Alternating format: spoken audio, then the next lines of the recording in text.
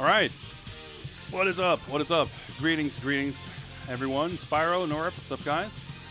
Happy Friday. Happy Valentine's Day. Happy Versus Fighting Viewer Request Stream Day. Head Wound Yoda, what's up? Hello, hello. And Hazy Brain, thank you very much for the follow. Welcome to the stream. Hope you enjoy your stay. So, it's another Friday, and I felt like doing some more fighting games. Kyoshi, what's up? What's up? Superb. And Kyoshi is now following. Superb. Thank you very much. Yep, it's Tuna with Bacon Day. That is right. Although CVS 2 isn't on the list. Might be one of these days. Who knows? The list of games that we're going to be playing, or, well, yeah, that we are going to be playing sooner or later, the list of games to choose from, which, by the way, can be found, where's my mouse cursor? There we are. Right here.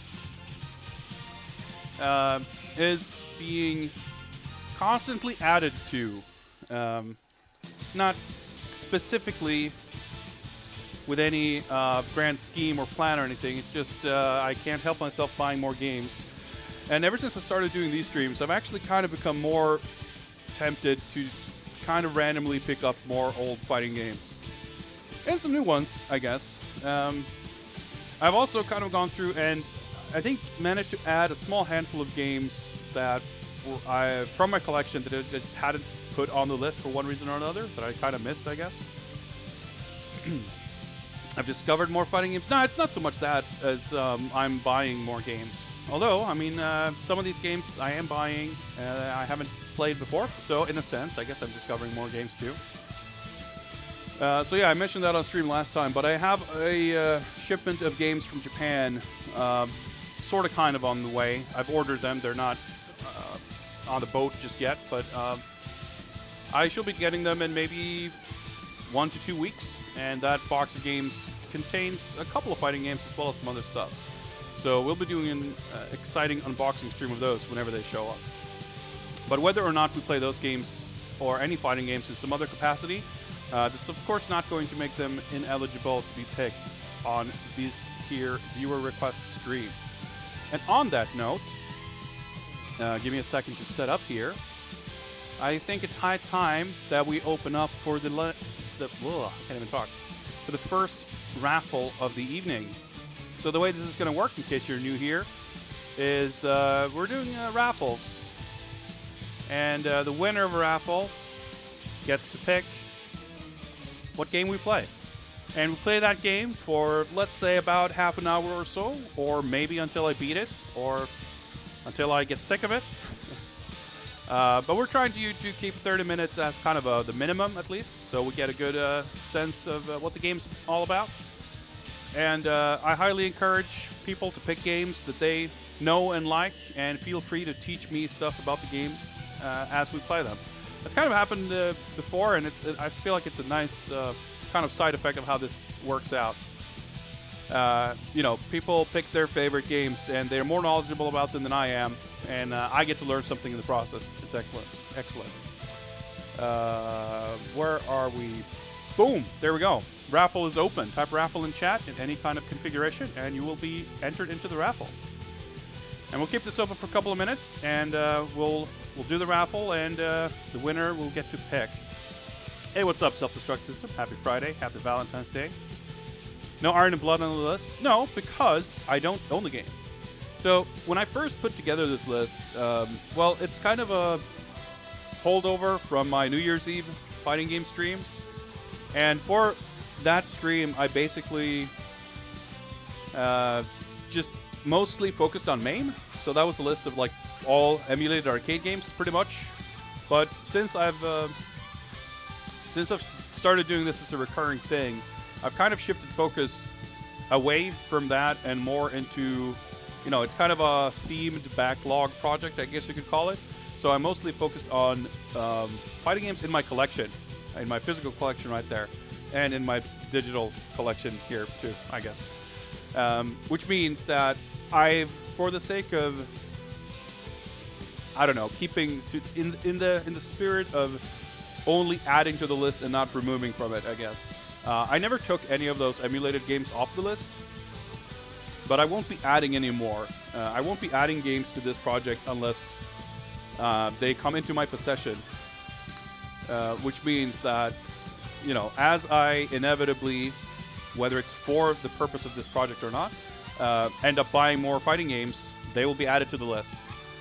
But I won't be going back and you know, adding anything I could for any emulator or whatever, which, you know, that might be fun, but I thought this, I kind of prefer doing this as a way of, it gives me an excuse to revisit games that I've bought and probably not played as much as I should have.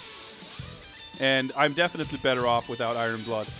I mean, I'm better off, but as a viewer, you know, I guess you're potentially missing out on something, right? Because, you know, quality of the game isn't strictly, you know, proportionate to the enjoyment of watching someone play it. And I mean, I should know. Hey, Ushi, what's up? What's up? Happy Friday.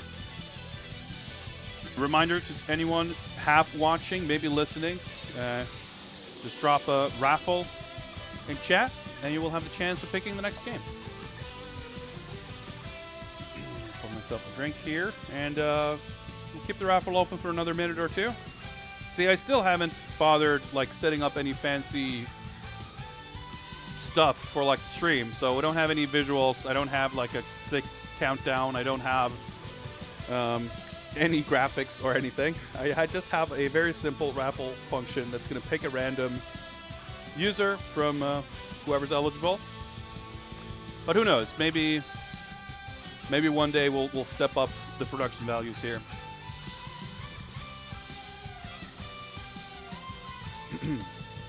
All right. We got 4 names on the list here. Did we get any last-second entrants, or is that going to be it? Nice hot 25% chance of winning on the first raffle. Surprised they put Rise 2 on there. Not fun times when you play it. Well, I mean, I didn't necessarily enjoy myself, but I thought it made for... I like to think it made for fun viewing. And besides, I mean, it's as simple as having added everything in my collection on there, essentially. There might be a small handful of games that either are not on there because of maybe borderline like genre definitions, or because there is some technical reason why it's not feasible to do it on stream, or something like that. But whether it's a good game or not, whether it's a game I enjoy or not, those things are not really taken into consideration. If it's a fighting game and it's in my collection, it goes on the list.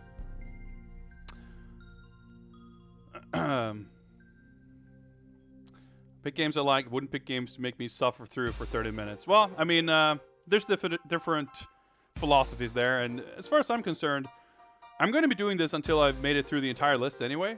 So I suppose I would hope that we don't get the back, 50 games all being complete trash.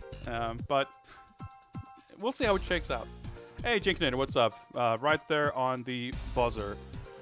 That's going to be it. Let's do this thing. Let's roll the raffle. The winner of the night's first pick will be Ushi84. Congrats. What's it going to be? So should we pick shitty games first? I mean, it's completely up to you. You get to pick what you want to see, and we'll play it. I'm just saying, some might argue that it's sensible to pick good games. Some might prefer to throw a wrench in the works and pick something terrible. It's all good. Also, raffle is not open. There we go. Take your time. Take your time. Just peruse the list. And this is the most nerve-wracking part of the night for me. Just waiting to see what people are going to pick. But at the same time, it's always... So far, I've always considered it a, happy surprise, I suppose. Dude, actually, that reminds me, SDS. I need to update Street Fighter V. Like, that's the worry also of people picking games on current systems that are going to need like big patches and stuff.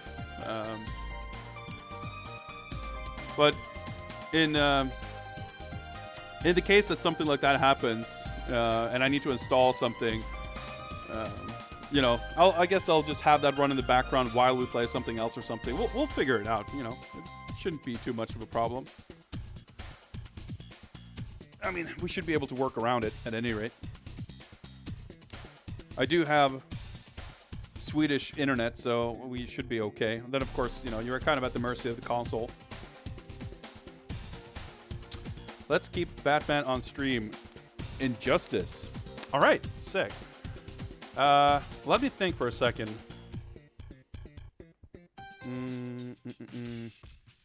I guess we'll do the PS4 version. That's probably the easiest. Because I think I have it. I'm not sure what I had it on the list there, because I have it on PC as well. I'm just curious what I put there. Yeah, I put the PS4 version. That makes sense. All right, Injustice 2 it is. Or, sorry, Injustice 1. Rather. Let's boot that up, and let's do that. And let's pause the music. And do some updates here. We're not playing Yakuza 5. I started that last night, by the way. Wait, do I have some cover? Oh, I don't. Okay, whoops, hang on. Let's enjoy the Jamaican skeleton dance theme music for a minute. Well, I can boot up. Oh my god, okay. I'm a pro streamer here. Let me try to set something up here.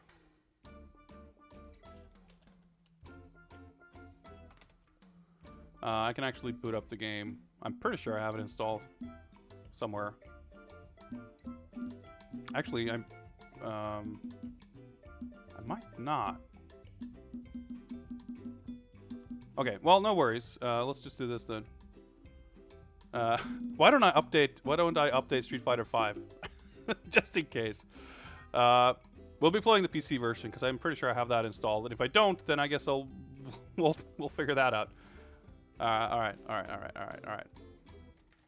Because I figure it's gonna be faster to get this up and running. All right, let's just keep that on stream. Sure. Let me get Steam going.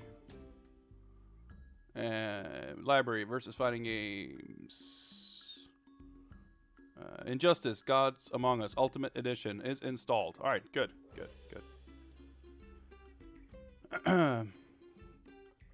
And well, I guess we are doing this then. Just I'm gonna let the PS4 sit there in the background, and we're gonna swap controllers over here, and we are going to do this. We'll do that, and I have some kind of cover art for this somewhere, I imagine.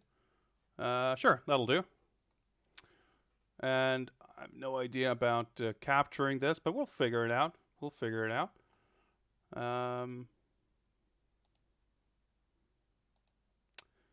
I've not played this game in a long time.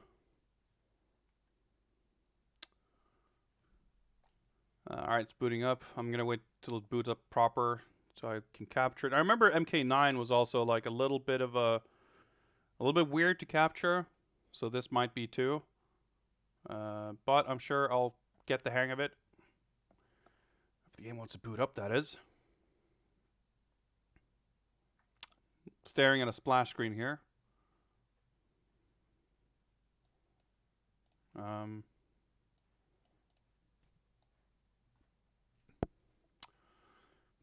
Hopefully it'll boot up. Hey, what's up, DJ Beats? Happy Valentine's Day to you. Happy versus fighting game Friday. Oh, there we go. Wow, that was really weird. Full screen game capture. Nope, not Battle for the Grid. Injustice should work. Ah, it's working. All right. Let's hope we get audio. That sounds weird. Yeah, shoutouts to High Voltage who completely fucked up the MKX port. I hear there's weird stuff with this port as well, but I've not like played it seriously enough for it to really matter or make much difference. I think Back when I played this, I did play this on stick. But that was so long ago that I think that I would not really like remember it anyway. Let me boost the audio a little bit for you guys. That should be better. Also savor the music here because this is like the only music you'll ever hear in this game. The music sucks in these games. Like, it's the same thing in Injustice 2. And like all the NRS games, there's like barely any audible music. Let's do this. Let's like turn everything down a little bit and maybe we can hear the music. But like, this is a good theme song. But then they didn't bother like having any music in the game basically.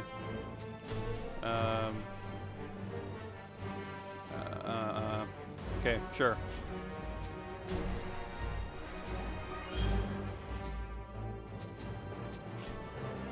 Oh, there we go. Controls. Light, medium, heavy. I need to like just look up the controls because I haven't played this in forever. Drag, throw. So meter burn is there. Okay. Okay. Okay. Sure. Sure. So it was really interesting, you know, when I played through all the MK games a few years ago, going to like from the PS2 games or Xbox games to MKDC to MK9 and realizing how although MK9 was like really a rebirth for the series, how it shared a lot of mechanics and systems with MKDC, which felt like such a giant, you know, MK9 felt like such a giant leap forward that it's going back. It's weird how it feels like it has more in common with MKDC than with like MKX or MK11. So it'll be interesting to kind of see this and how it may feel more janky and weirdly old NRS and old MK than Injustice 2 or MK11. I guess we'll just do like the arcade mode, right? Obviously, we're not going to do like a full story mode playthrough or anything. So this game has a whole bunch of different, like, this is all, well, it's not all arcade mode, but like, you pick these different towers, and most of them are just, you know, kind of the same. Well, you know, never mind. Actually, I guess most of them even are special rules. So you got like survival, plays the same character as the opponent, mystery buff or debuff, fully charged, infinite meters, combo heaven. You must perform. Huh. Your opponent. A lot of these don't sound like very fun, but I still kind of miss having these kinds of like, even if this is, a lot of these are a little bit tedious. I feel like it's still more fun, like, than the towers in MK11. Like, none of the stuff they added to them, like all the modifiers and shit, like none of them are any fun. They're just there to add inconveniences and annoyances. The entire cast. Well, we're probably not gonna have time for that, so I think we'll just do classic, which I guess should just be a random selection of opponents.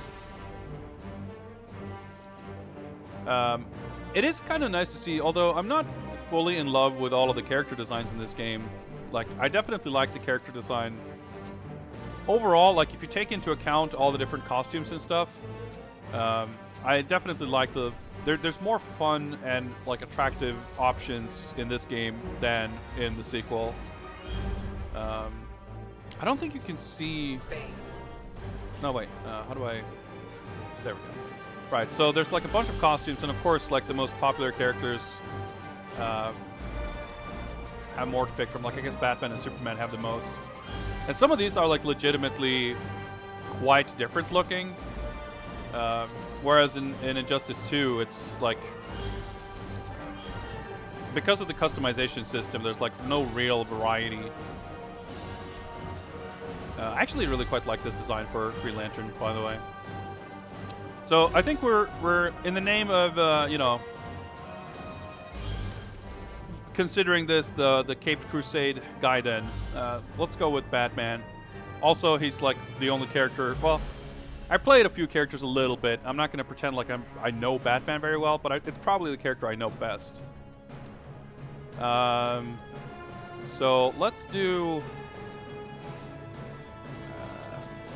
You know, it's funny because I wasn't a huge fan of like the Batman design in Arkham City, but in the context of some of these other skins and stuff, the Arkham City one is like almost closest to a traditional Batman. New 52 doesn't have underwear, so it's like, that's weird. So let's go Arkham City Batman, and let's hope we get a bunch of random skins on the other characters. I'm not sure how that works, but I guess we'll find out. And let's start the timer. Yeah, of course, evil Superman, the final boss. The Flash. I really don't like the Flash in these games. His fighting style is just kind of goofy, and his design is... It's like super armored and stuff. It just looks kind of weird. Right, so this game has all the interactables and stuff. In the original version, they were like unblockable, so you had some really jank setups that were like mercifully patched out. Alright. So 1, 2, 3. Oh yeah, 4 through. Wait. Oh yeah, the trait. Back 2, 3. Right, that's the. There you go. This move.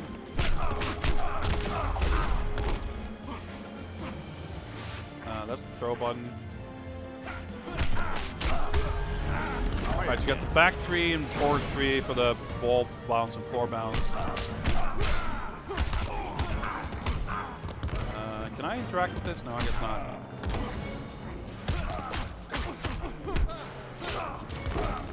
Oh yeah, he's got the floaty double jump. So you can do like... Right, you toss your extra bats. And you can continue the combo off of them. So it's got the... Right. Alright, the wager system. Fake wager, and we'll get life back. This game seems to be running fast. I don't think so. But I haven't played this in years, so... But it has kind of a... It's got kind of a goofy look to it that, like... I can see why you might say that. Get down.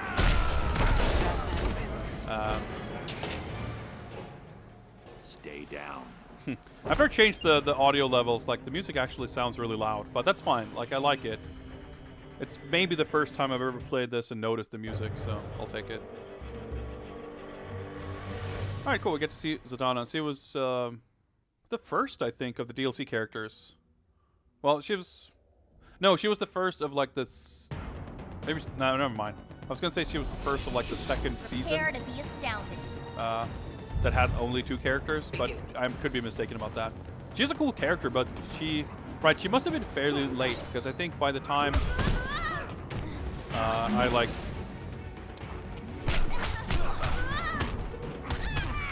I would start seeing her, or like by the time she was in the game, I didn't really see much of the game. Is what I meant to say. It's like really hard to do the instant jump. Right, you can do that, and then you shoot this faster, and then continue the combo. Right, because Martian Manhunter was in this little background stage here, and then he showed up as a playable character later.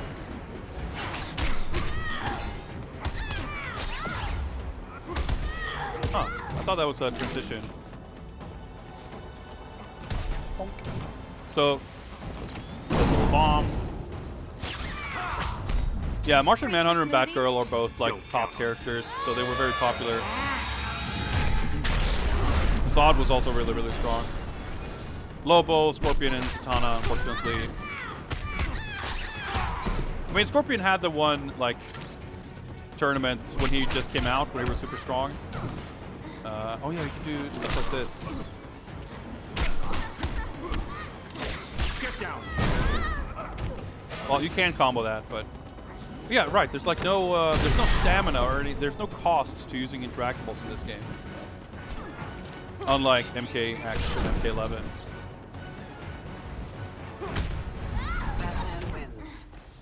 Oh yeah, the classic injustice, falling over and standing up again. Down.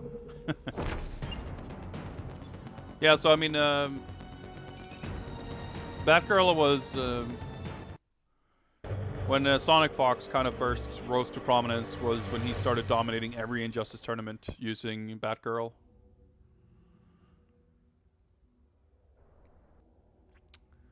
I'm honestly kind of surprised at how Athena, guide me. well I'm remembering how to play. Alright, cool. We're getting some alternate costumes at least. I was going to say, Flash kind of...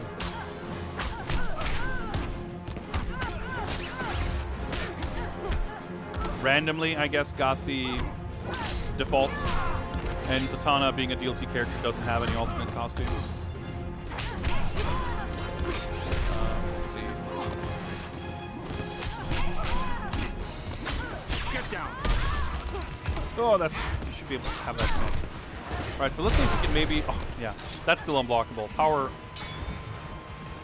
oh, right, you can do this. I forgot. Okay. Okay, we need to be a little further here, I think. No. I want to jump over. There we go. Okay, well. Hitboxes. There we go. Try again. Try again. Alright, there's like no break in between rounds. Oh, the instant jump attack is like... bonk. Oh, I didn't get it. Oh, fuck's sake. There we go. You can do that in the middle of like strings. And just like that, okay. Let's see if we can get... alright, just do the super.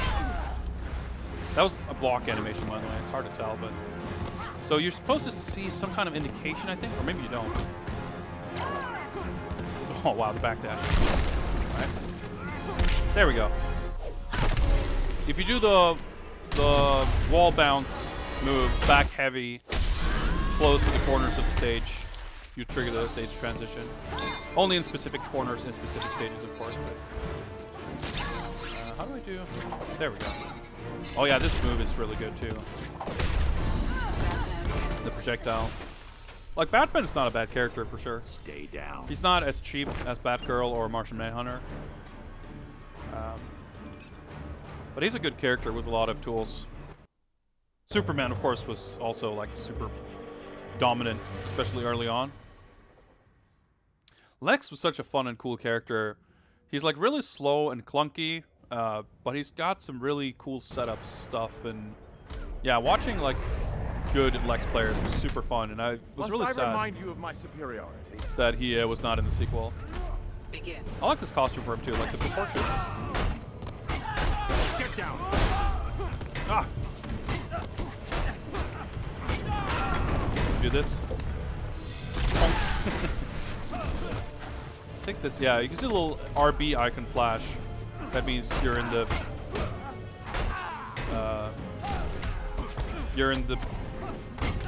whatchamacallit, position to do like an interactable. So there's like two types of characters. There's agility characters and power characters. And which category you're in determines what kind of interactable you get. Or what kind of interaction, I should say.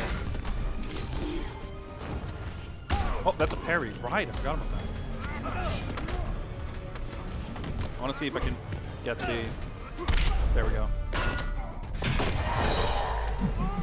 So typically, agility characters will like bounce off of things, while power characters will throw things. But it's not all interactables. Yeah, or stuff like that. It'll place a little bomb. Stay down. But some interactables are the same for all characters. Yeah, we'll see if we get to the Arkham level, if we get to see Injustice Pig. Batman definitely is a bit of a Ryu sort of character in that he's got, not strictly in terms of moveset, you know, he doesn't have an uppercut, but he's a little bit of a jack of all trades. And here we go. Oh, yeah. The Nightfall costume. Like, it looks so much better than Injustice 2 Bane. It's just like kind of the generic mercenary. Yeah, so there's like two versions of this stage. There's this one with all the Joker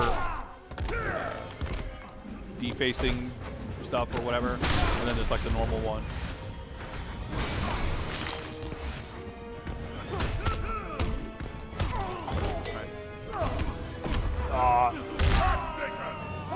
grabs. Alright. Yeah, combo into it too. Yeah, it's kind of weird too. Like these, the villains we see here, they're like taken right out of Arkham City, like the character designs.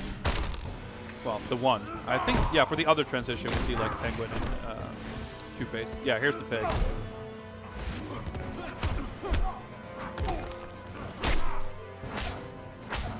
Can I?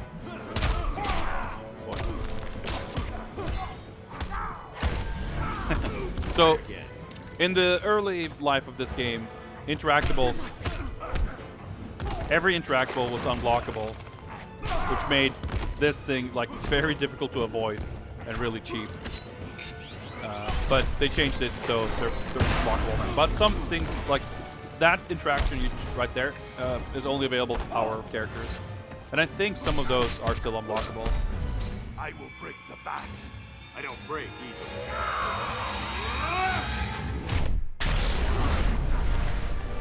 Clash time, yeah, he didn't spend any meter.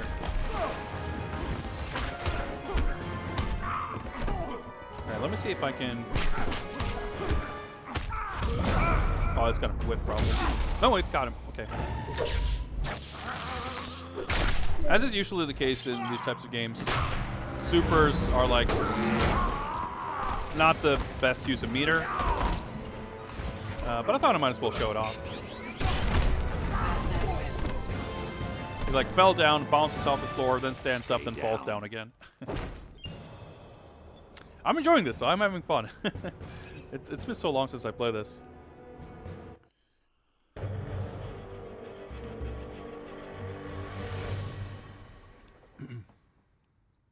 At this rate, we might actually do a second playthrough because this is going by really fast.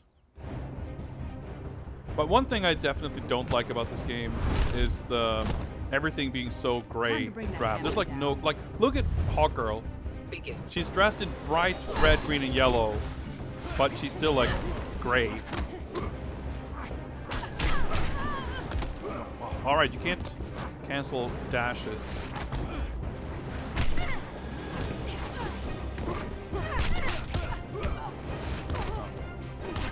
I'm trying to launch her so I can do the hit her into the background. Because that's actually like you can do some.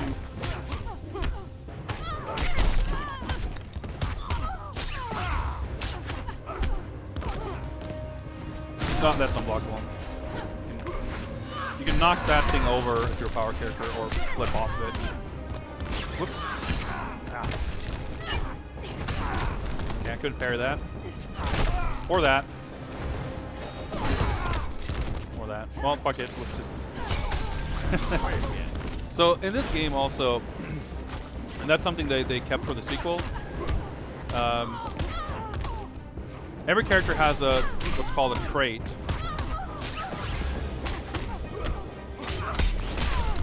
Which is character specific, and it's tied to a button. A bat that can't fly. And it's kind of like the drive button in BlazBlue, where like what you do on that button is unique for each character. And Batman's ability is to summon those little bats.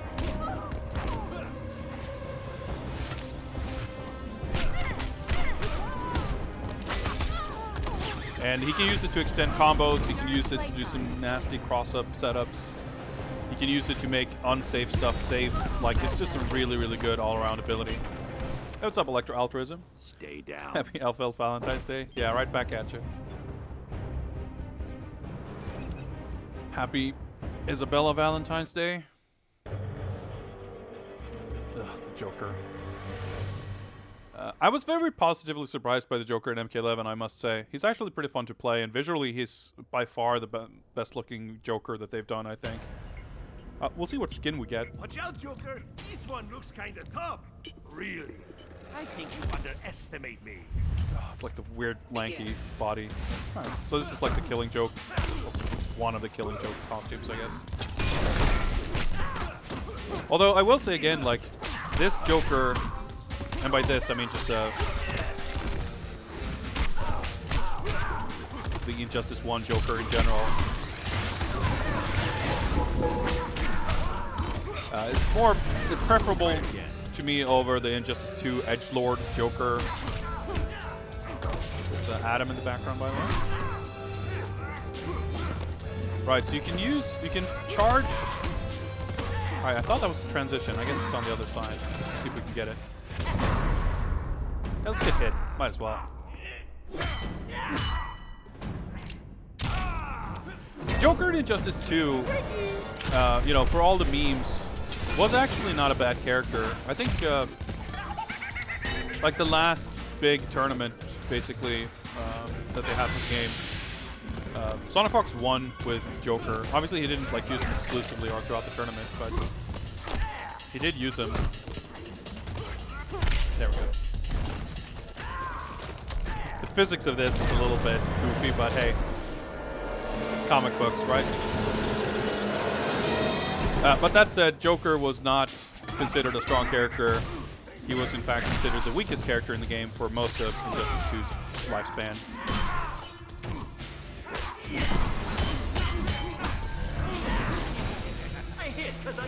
Where most people seem in agreement that he is, at the very least, decent, if not good, if not great.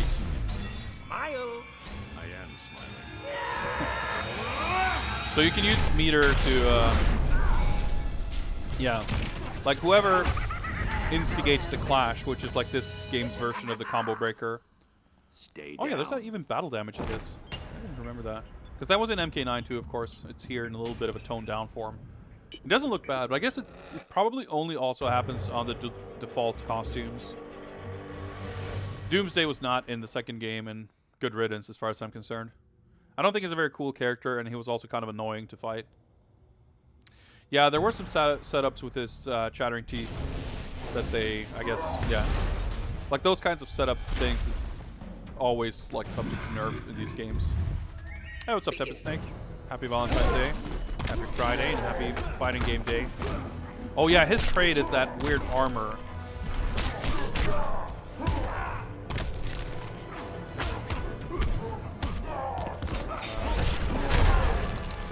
That's like unblockable, I guess. You can connect that. I just haven't played this in so long. I don't have the timing down. Doomsday has a weird special move where he like stomps and it's an overhead. It's like a two-hit move that's overhead low. So you have to block high, block low, like just to block the move. See, he takes damage when he's armored, but you can't launch him.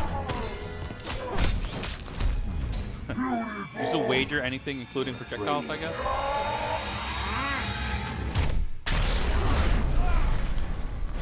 So if you clash, depending on how much meter you spend, you can get meter, you get life back or lose life, you know, depending on who wins the wager.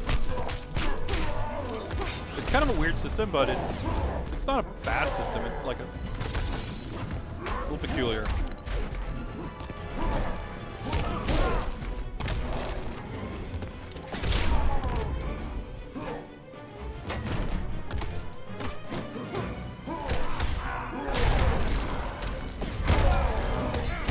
I'm trying to remember what strings he has.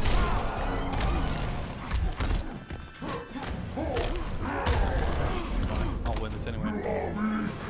Yeah, Doomsday with the jorts for sure. Even so, this is like the Blackest Night version, I think. Still rocking the jorts.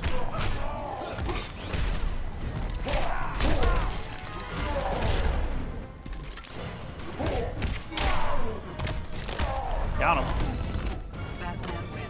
Always satisfying to win with a parry. Stay down. Got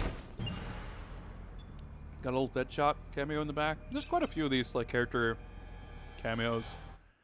It's very interesting seeing this. Oh, I'm curious what skin she'll be using, because I don't like this default design for Harley Quinn at all. But one of her alternates in this game is like maybe my favorite design for her. And she had a couple of other DLC costumes too, of course. Ah, okay. I like this one too, though. This is from the Amakomi figure that Kotobukiya released. So I think Wonder Woman, Catwoman, and Harley Quinn got costumes from on those figures. And obviously, like, the art style isn't, you know, it's different from what those figures look like. But even so, just like seeing those very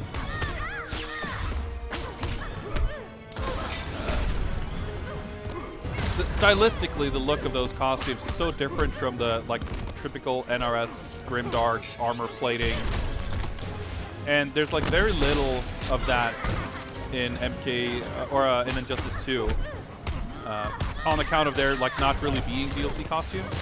So that's one of the things that's really nice to see going back to this game, even if the game itself is very much gray and drab. There's a lot of what I consider more like conventionally colorful, comic booky designs in this game. That's I remember this ring. Right.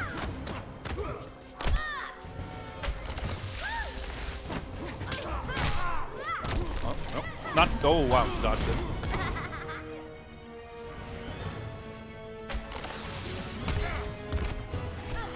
Harley Quinn's design, her default design in Injustice 2 is like fine. It's much better than her default in this, but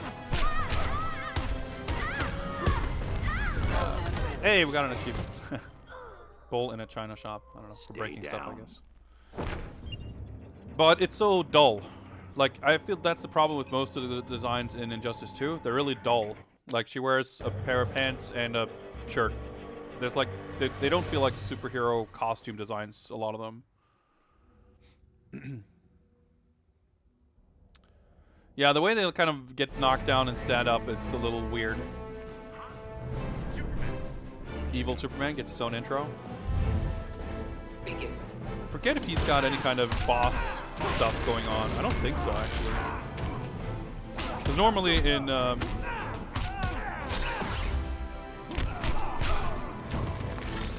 maybe? I don't know.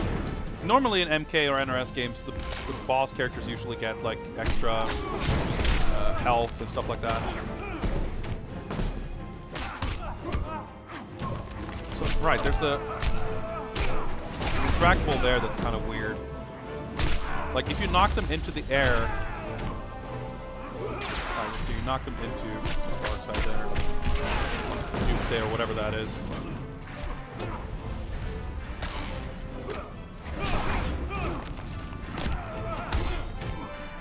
It's got a red thing going on. I'm not sure if that's just his trait. Maybe it is.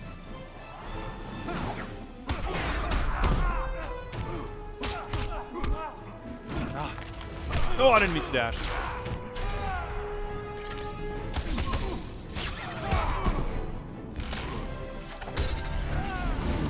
Yeah, it's like shocking how gray this game is. It's kind of weird too, like coming off MK9, which if you go back to that,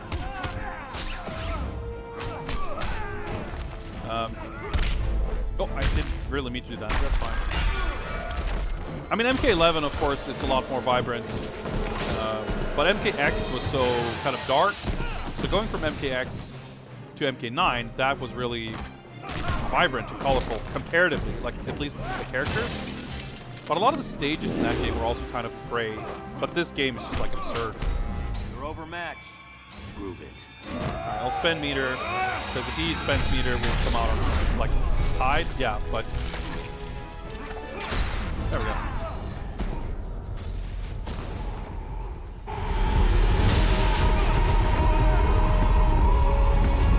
Like way louder suddenly, but that's fine.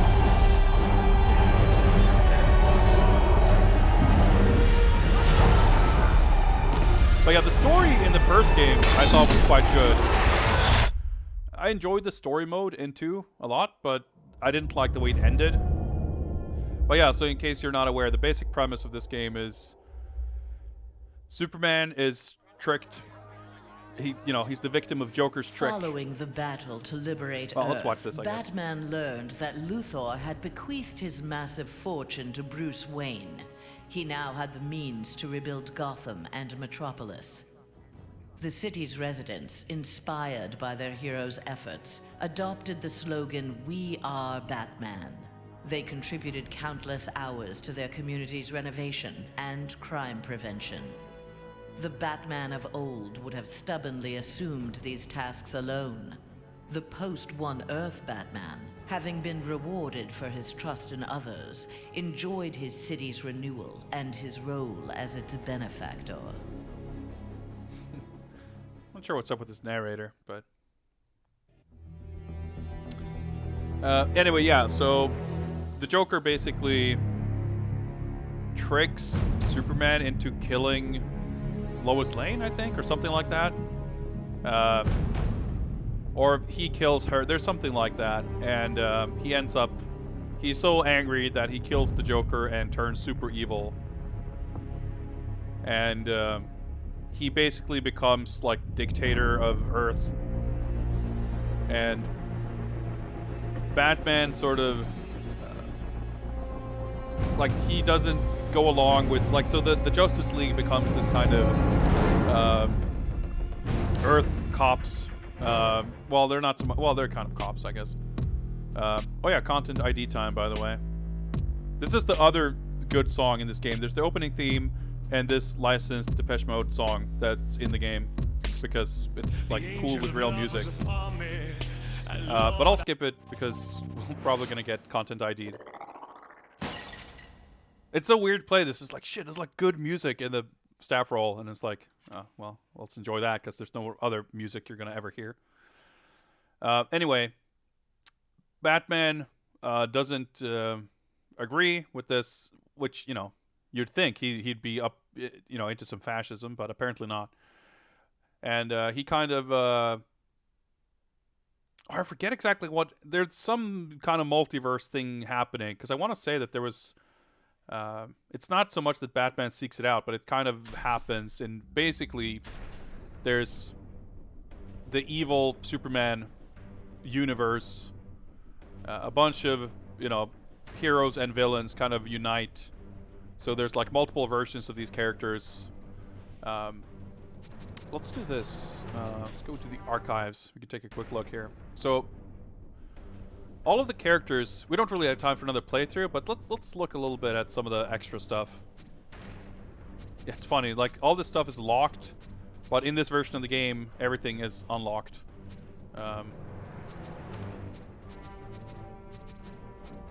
Okay, so I guess I never played. Yeah, I guess I probably only played through the story mode in this on stream at some point, because I haven't like played through this version. But the PC version came with all the DLC. Yeah, exactly. The opening of the game, like the Joker, there's some bomb thing or something, and then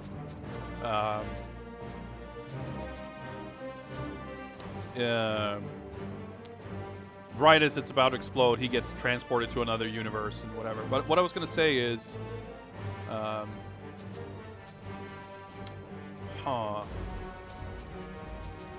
can we do?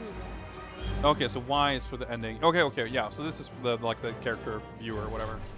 Good. So every character has, by default, there's 2 skins, and a bunch of them had extras, and then there's some DLC and stuff. So this, like the default version for every character is just called like the character name, whatever. The controls are a little fucked here. So that's like the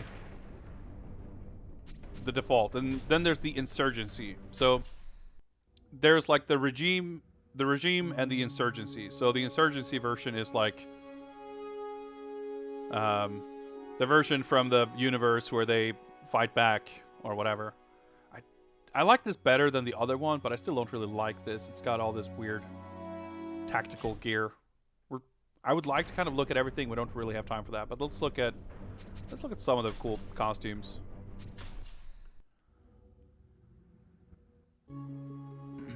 Okay, the beard, I don't know.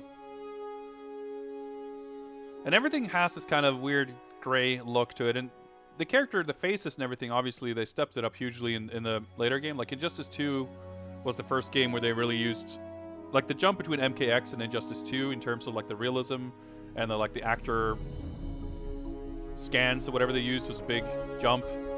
So going back to these older ones looks kind of, they don't always look bad, but the faces aren't great. And they also have like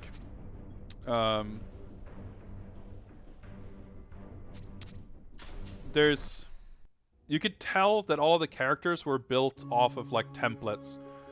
There's like a medium, I think there's like a large build and a medium build male character, and then there's like the giant, and then there's like one female build, and you can kind of tell that they have the same, I mean, especially for characters that have more like form-fitting costumes, you can kind of see weird kind of, there's some peculiarities with the body shape that's like shared between them. Like, you can kind of see Bane's thighs are like kind of weirdly big in a way. The shape of the legs and the hips is kind of strange, and like Doomsday and Grundy are like the exact same.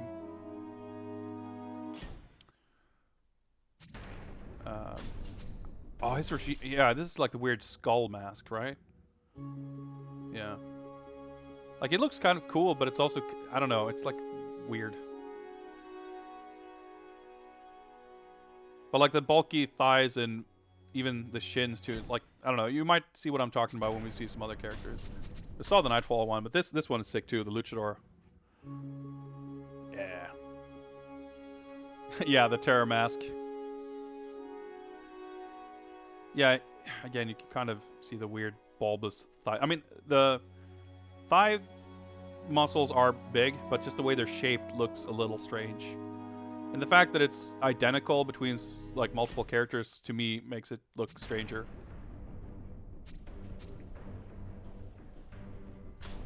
Oh, this is like the bald costume, right? Yeah, you can kind of tell like the facial structure is also really similar between certain characters, so that kind of I guess to fit like the same rig for facial animation, they, as a result, kind of end up with very weirdly similar faces too. It's a little strange.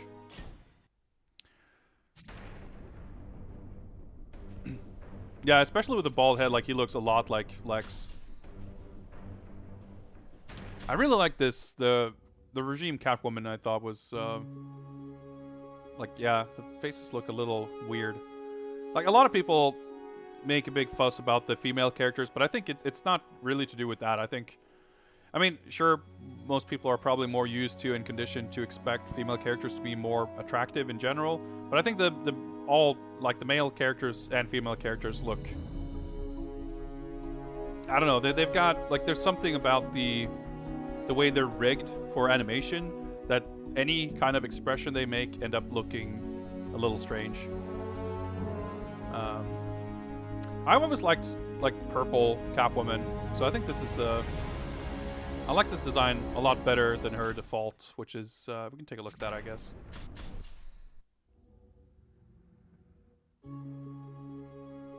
Yeah, like the weird arm holes, and like I guess the use of brown looks strange to me. Like, just, I don't know. And there's also like her goggles, the way certain things are kind of look grimy and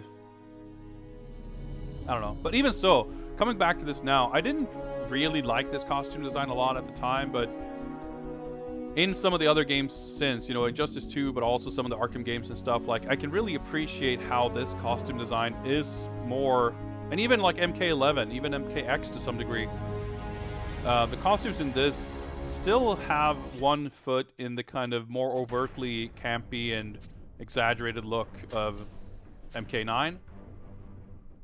And that's really fun to kind of come back to, even if it's all filtered through this disgusting gray filter, you know?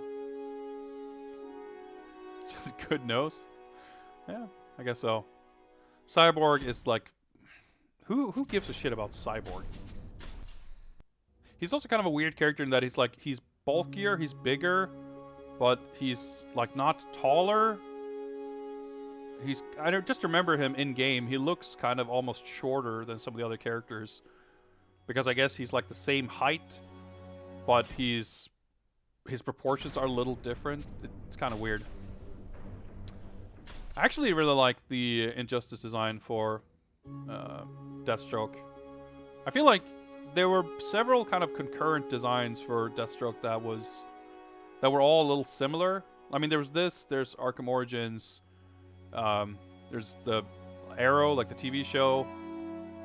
They were not all the same, but they all kind of had some similar ideas. And I think it looks cool. So I think this is the unmasked one. I'm trying to remember. Yeah. Again, just a very kind of similar-ish face. Yeah, I mean, Deathstroke is basically a Teen Titans villain, so I guess he was like recurring on that show as well. What does the Flashpoint one look like? Is this the one with the coat? No, this is the one where he looks like a fucking fisherman. It's just like, it's not a cool look. I mean, I guess it's based on something, but I'm not sure because I know that some of the ones, obviously, it's the Red Sun one, of course. It's the, in Russia, everyone wears a coat. Yeah. So this is like the classic comics, and this actually still looks like really good. I mean, I feel like this makes me sad for Injustice 2. I mean, he's not in it, but like this kind of a costume would never happen in that game, I feel like. Even though it's a little bit of a goofy costume. But yeah, so there's obviously a lot of costumes in this game taken from... Oh yeah, I wanted to say that he had something that kind of reminded me of Cabal, so it's definitely this. The Gimp gas mask. Still pretty cool. I like how all of these have like different poses and stuff too. It makes them pretty fun to look at. Some of the costumes that are taken from comics are just like...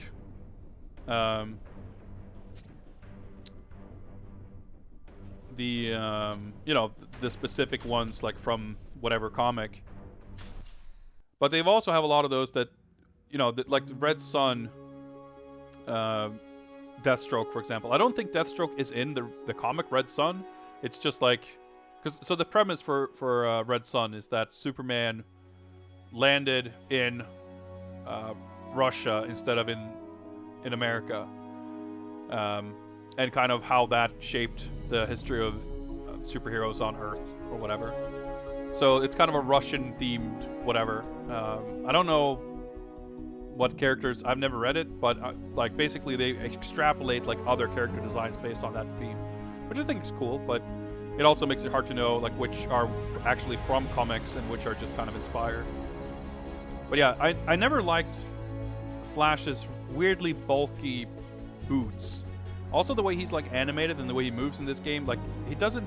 I feel like he should move like a runner or like be light on his feet, but he's not. And he's got, you know, having muscular legs. I guess it's not strange, but just the shape of a lot of the way the sort of base character models is shaped around the thighs and hips is just really strange to me. And this again, like the whole armor plating look, just for Flash specifically, I think it just it's weird. I didn't hate the Flash design in, you know, the Justice League, the movies. It's kind of executed on a similar idea, but a lot better. But I still think, yeah, it's so overly, like, clunky.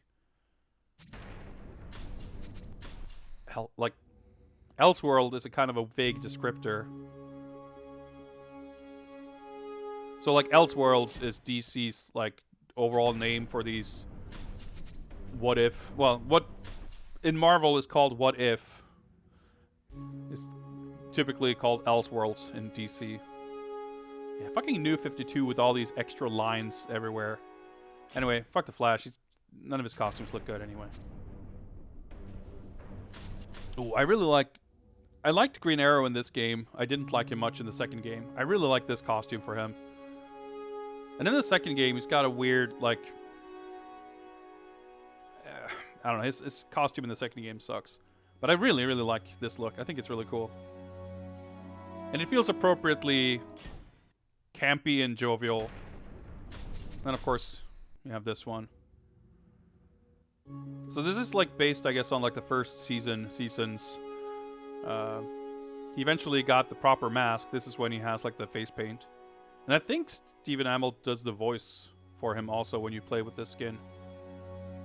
So there's a few of these like movie versions.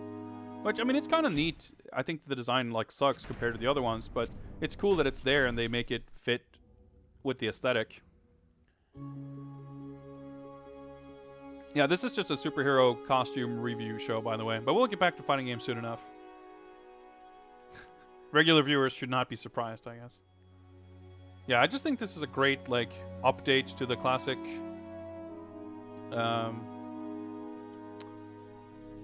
like Hal Jordan costume. I think this is a like very successful sort of revamp and redesign, because I think like the original sort of swimsuit look just it's a little unflattering. It doesn't, I don't know, this feels more believable as like a space cop costume. I just think it's really cool. I really like this version.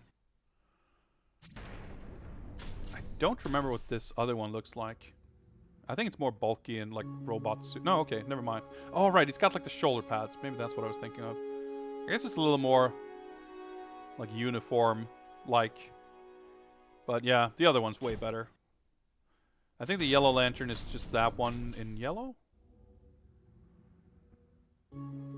Yeah, it's like a story-based thing. He becomes the Yellow Lantern at some point. Yeah, I watched Season 1 of Arrow. I think I watched parts of Season 2 until it became clear that it was going to be even more flashbacks and shit. I watched however much of Flash is on Netflix here, I think, and I quite enjoyed that. But I never, like, it felt a little overbearing with all these other shows. It felt like work trying to catch up with it, so I never ended up getting into any of these other ones. So yeah, you got the Jon Stewart skin too, so it's pretty cool to do a few of these, like, alternate versions. Skins that are like different characters. Nightwing's not too exciting. I think this one is like a sort of palette swap, or it's sort of different.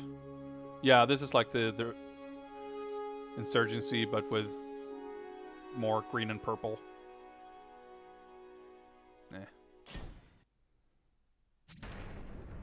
Every regime alt has armor, it seems. Yeah. Basically, I guess they have like the idea is they're supposed to look more like authoritarian, I guess, with more militaristic sort of uniform, something like that, I guess. Yeah, Killer Frost was not in the second game. Definitely one of the more obscure characters in this game. Her ult was pretty cool. She's got like a mohawk and stuff, I think. Yeah.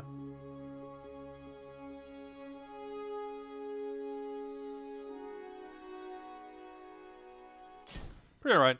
Pretty sad, if unsurprising, that she doesn't have a bunch of other costumes. Yeah, so Joker, let's take a look at... like, I don't like this design for Joker, and it looks like even worse here. I feel like it's got the weird proportions and everything too.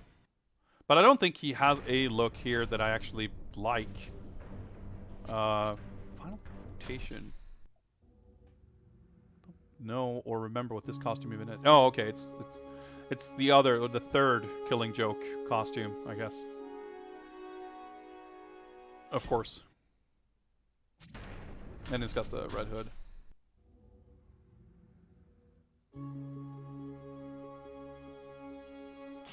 Still, you know, it's a pretty decent variety. Wow, I'm surprised she had this many skins. I didn't even remember her having any alternates, basically. Hawkgirl, another character who never made it to Injustice 2.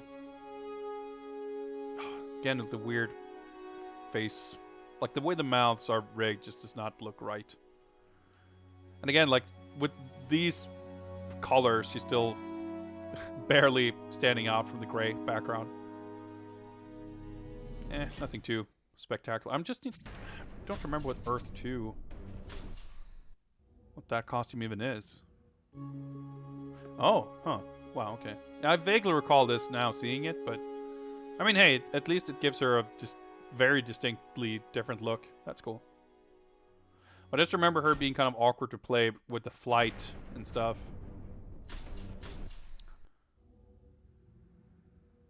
And yeah, she was not in the sequel.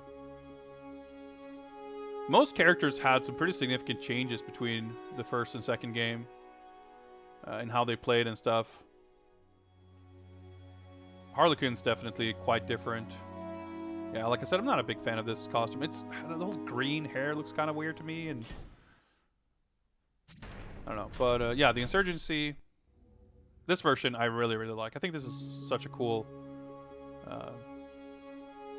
Like, I feel like there's a lot of different versions of Harley Quinn that, you know, there's a billion versions of this character, but I feel like there's others that have something akin to this like type of aesthetic with the kind of punky street fashion, whatever. Like, I feel like the Arkham City version, for example, is like similar in a way to this, but I think this design is just way cooler.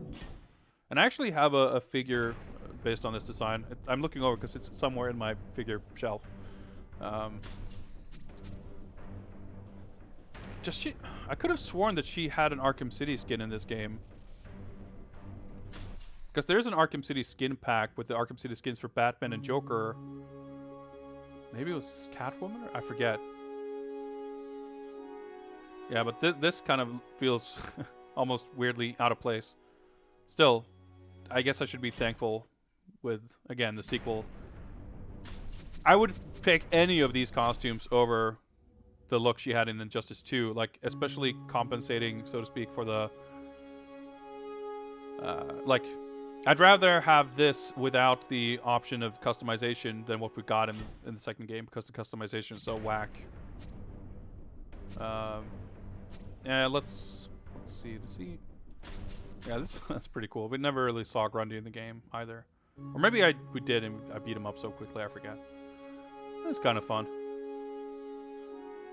Yeah, Grundy also not in Injustice 2. It's pretty fun. It had like chain grabs and stuff. This is like the red and black. Right, yeah, I just remember this looking cool. I definitely quite like this costume.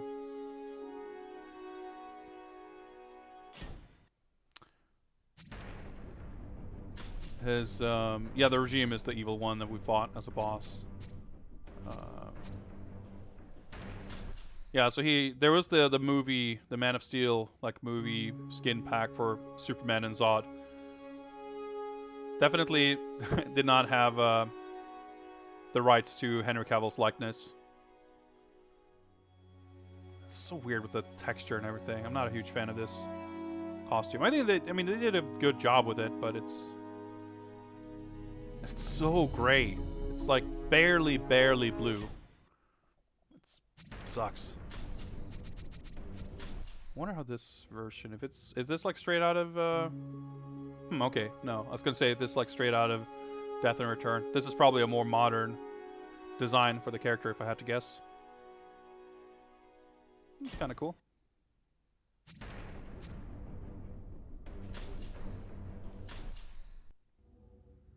Yeah, so, yeah, with Wonder Woman's design, like, she definitely, like, she's got a strange posture, like, her weirdly broad shoulders, and she looks strange. I don't like this costume much at all. I like the boots, but, like, the chest piece is, like, just weirdly shaped and proportioned. It's just weirdly unflattering. And then she's got this weird diaper thing going on. Like, I think she looks fine with the blue pants. I don't mind that, but I don't understand why she has both weird swimsuit bottoms and pants with the, like, it's just, I feel like the cut is, like, weirdly unflattering. It's just a weird design all around. I'm not a huge fan. Yeah, you see it there too, like with she's got like a long neck and a tiny little head and really broad shoulders. It's kind of weird. Regime, I think, was the version we saw in the game. With the, oh, maybe not. I like this version better, but yeah, like, no matter what the pose, you can see, like, just her chest and shoulders and neck. Like, it's just, man, it's just something weird going on.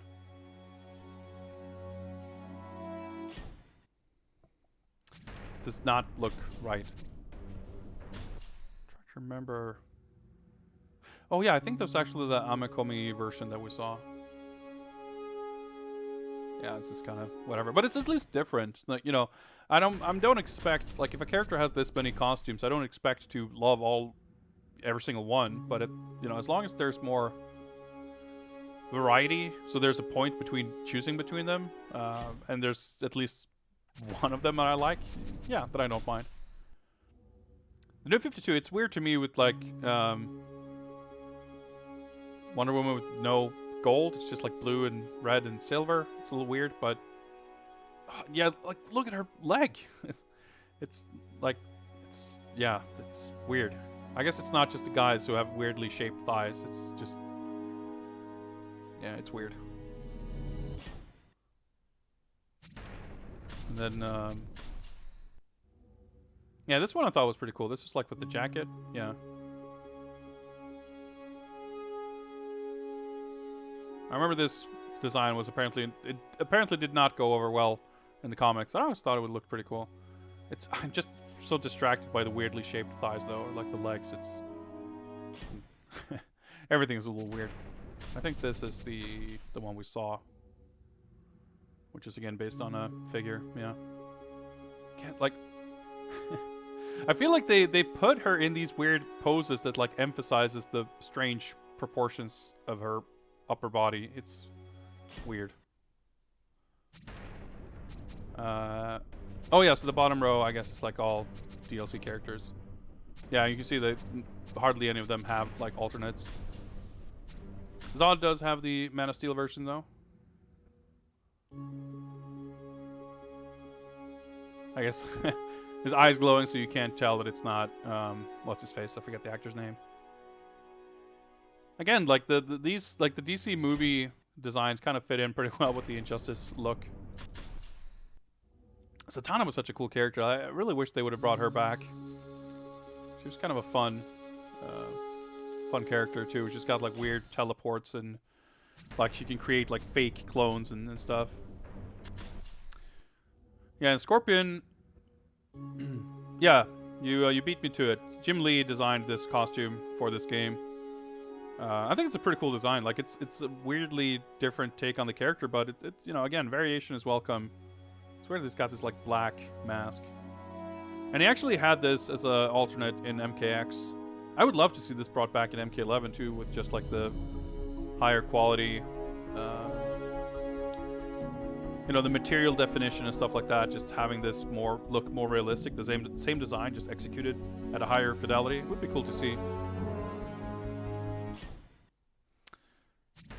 Yeah, Zatanna's a cool character for sure. Fucking Martian Manhunter, I hate that guy. Yeah, Lobo was pretty fun, even though he was not super good.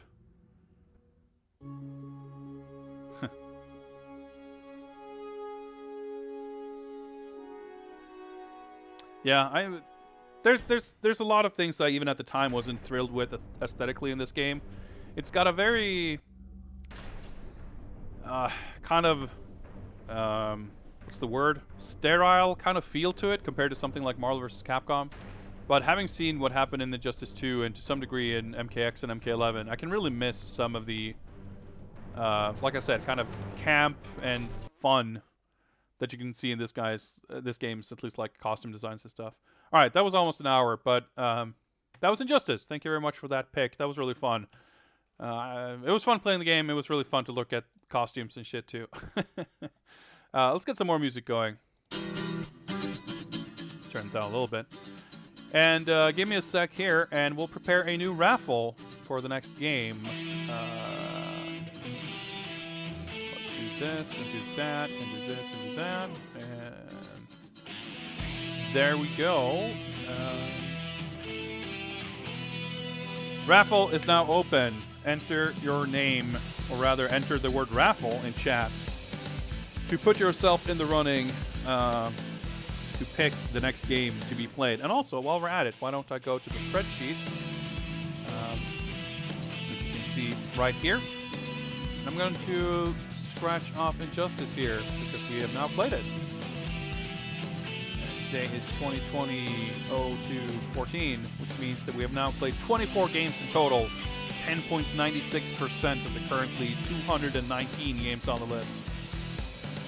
Making good progress here, I gotta say. It's only February, and still we're already I mean, we'll see. We'll get through a few more games tonight. Although the list will be growing over the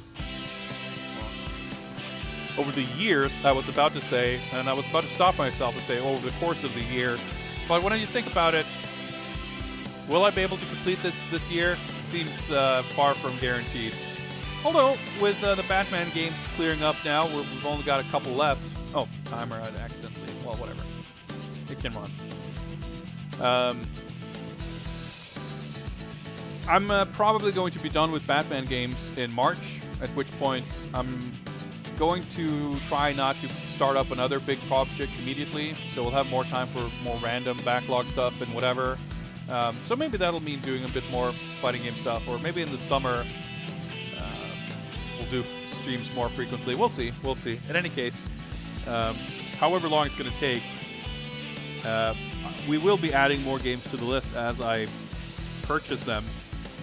I just gotta hope that I'm able to do these streams often enough that we can check games off the list at a higher rate than I add new ones.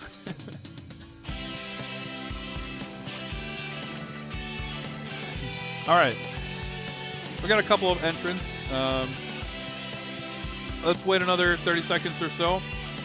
Last chance to enter the raffle to pick the next game. But yeah, it was really fun revisiting Injustice, and honestly, I mean, I think MK11 obviously feels a lot more polished and stuff, and we didn't play it really enough, maybe for some potentially jankier things to kind of surface, but it felt pretty good. I mean, I've always felt that MK9 to Injustice was a big leap in many ways, but I'm kind of surprised it didn't feel more dated or weird, I guess. It's really the gray visuals that stand out the most. I guess with the PC version you can look into like modding or using like injection, whatever, whatchamacallit, to like you can do stuff with the GPU basically like to force it to render things differently. You could like basically add filters and stuff. Maybe you could do something like that to make it look a little more colorful, or just mod the textures and just crank the saturation way up. I think it's probably a bit of both with the game, like both with how the assets are created and how it's rendered. Anyway, guys, let's do this. Let's see who gets the next pick. Roll the giveaway. It's called a giveaway. It's not a giveaway, but boom. Self-destruct system has won the honor of picking the next game. What is it going to be? This raffle is not open, by the way. SDS, what you got for us? What you got for us? First of all, are you here? Please let your presence be known. There you are.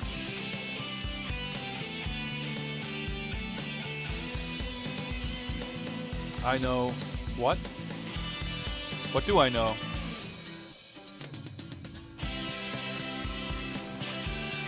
Nope, sorry, Spyro. Self-destruct system was the winner, but keep at it. You'll be getting another chance to pick. Likes have some. Let's have some Toshinden Ura. Or Toshinden Ultimate Revenge Attack. That's a Saturn game, which means we will need to do a tiny bit of setup here. Not too bad, though, I would think.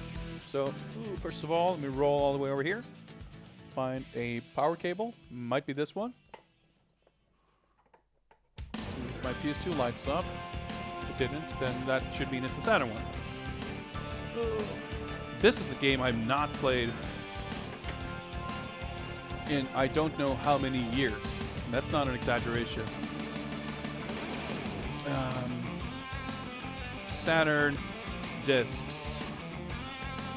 Where art thou? PS2, Saturn. I have it safely stashed away on my storage couch. Toshinden Ura is some sort of alternate version of some other Toshinden, yes. I believe it's the port of 2. That sounds right. Let's boot it up. Where's the power button? And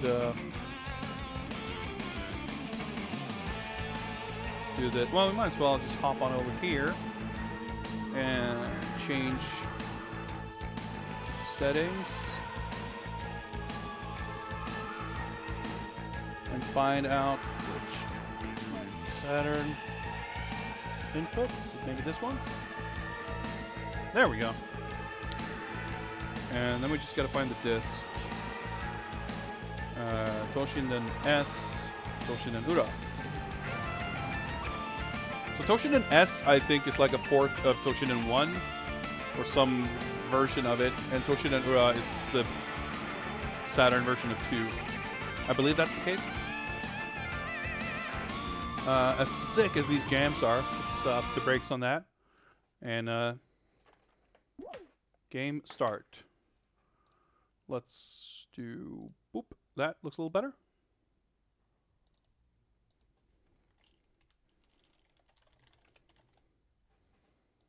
Actually, that looks better anyway. Let me change it. Looks over here.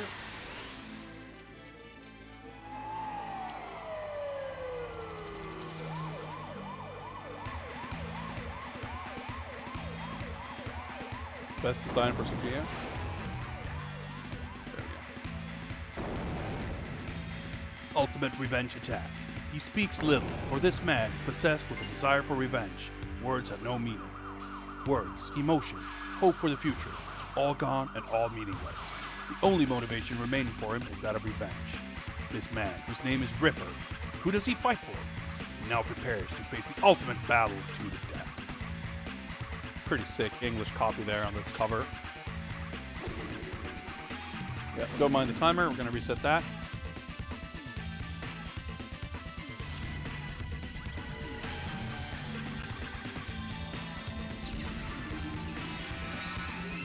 Fucking Toshinden jams. They're like exceedingly hot.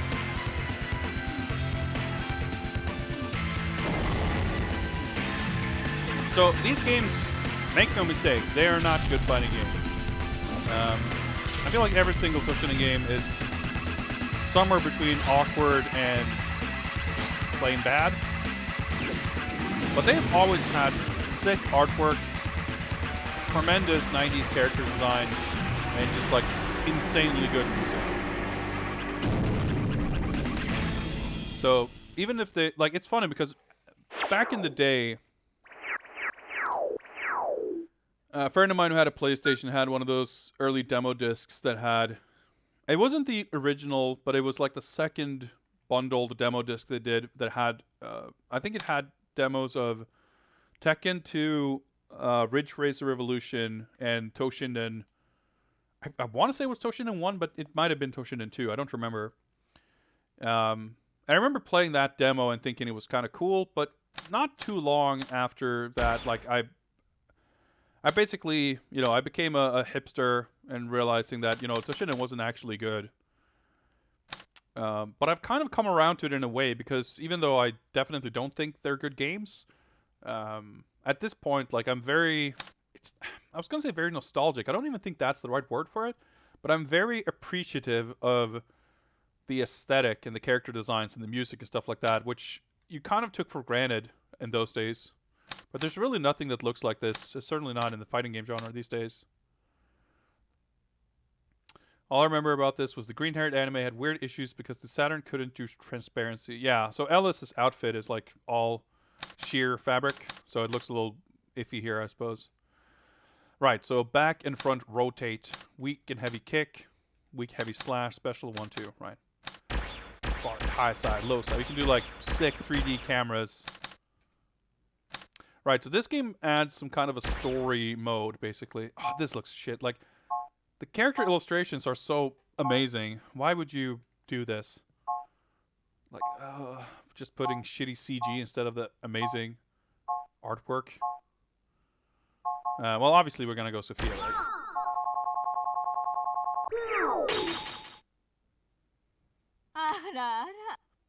So there's like this kind of story dialogue stuff, I want to say, between stages. Okay, that's not the original costume color button, apparently. Oh well. Just listen to these fucking jams, though. This runs in like high-res mode, at least the UI. But it actually, this looks like pretty nice and smooth for 96, like 3D Fighter on Saturn. Like, it doesn't play very well, but...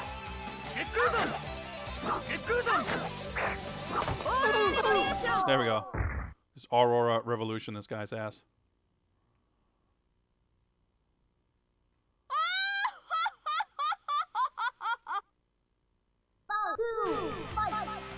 But yeah, it looks pretty damn slick. Like, it's got the like smooth shading. Roll. Like, yeah, there's no like sidestepping. You just do these awkward dodge rolls.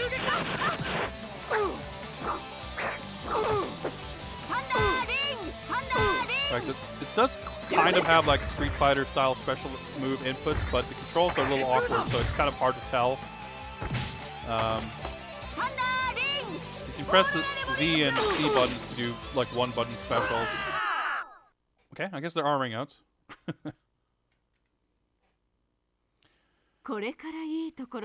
Like, we played on a previous stream, we played Desert, which is a Saturn exclusive spin-off that features Eiji as a hidden character, and I feel like that game doesn't like run nearly this smooth.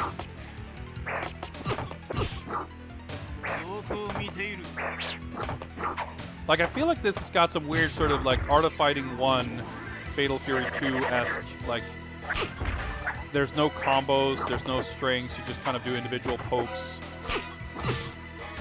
I mean, I don't know that for a fact, but that's kind of how it feels. Stuff like hits awkwardly. Okay, I tried to do a special move, but then I did a roll. Yeah. I could dig out the manual and look up a move list or something, but I don't think we'll bother. Also, timer. Shit. Alright, there we go. I remember this game as having, like, story dialogue between every fight, but maybe that's Toshin S that does that. It's like you press back or forward and light punch, I guess, or like quarter circle. Sometimes I've pressed quarter circle back, light slash, and literally gotten two different, like, sidestep in either direction, a projectile or the Aurora Revolution. Like, I get different moves every time I try the same input with the same button. There's also the overdrive thing, which I guess is some sort of super. The controls are very strange. But yeah, like the Toshinden games, I mean, they must have been popular, right? Because they made a whole bunch of them. And I feel like it's a game that people would bring up as like something they're nostalgic for. Just mash that out. Alright, worked. It has OTG, so I feel like it's more like it's just... the game doesn't like necessarily distinguish what stage you're in, it just kind of hits. Hey, come on. Surprised they included on the PS Classic. I don't know, I feel like it seems like the exact type of thing. The exact type of thing you would put on a console like that. Someone who's nostalgic. I mean, I don't know. I feel like that's the kind of game that people would argue that it has to be on there, regardless of how good or bad it is. Music, though.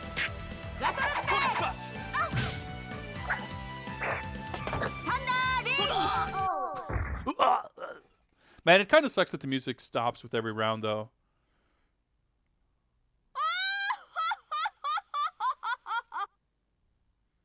I like that it's got the Saturn classic of, or it looks like it. Well, maybe not. I was gonna say like 60 FPS 2D elements and 30 FPS 3D, but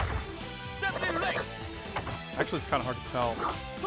So, yeah, I don't know how to do the overdrive moves. I'm guessing it's some weird button combination. Alright, is this gonna be the death of our 1cc here?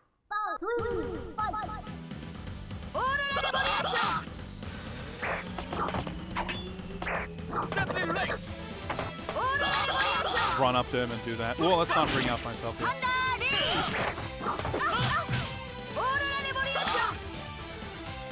I like that she like starts completely whipping, but it also kind of makes it safe because she'll just spin around.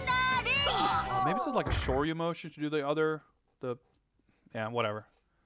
I'm very barely figuring out the controls here. Yeah, Tomsoft, who made these games,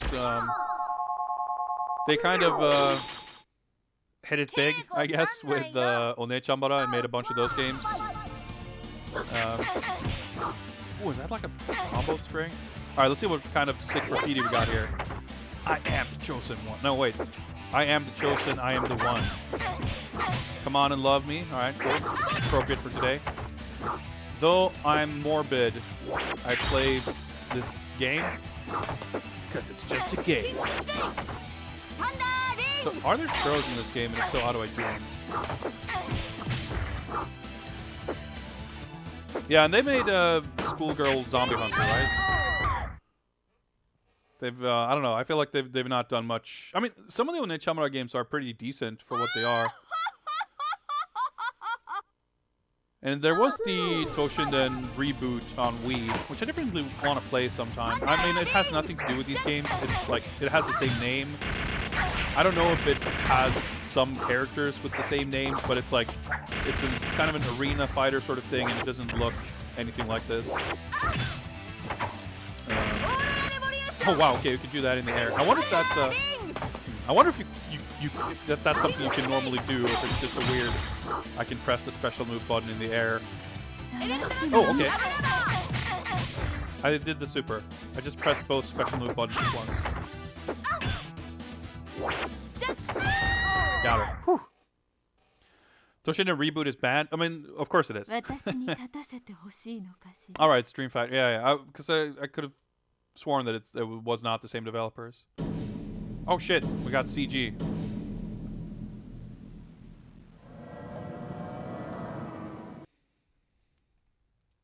Is that Zombie Kaien?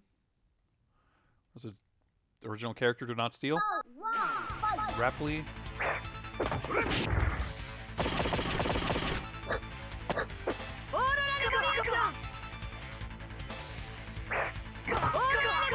Let's do that. Yeah, this is like the one stage I remember from this game.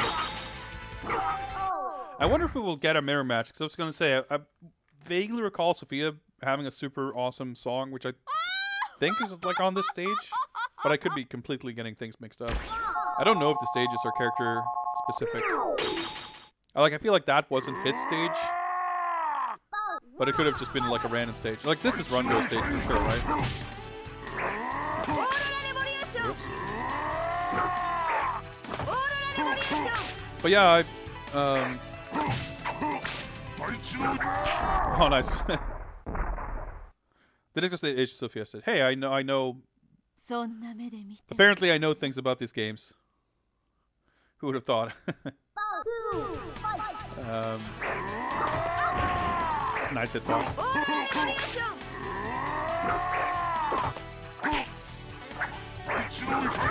Like there was some tweet going around recently with like Toshinden Anniversary or something or other with like really nice artwork of Sophia and Alice, which I guess was made by the dude, like the original designer, creator. Wow, I like that her super has like 1,000 frames to start up.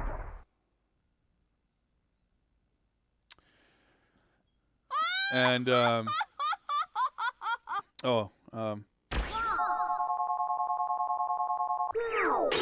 SDS, are you perhaps referring to this? It's pretty good stuff.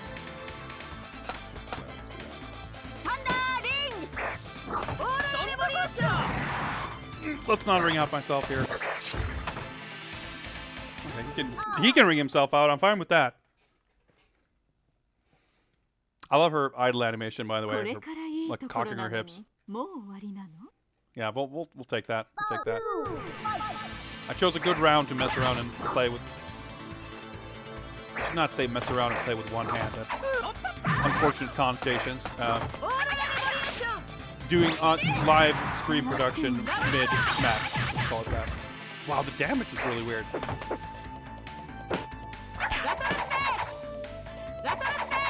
I remember Foe being like super cheap when you don't know anything. Just like you can do these giant fireballs. And I remember, like playing the demo, he was one of the playable characters.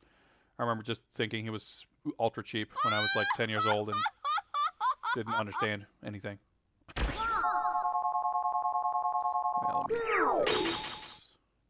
Well, let me fix this. Mondo.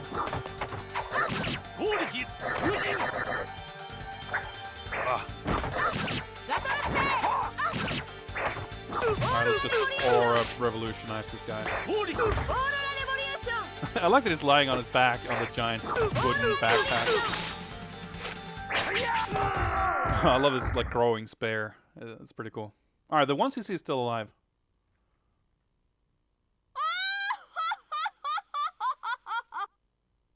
But yeah, it's hard to imagine, like, you know, something like this kind of ever coming back, and if it did, what would it look like? I mean, it's the damage though. Oh my god, like, it doesn't connect, so it doesn't trigger. Hitboxes, okay. 1cc at risk here. Like, the reality is just, like, the production budgets required to make something, not just, you know, not even taking into consideration the state of the fighting game genre. You know, it's not really a more saturated genre these days in terms of just sheer volume of releases, but the kind of the market is more saturated in that the potential, like the room to sell a fighting game is a lot smaller. Just the genre is not nearly as popular in terms of, like, compared to relative to other genres as it was 25 years ago. And there are so many, like, the fighting games that are on the market competing for that mind share are very high quality for the most part, right? There's, you know, there's small fighting games, there's indie games, and there's, you know, there are fighting games in all kind of budget classes for sure, but it's not, you know,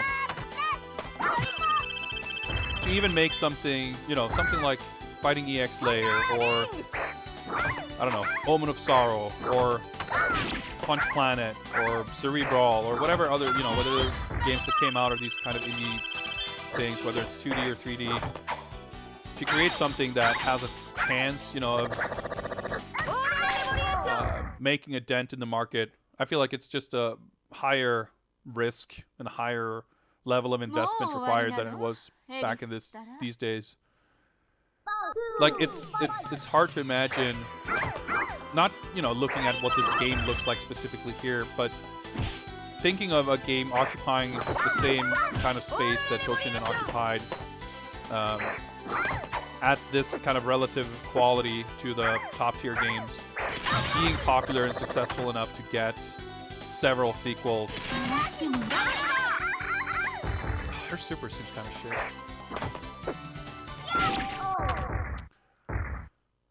Unfortunately, you know, I would love to see, you know, any kind of game with this. It's so fun going back to a lot of like PS1 and Saturn stuff, because there is just the aesthetic, the kind of 90s anime aesthetic, as opposed to like the modern anime aesthetic. The 90s video game aesthetic compared to like the modern games. It's just, there's so much kind of flavor to a lot of this stuff that you just don't really see nowadays, and so much of it I feel like would be great to see just what it would look like to have these design sensibilities with more, you know, today's technology.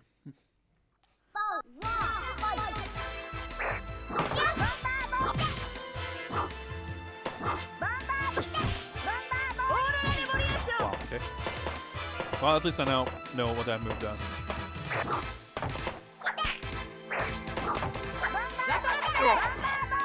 Ooh, okay, she can throw him high too. Yeah, I mean, there's like countless of games like that, right? There's so many, like not just the more famous and bigger games, but just on average, you can dig out any like PS1, colorful PS1 action game, and chances are it's going to have. Oh, trying to close the distance here. Oh my god, that's her super. What the damage? Was that even her super? She had meter after doing it. What the actual fuck? I was like, alright, I just need to hit her with another these long range jabs, and nope.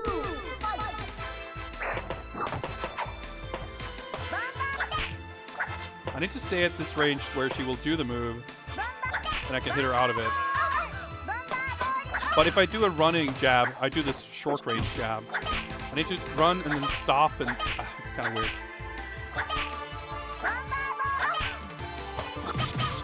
Ooh, that's a good move though.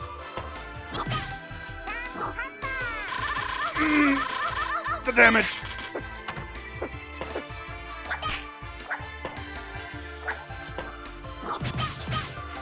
Alright.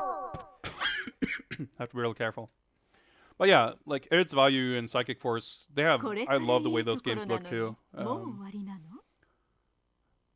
Like seeing, you know, Dragon Ball Fighters is really cool. I don't care about Dragon Ball. I don't have like a relationship to it or anything, but seeing that kind of faithful take on like 90s anime aesthetic is a really nice treat.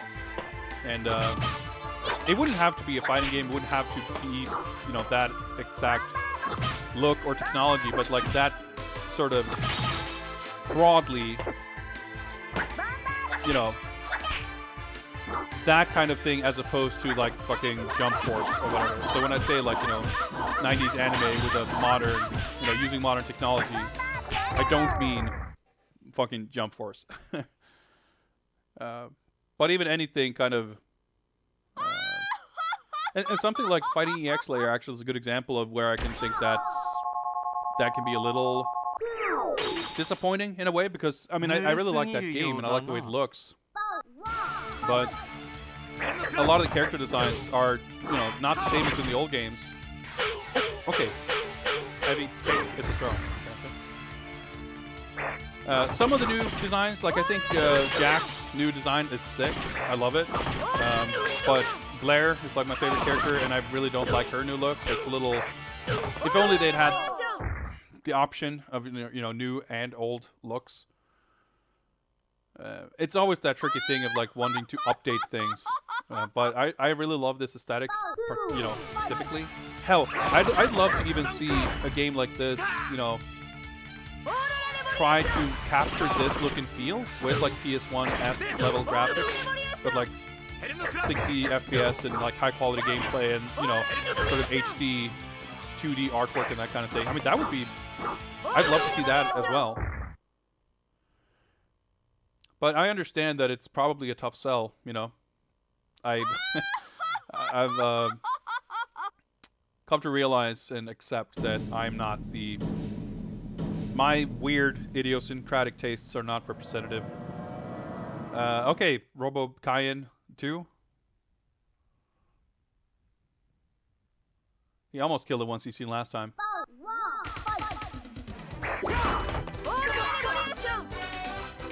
Dude, this music though. Let's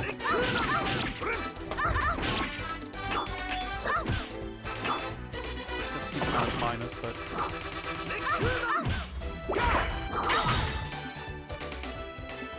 Stand up, please.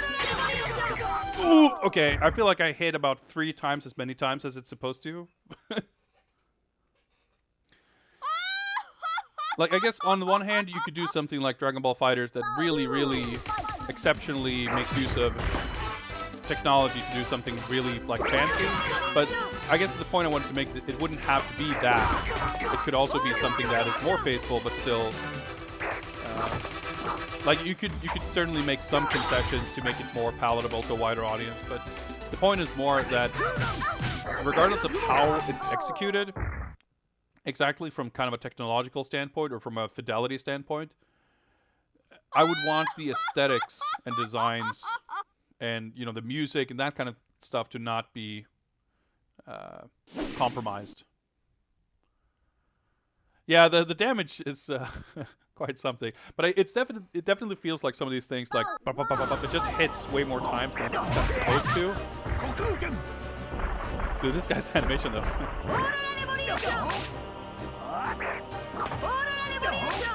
This move's kind of, I don't know if it's fair to say that it tracks, but she kind of glides around. Nice. Okay, sick. We'll take it.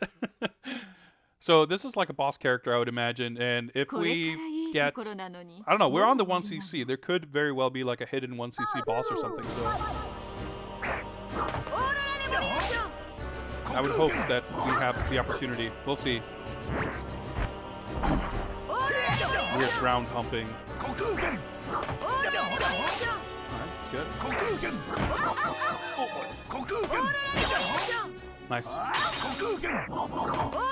No, wrong way. Right, that worked. I just realized I can actually do a running Aurora Revolution. So that might help. We'll see. Sick AI. Yep. That could be GG though. I'm not sure. Oh, okay. That looks like a GG. Unless she's a boss. I don't know.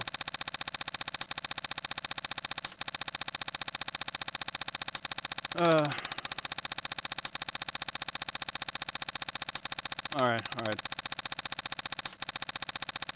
It's like writing some kind of article, something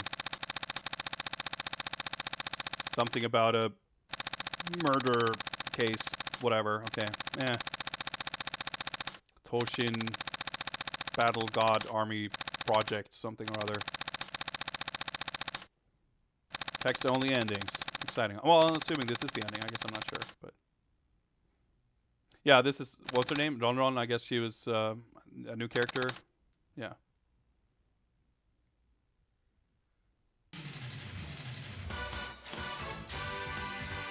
Well, we'll get a pretty good credits theme at least.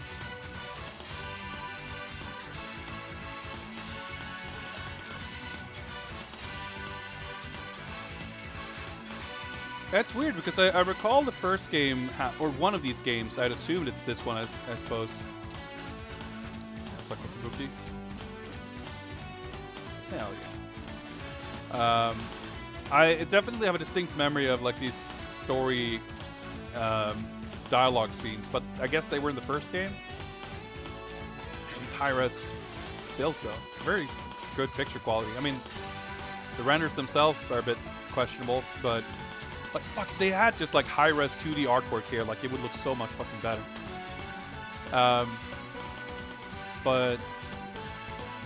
And I also recall the PlayStation games, at least 3, but I think also 2, having a bunch of like secrets and unlockables and stuff. Desert, which I mentioned before, the spin-off, that game has like tons of unlockable, like CG endings and hidden boss characters and concept art and shit. So it's kind of weird to see this seemingly not having much of that. Like if it was the original release of the first game, it would not surprise me so much. But I believe this is the port of 2, right? Yeah, 96 it must have been. Because I want to say that the original Toshinden was a very early PS1 game. At the very least, in the West. The PS1, of course, launched in late 94 in Japan. So it could have been like a spring 95 game or something in Japan and still hadn't been a fall 95 game in the West or something. Yeah, it was a launch title, right? It's just like in those days, it could have been a launch game in the West and still have not been a sort of first generation title in Japan. Music though.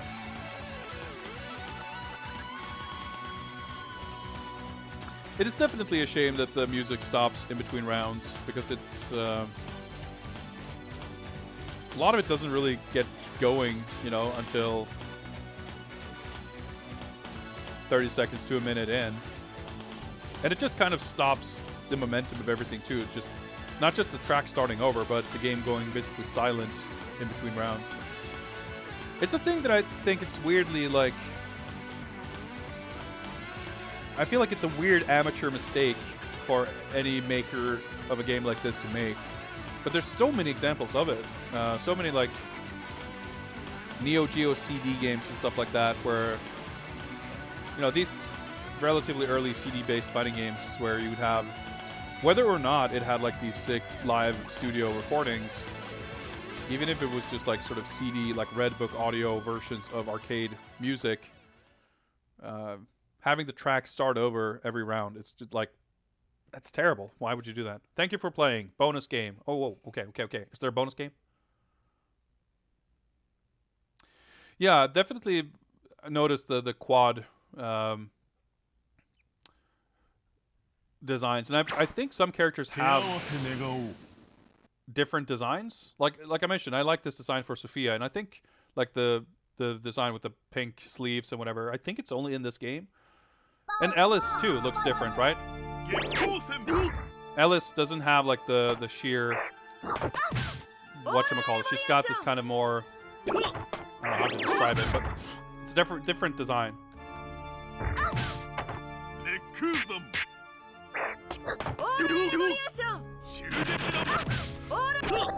Fuck, okay.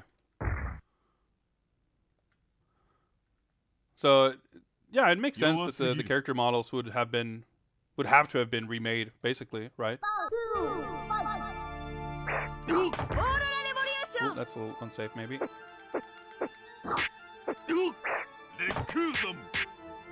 Oh, that's not good. Fuck's sake, that's a super too. Okay, good. I thought I'd sidestep that.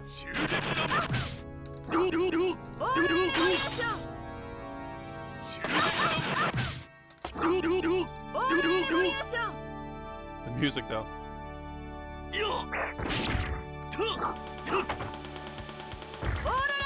Nice. Okay, I'm so fucking spooked right now.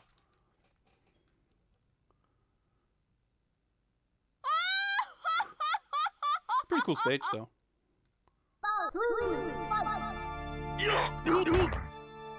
Nice, the jump kick hit twice.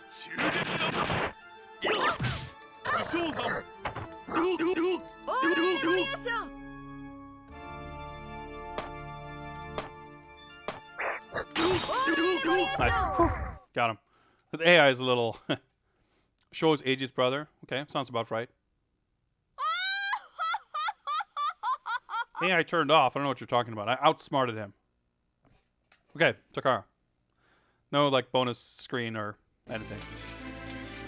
Hey, what's up, Anonymous? And we got the 1cc anyway, so I can't complain about that. Let me pour myself a drink, and we can enjoy this again.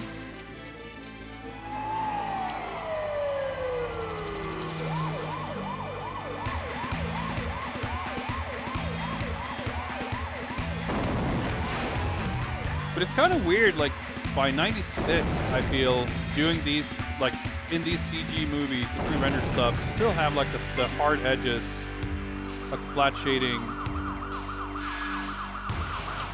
Although I guess, it didn't really occur to me, but I guess there's not really a lot of texture. Like, most of the characters aren't really textured, right? It's well, maybe not, actually. In any case, like, I wonder if that was something that was like done deliberately to like highlight the different look of these models or something. Because it doesn't really look like, I think in game it's like either smooth shaded or it's just like no shading at all. It's kind of fake with the textures. Because they don't look this, like they look way better in game, which is strange, you know? It's weird that they would choose to make them look like this. But I mean, with all the amazing 2D art in these games, it's kind of baffling to me that they would choose to do anything in 3D outside of gameplay in the first place. But I mean, it was a different time. Of course, you know, the CG stuff was more cutting edge. So I understand it, even if it's kind of unfortunate. There's a bunch of cheat codes. I guess that doesn't surprise me. I'm just curious to hop in here real quick and see if... Yeah, Z help?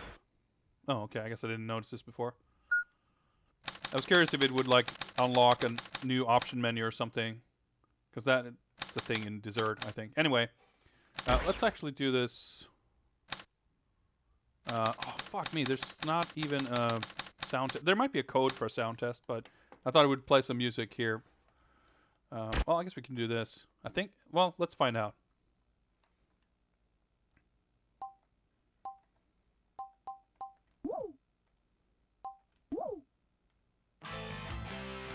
Yeah. Let's listen to some of these jams. Let's do this. And let me do a little bit of setup here. This music's so fucking good. These jams are fucking incendiary. They're so hot. Burning to the touch. And with that, whoops. That's not the caps. The raffle is now open. We're done with Toshin Ura. Let me mark that off the list. Thank you very much, Self-Destruct System, for that pick. That was really fun to revisit, even if it kind of, in a way, was a little underwhelming in terms of what it had to offer, outside of maybe stuff that we can cheat our way to, I suppose. But hey, we got the fucking 1cc with the extra hidden fight. So, that's always pretty satisfying. So let me mark Toshin Ura as red. We completed it in, whoops, not 10-10, 2020 to 14. That's 25 games done out of 219. 11.42%. We're making good progress here. Dude, look at these round cubes jamming out. But yeah, raffle is open if you want to have the chance of picking whatever we play next. Enter your name. Well, you don't type your name, you type the word raffle, but throw your hat in the ring, I guess. And we'll play whatever you guys decide on. It's, yeah, I mean, I feel like a broken record, but every time we do these things, I'm always kind of weirdly surprised at how good a time I have. And, you know, there's something to be said for, like, not picking myself what I'm going to play, because,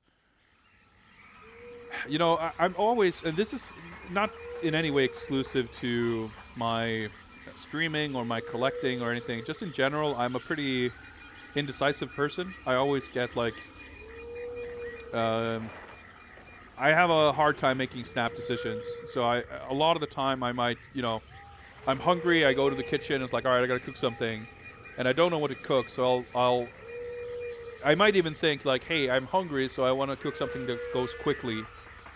And then I'll spend 20 minutes staring at my fridge, wondering what to cook. And yeah, it's like analysis paralysis, but not always just that, but overall, like, just, yeah, I have a terrible time making choices. So there's something quite relieving about, you know, putting that responsibility on you guys.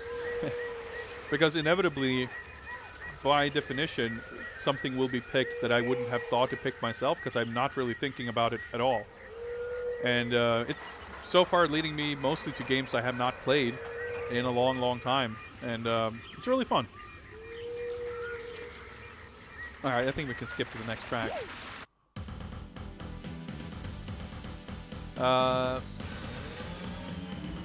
All right, well, we got 4 people entered so far.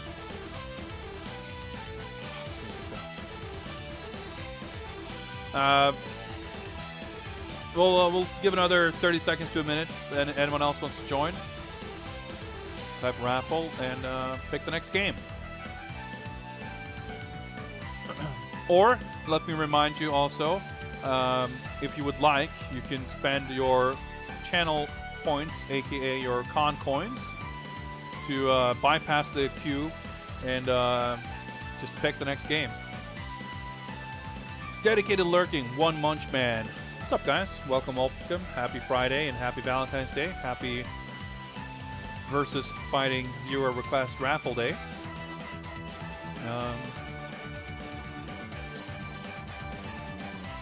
Since the raffle is open, we'll still do this raffle regardless, but if someone wants to cash in their con coins, they will get to pick whatever game is after this.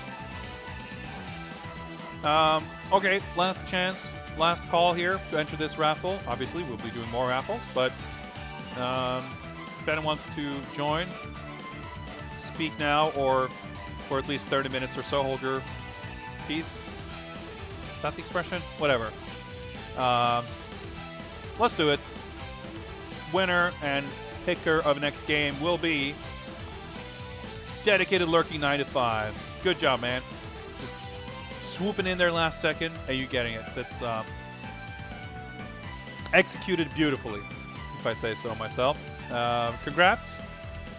And all right, the Thanos face is not filling me with hope.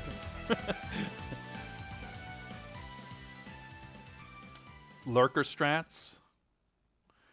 Hey, he may be a lurker, or they, but they're dedicated. No idea. That's cool. That's cool. Take your time, peruse the list, and see if anything strikes your fancy. We are going to want to get through that list in its entirety one way or another, one day or another. So we'll do all of it. And yeah, someone mentioned 219 games until the next Zen Market spree. Not quite the case, because I have an order with them right now. It's not a ton of fighting games, but it's at least 4 fighting games, I think. So we will be adding some new games when I get those in, I would guess, about 2 weeks. CX Omega is now following. Excellent. Thank you very much, and welcome. Hope you enjoy your stay. Oh yeah, raffle's not open. Let me close this down.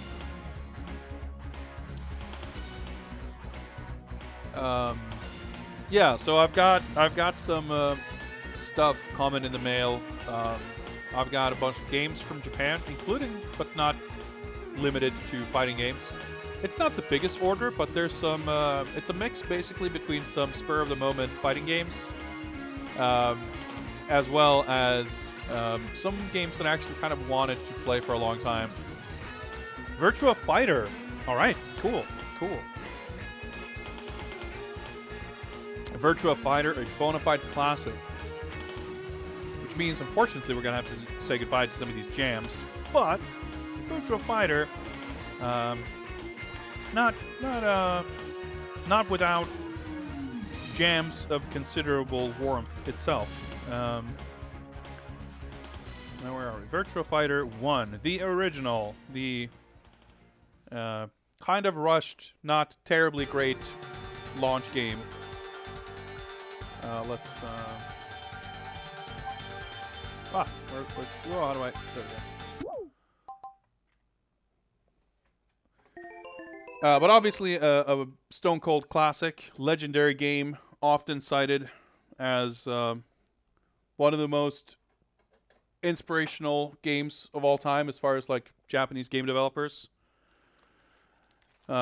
Influential in terms of technology and everything, but also a lot of people have cited it as like the game that basically proved that you can make characters in 3D. Because it was obviously not the first polygonal game, but it was pretty much the first game to have like expressive polygonal characters. Let's do that, and not Virtua Fighter. There we go. One space is enough. Let's get some cover art here.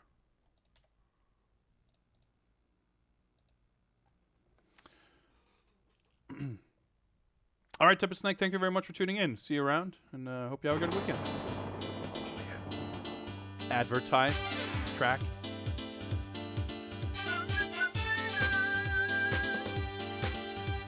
We got about 10 games or so sitting in your Zen Market warehouse. That's sick.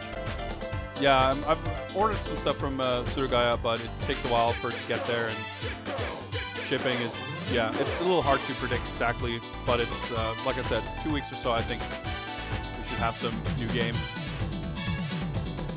Yeah, so this game came out in the arcades in '93. I'm not sure if this or Daytona was first, but those were like the... Well, Virtua Racing predates both of them, but... I guess this must have been before Daytona because of just the visual quality. This is still all like flat shaded, no textures. And this was kind of rushed. The port of this for Saturn was kind of rushed to make the 1994 Saturn release in Japan. Weird, like 1 second delay there.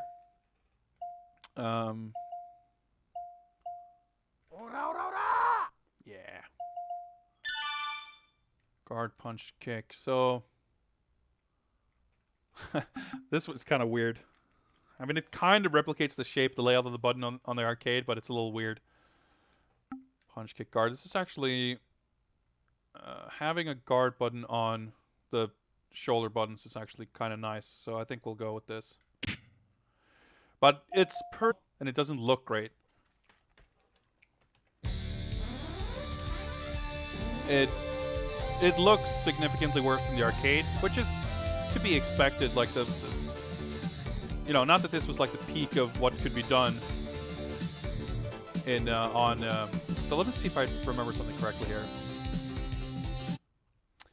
On the Saturn or anything, but you know, it was early days. It was kind of rushed. And even the arcade, I'm pretty sure VF1 runs at 30 FPS.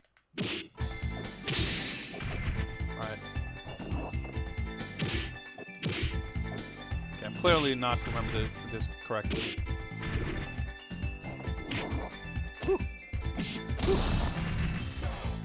Maybe I'm misremembering.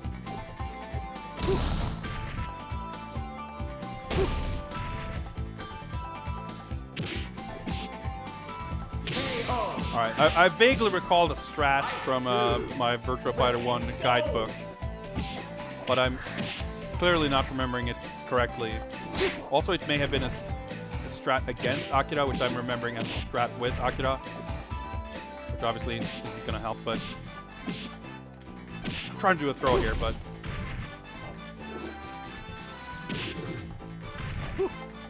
Alright, we got him. Whew. Pretty good phases, yeah. But this game has like more kind of flickering and stuff going on. See stuff like that, it's kind of flashy, doing weird stuff. So this game was also ported to 32X. A system which came out like months before the Saturn. But since they had a little more time for that port, it's actually widely considered better than this version. It doesn't look as good. It has, well, the models aren't as detailed. Both of them are significantly less detailed than the arcade. Skinny Jeffrey in at VF1. He has like the same body type as everyone else. But the 32X version just like kind of runs more smoothly and performs better in general. And this game was so kind of poorly received, or at least like Sega felt bad enough about it that they, a few months later, released Virtua Fighter Remix. It's still 30 FPS, but it like has way more detailed character models and just like runs better. But even that, I think, was after VF2 was in arcades, so that was like kind of an awkward, like make good sort of thing. The Saturn version, of course, of VF2 is an amazing port, though.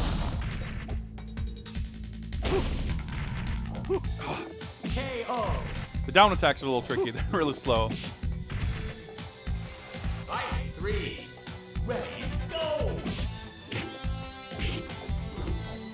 Okay, that's not the fight I had in mind.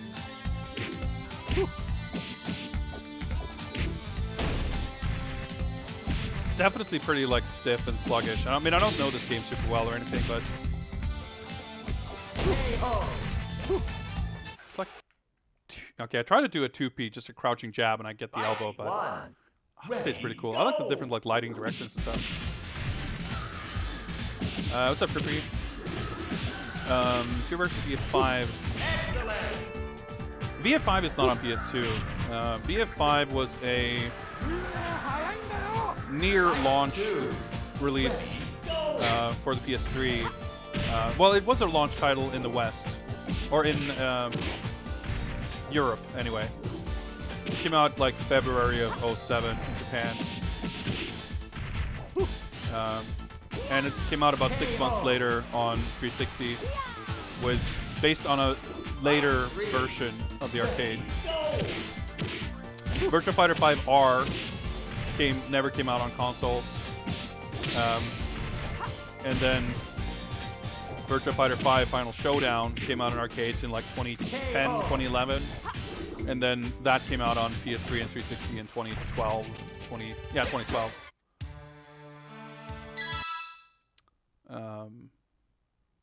I don't think there's actually been... Well, unless you count... unless you count Virtua Fighter 2, I guess. The Mega Drive version. There hasn't been a Virtua Fighter game that came out on multiple generations. Which kind of makes sense because the Virtua Fighter series was always like the flagship title. Whenever Sega launched like a new generation of arcade hardware, Virtua Fighter, up until the Lindbergh and VF5 in 2006, like every new Virtua Fighter was on a new generation of arcade hardware.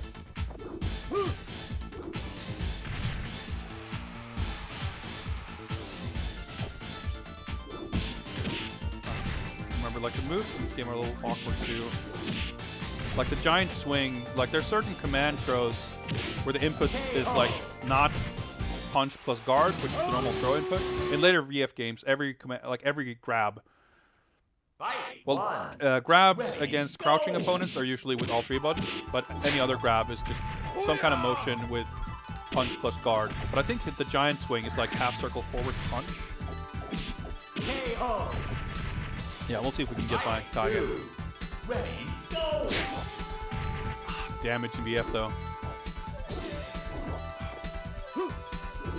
Okay, that's the lariat. Move lists in this game are also like really short. There's very few moves in this game.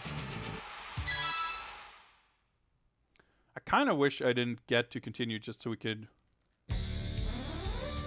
do it a little faster. But load times are really not bad. Yeah, the Mega Drive Virtua Fighter 2 is a weird one. I mean, I kind of like it. People like to shit on it. And I mean, I wouldn't necessarily call it a good game. Or like a great version of Virtua Fighter or whatever. It's like a cool novelty. Love that one. I was holding guard, but fine.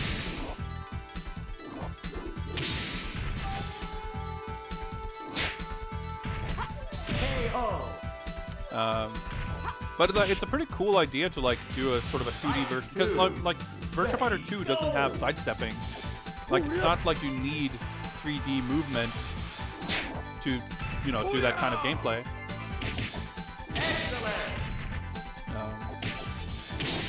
It has a cool like Mega Drive version of the Virtua Fighter 2 music and everything. Like it's definitely a cool game, I think.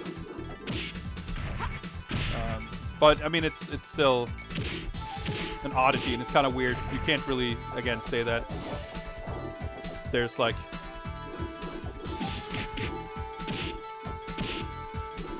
a, you know, that VF2 came out on multiple. It's not like a generational spanning game.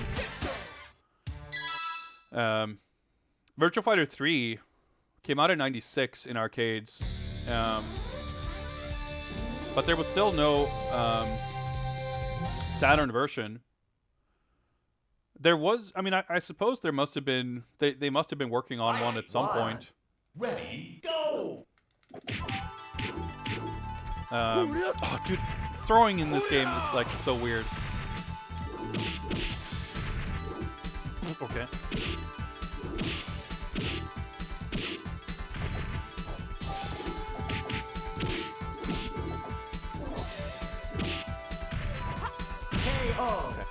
Okay. There's no throwing in this. Is kind of like in Street Fighter 2.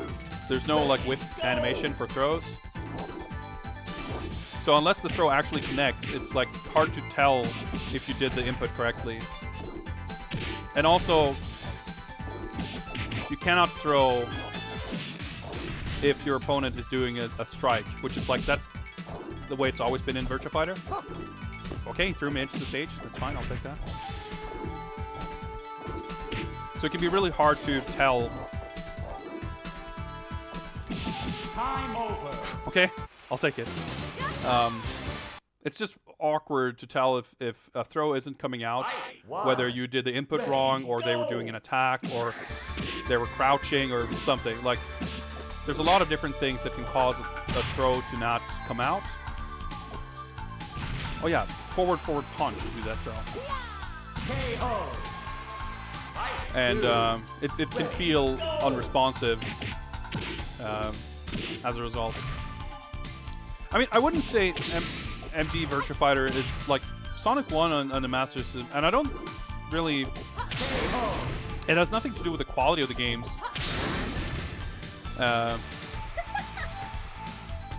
It's... because that was like, it came out around the same time. It's more like the Super Nintendo version of Street Fighter Alpha 2. There's no version of Alpha 1. For some reason, they were like, fuck it, let's port Alpha 2. And it's a weird, bad port that's like kind of impressive for what it is, but it also has no reason for existing. Before 5, you could throw during strike, but only the first half of attack frames. I'm not sure that's really the case.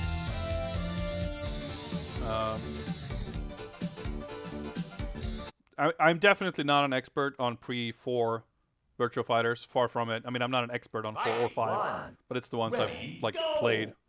I think that's like 660. Turning around in fucking 3D fighting games. Excellent. Yeah, I should have probably stuck with Sarah. Ready, go. I can't believe I actually guarded that, but...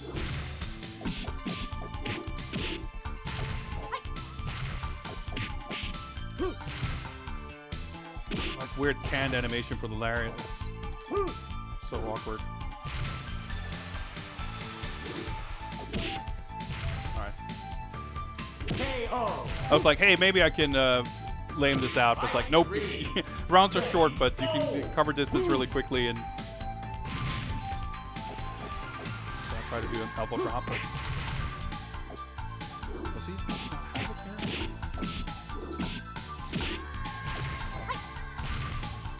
Nice, okay. KO.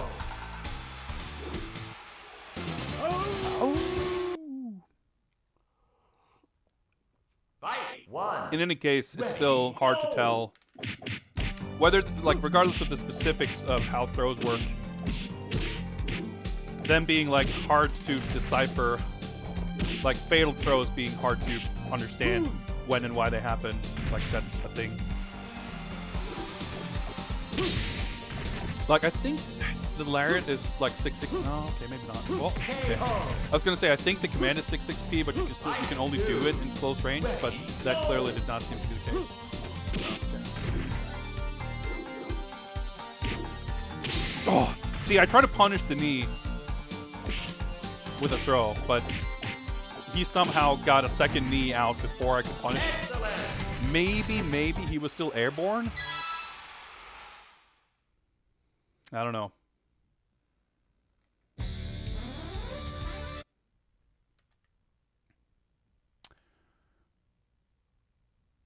Fight. 1. All right, let's see if we can do. Go.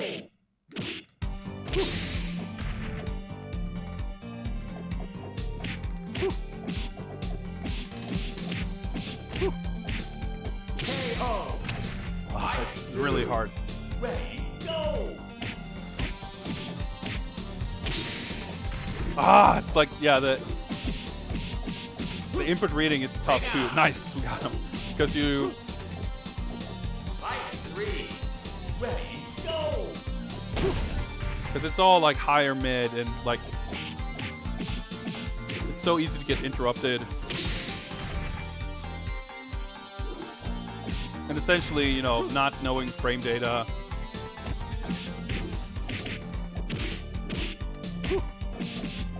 You're kind of inviting yourself to getting...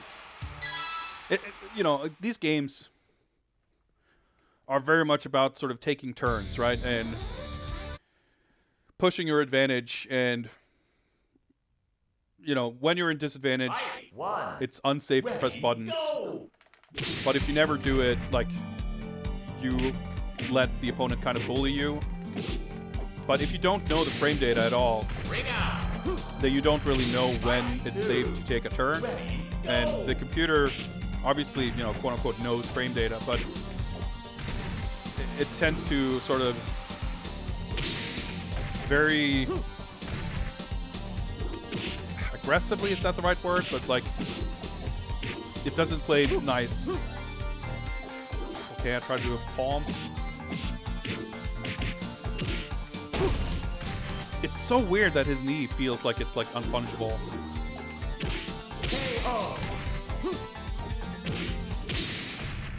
For 0.9 seconds, I could have... if I'd held out for 0.9 seconds, I could have won by time. Oh well. These games are still definitely charming, but VF1 is a little tough to go back to for sure.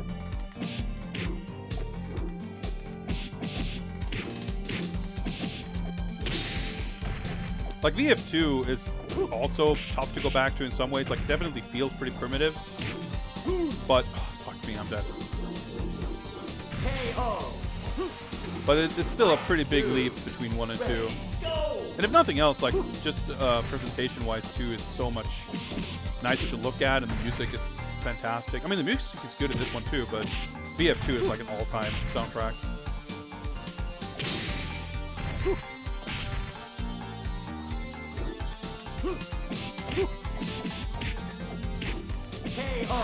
Why is it so fucking... like, that knee should not be plus. Fight 3. Ready, go! It's like so fucking hard to get a feel for when you can throw. If even... like, I don't know... I don't even know if PG throws are universal in this game. Maybe they aren't, because the only time I managed to throw with Sarah or Akira, I did an input without the guard button. Like, forward punch. Yeah, so in Virtua Fighter 4, the giant swing does exactly 50%. So the way it works in that game is that every character has the same HP. Every character has 200 HP. And the giant swing does exactly 100. But it doesn't kill you. 2 giant swing doesn't kill you. You actually need to get lower, like below 0 to lose. So you can take 2 giant swings and have an empty health bar but still be alive. But in this game, it probably does more. Like, I feel like I should be able to punish that, but...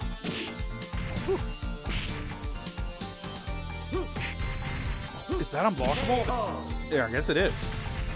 It's obviously a high because I've ducked the or the lariat, but I was holding guard, so I guess it's unblockable. It's like Sarah is the only one of these characters that I've kind of played in some of the other games, but the move lists are completely different anyway. So, and even the system level stuff, like.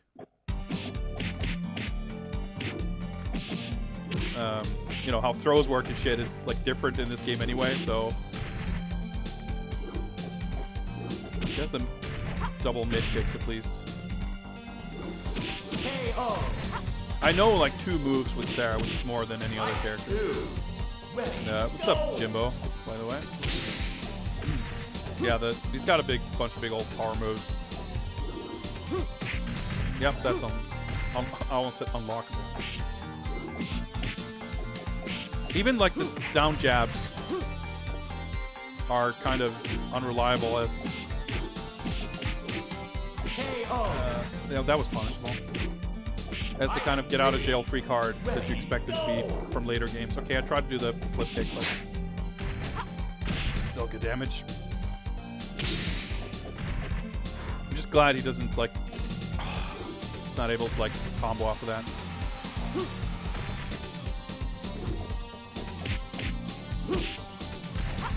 Fucked that up, but we did it. Okay. So does she? Okay. Try to test some inputs there. So does she have punch like P2K? Ready, go! Don't get a lot of time to think and test things here. Nope, he doesn't. Even that's like not punishable. It's like, oh! You can block like the biggest move, so you still can't punish even with the jab. Ready, go!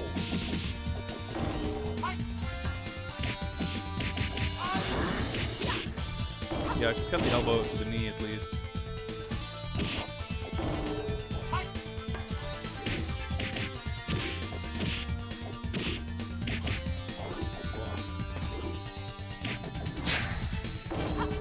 Okay, whew, got it. Yeah, and the input's just a little finicky.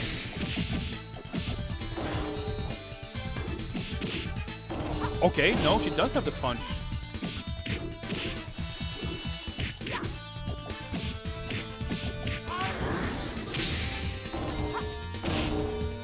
Come on. Can't believe I clutched that out. Yeah, I guess like just the input buffer and like how inputs work, you know, to be expected, but I guess it's just a little different from the later games.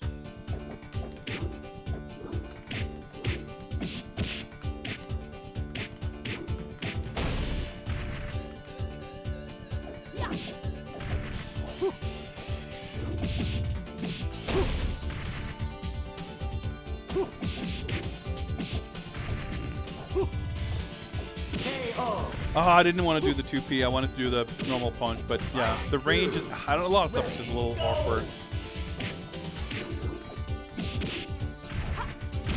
Okay, punch, kick.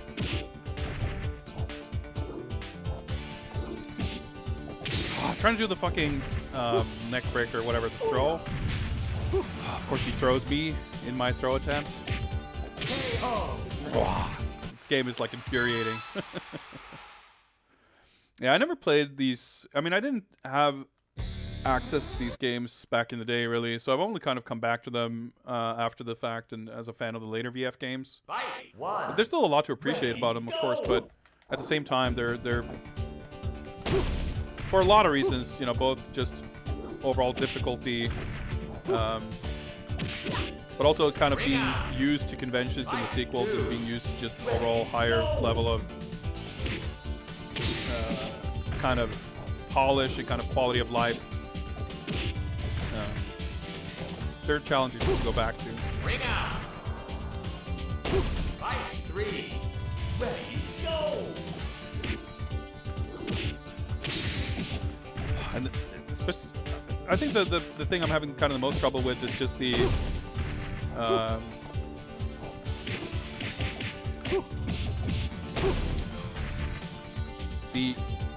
how the inputs kind of work. Come on, fucking fall out. There we go. Jesus.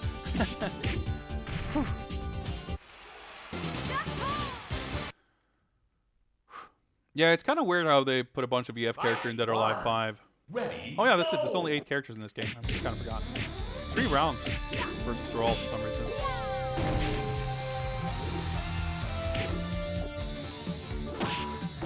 This game's really weird.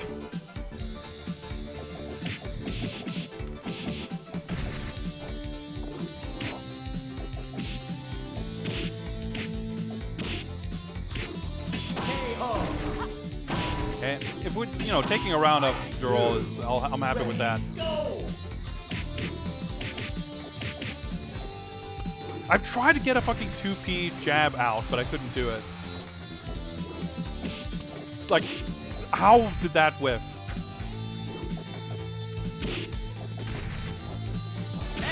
Yeah, this is more how I expect these rounds to go. Yeah, there's a vocal version of this track. I have a soundtrack album with like the I have a few actually Virtua Fighter albums.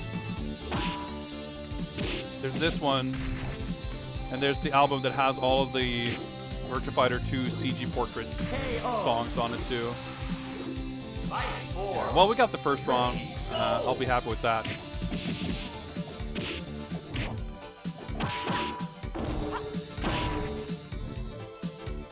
Yeah, Ride the Tiger is legendary. That's Akira's track from BF2. That and Taka Arashi's track from BF3 is probably like my two favorite Virtua Fighter songs. But there's a lot of good music in all these games. Yeah, classic, of course, you get a little recap of all of your victories. Yeah, these weird like clipping issues, like it's not a great looking port. Still, it's pretty sick that it's, you know, the loading, like it has to keep all of these character models in memory, like kind of swapping all these different characters on the fly. It's pretty damn impressive for a CD game, like CD-based console, to be able to do this. But overall, like the Saturn definitely had, like load times on the Saturn overall are always like way faster than on PlayStation. Not without exception, of course, but as a general rule. But yeah, that's Virtua Fighter 1. We did it. Definitely did not get the 1cc, but we got the C. All right, that was fun. Dedicated Lurky 9 to 5. Thank you very much for that pick. That means we're done with this game. You know, sticking to, as I said, about half an hour, or if I beat the game. And at this rate, there's not that much more to see in this game. So I think we can be done like that. And we can set up a new raffle. And boom, there we go. Raffle is now open. Yeah, we did not make the top time. Type raffle in chat, and you will have a chance to pick the next game. In the meantime, let me go mark Virtua Fighter on the Saturn as having been played. That's one Virtua Fighter game. Well, technically, two Virtua Fighter games played, because we played Virtua Fighter 4 Evolution a while back. But that means we have two Virtua Fighter games done, and we have 1, 2, 3, 4, 5, 6, 8, 7, 8. 8 Virtua Fighter games to go.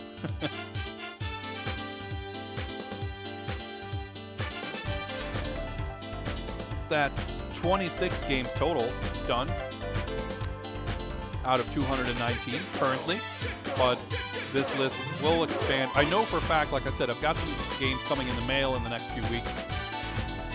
I believe there are also a few games in my collection that are not on here partially due to logistical reasons that I'm going to try to remedy, let's say. There's some games I have on systems that aren't quite good to go, I guess. Oh, Swordfam, you linked something. Now that I'm not playing, I guess I can... Oh, my fucking scroll wheel is all messed up. Let me... Oh, my God. Okay, yeah, that's pretty good. Are you sure you don't want to spend those on something else? We'll see. Maybe the price of certain rewards will go up. Let me remind you again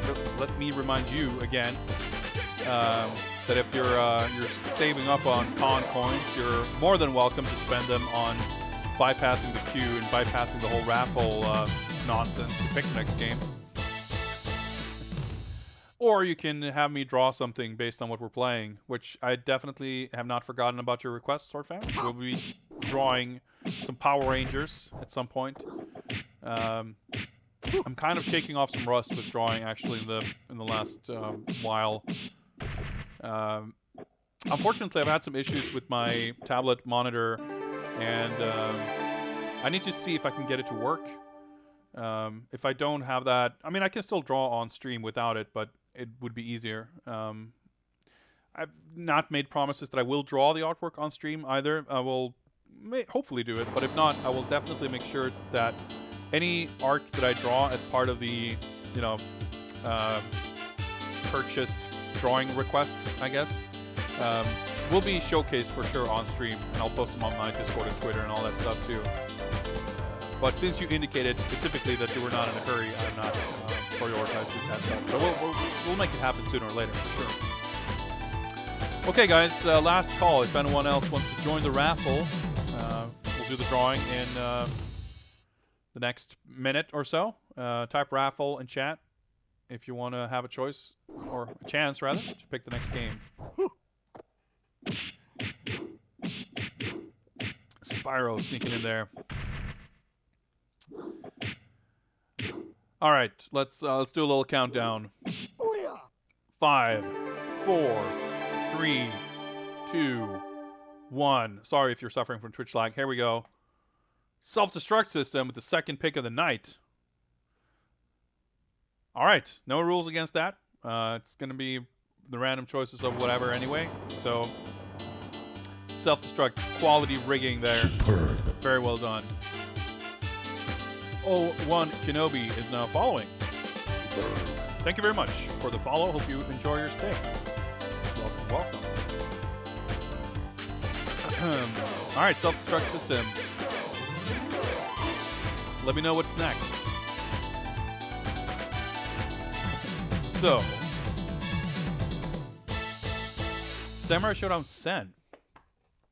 All right, not a Saturn game, so we'll take farewell of Virtua Fighter and the Saturn,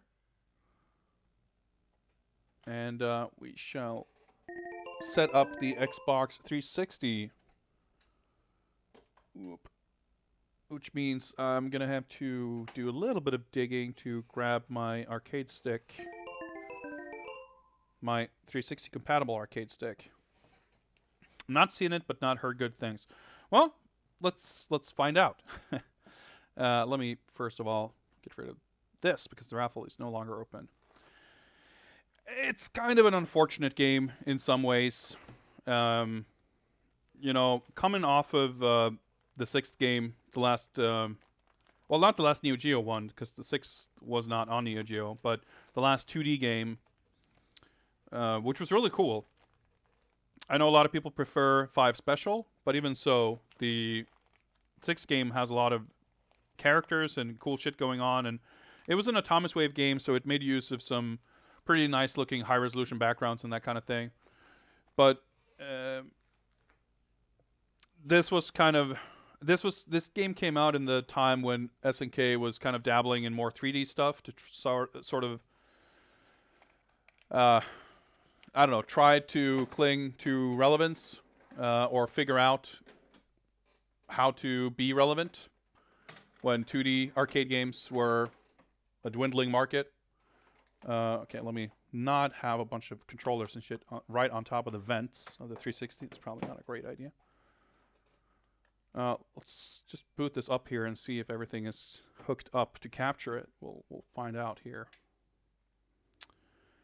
And it's like, not only is it polygonal 3D, it's also got kind of weird gameplay that's not really typical of Samurai Shodown, because it's sort of we'll do that. We're not playing Blitz the League or Injustice. We'll get that sorted in a second. It's sort of like Soul Calibur-esque in a way, but it still has like special move. It's a little awkward, and it's not great looking. But the 2D art and overall presentation and music and all that stuff is still great, and it has a bunch of original characters who are, for the most part, really cool, actually. And it's like kind of a shame that they're stuck in that game. Let me update the title and cover and stuff here while I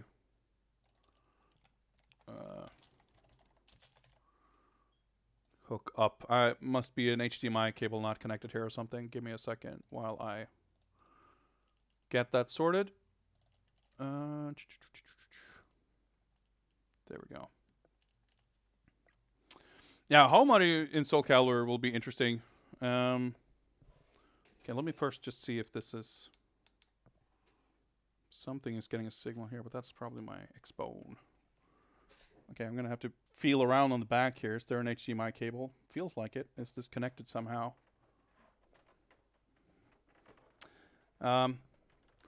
As you may be able to see, I've got way too many cables in a giant mess over here.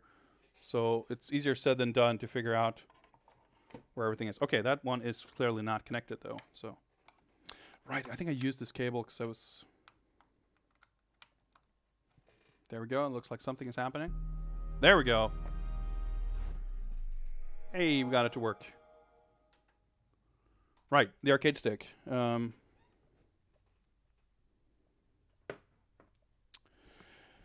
I'm not hugely into Soul Calibur. I really like the visuals and I like a lot of the characters and stuff, but I've never really gelled with how the games play. I've bought both Soul Calibur 5 and 6, but never really able to get into them very much.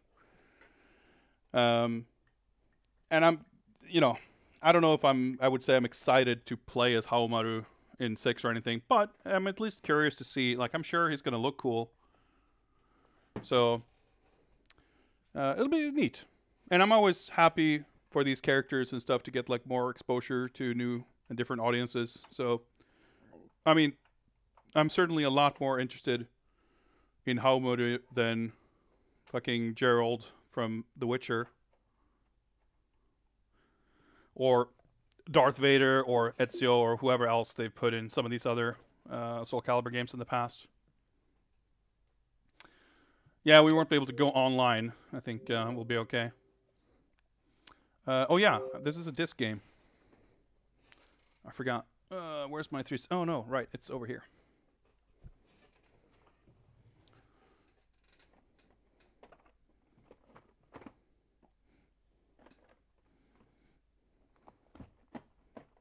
Ugh. My underwear / Super Nintendo game and 360 game drawer there.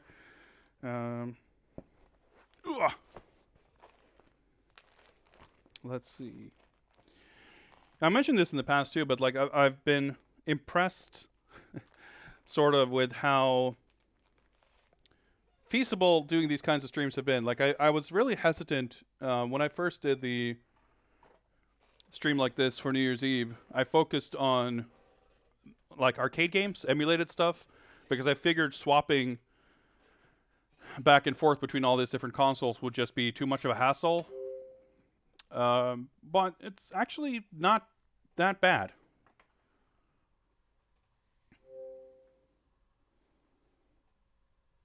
Sure, let's get the patch. 360 patches always take like 1 second. Like the 25 gig patch for Street Fighter 5 on PS4 is probably still downloading, but this stuff usually really quick.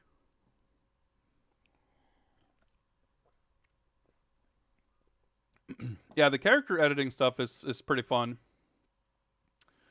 The Namco usually puts a lot of their stuff on sale, and they, as far as the season passes and stuff go, they've usually been like Tekken and Virtua, not Virtua Caliber, Soul Calibur usually usually go on sale. All right, let me do that. Okay. Every now and then. In fact, I've been kind of I've kept up to some degree with the DLC stuff because I bought the season pass for Soul Calibur like when it came out. I think I did, or maybe I got it actually on sale a little later. But it's like the next time I popped the disc in after having not played it, there was like 2 new characters. The game couldn't start. Okay, cool. Maybe we need to get the patch. All right, we'll figure this out.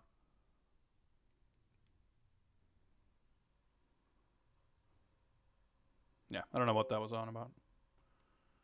Yeah, let's do this because something seemed to be preventing something. Let's just chill, get the patches, and hope that it helps.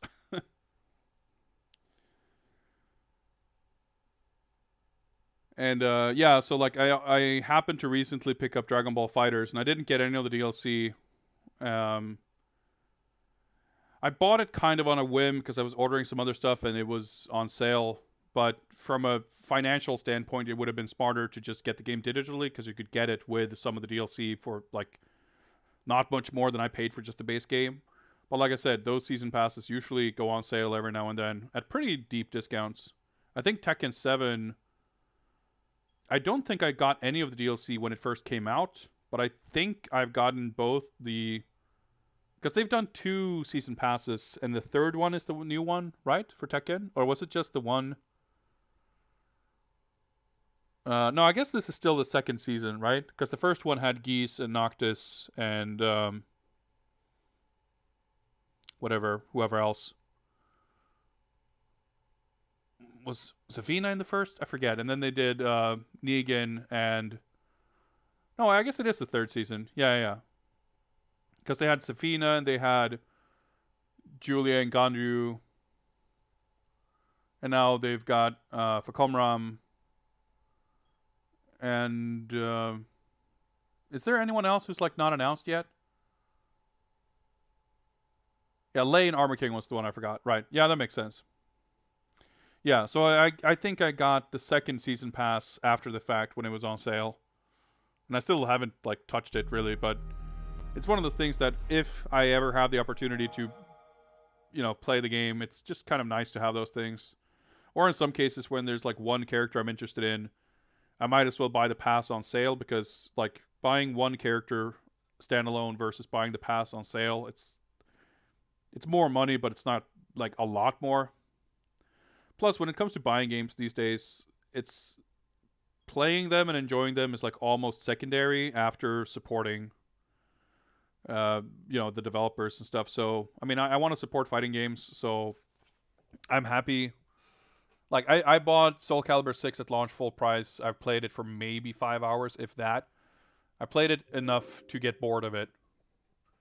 And I don't feel ripped off. It's like I'm fine having spent that money because it's a cool game. And it's a genre that I want to support even if I am not super into it myself.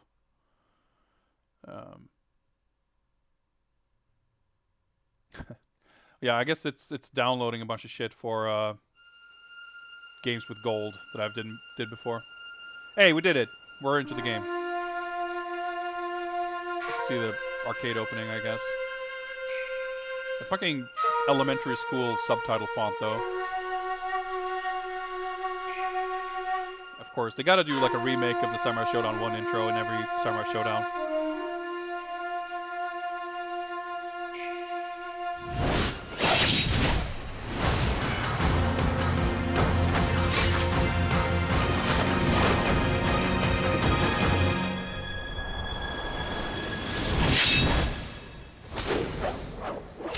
I think this CG stuff actually holds up pretty well. But it's not like terribly stylistically exciting. But it's not like embarrassing to look at or anything. I think you could say the same about a lot of the game's visuals though. It wasn't like super cutting edge in 2006, 2007, but it's it was respectable enough. It's okay. It's like more, because I think this was even, it took a while for this to hit console, and it may have even been targeted PS2 at one point. I'm not really sure, but in any case, it's respectable enough. But the choice of taking the entire game in a more, I don't really want to say realistic direction, but less stylized both visually and in game. Like, it's hard to explain, but I guess it'll make sense once we get into it. Special. Right, there's no guard button, I guess. So this is probably like dodge and stuff like that. Slash, strong, wait. Okay, I thought this control scheme was like made sense for stick, but it kind of doesn't. Slash. So I want to put strong slash there and kick there and special there. That makes more sense. Hey, wait, okay, never mind. There's strong. There's 4 slashes. Okay, so it's. What's the default again?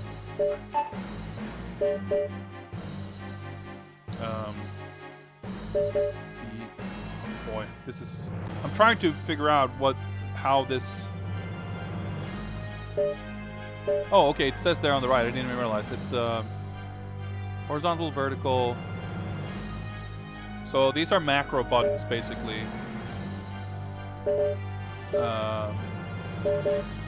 So horizontal plus vertical is strong horizontal, vertical plus kick. So it's a 4-button game. Okay, yeah, because I figured the arcade wouldn't be like 6 buttons. No, it's 4 buttons. So if I put... So special is only used in conjunction. Okay. Kick. Okay, yes, that does actually make sense. And I have... Oh yeah, that's what I want. Okay. Taunt is all 3. All 4 there, okay. Horizontal plus special would be... Okay, is that maybe throw? Okay, I figured this out. I'm pretty sure the dialogue is in Japanese regardless, but I guess it's language for like subtitles and stuff. Yeah, so the quote-unquote story, I guess, is basically the arcade mode. Let's start the timer. Like, this shit looks awesome. These are like weirdly low resolution and like compressed. But the illustrations look sick. Like, I think this, just looking at the character select, I think this looks way better than the new game. Aside from being like kind of low resolution here and there, but the art is amazing, as it always was. And the kind of CG style, like even if the new game is sort of styled to look a little more drawn, or kind of stylized than like KOF 14 or whatever, it still doesn't come close to this style, I think. So yeah, you can see like half the roster are new characters. Akachio, Claude, Blackhawk, Kim Hae-young, Kirian, Garros, Jay, Walter, Angelica, Jinbei, Suzu. So a lot of new characters. And this character actually, Suzuhime, she ranked like top 3, I think, in the popularity poll. Like they did the character poll, right, for the new game. So after it came out, they had this poll in like Famitsu or Dengeki or one of these gaming magazines, or like an online poll, I guess. And they had already determined the roster for the first season of DLC when they did it. But after, so like, they basically said when they posted the results of the poll, like, this is not going to affect the DLC choices this year because we've already decided it. But so far, the announced characters for Season 2 include Iroha and Mina, Majikina Mina. And both of those two were very highly rated in the popularity poll, and so was this character. So I'm curious. Unsurprisingly, she looks like a child, so like she has the type of aesthetic that, you know, would be popular there, especially these days. So it wouldn't shock me if they took any character from this game to bring back, that it would be her. Yeah, and I think Mina and Yoha are both really cool characters, so I'm excited to see them. But I think Angelica, I think Walter, these are really cool characters. Jay, I think Kirian and Blackhawk, like, I think most of the new characters in this game are like really cool characters.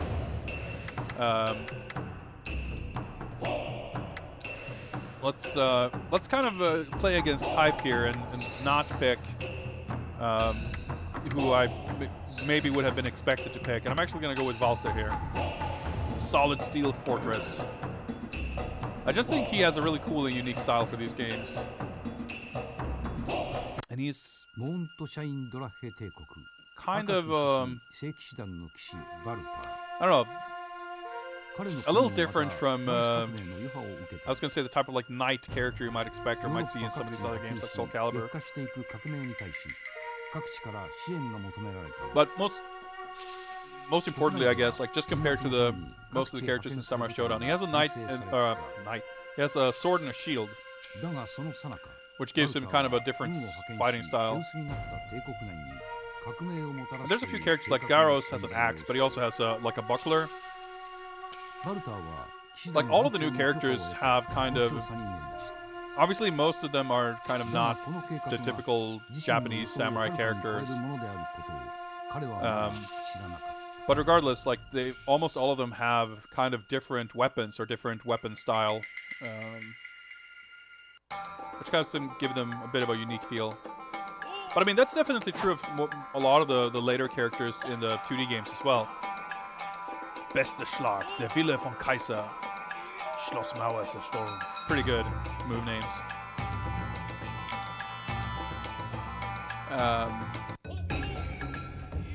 This shit is so cool.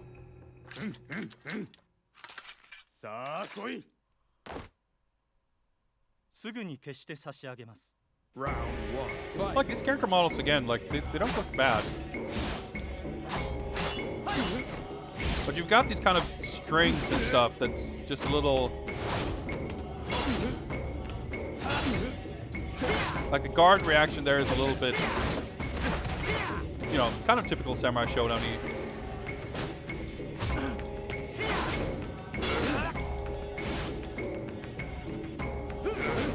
Alright, let's throw.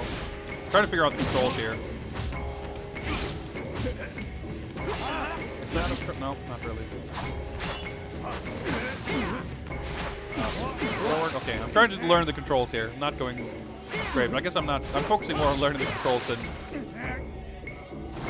killing this guy. So forward special, I guess, is throw. I guess. Probably like a parry. Oh, okay, just doing special is a throw.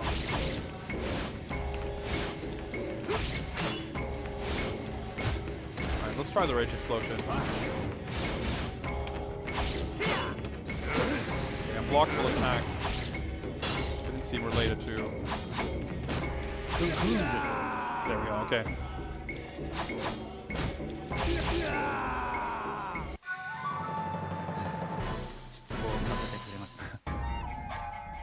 Let's try again. Yeah, like I said, of course, you know, get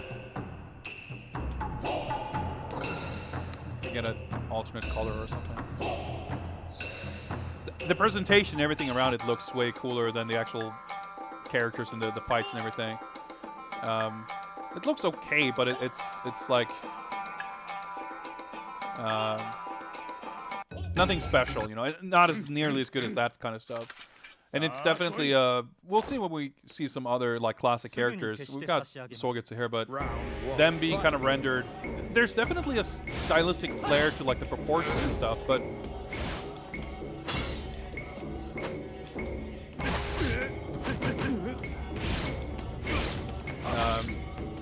clearly in like the rendering and everything, it's not so much.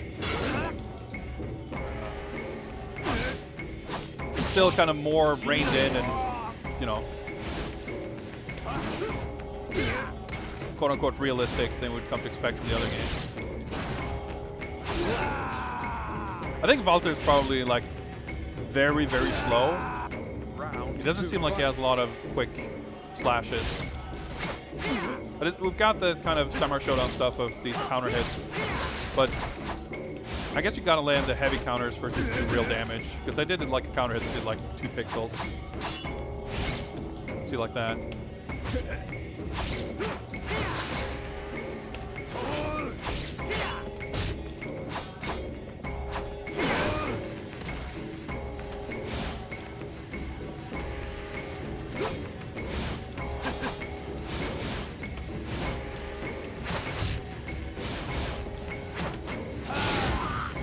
Yeah. And you can like sidestep and stuff, which ends up being a little different.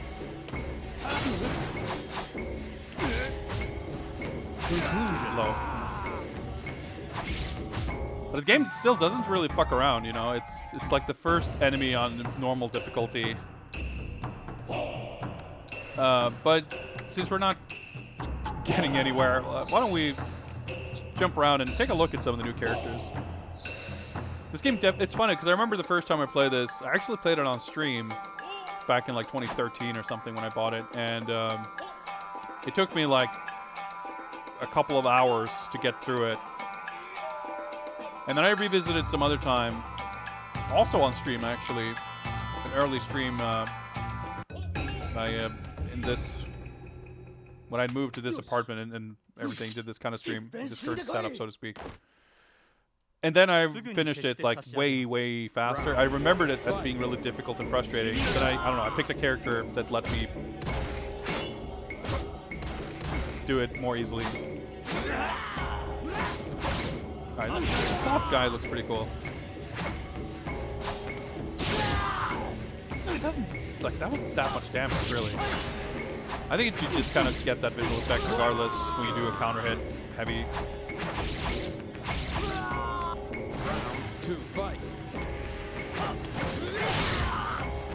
Like even that, you know, by Samurai Shodown standards.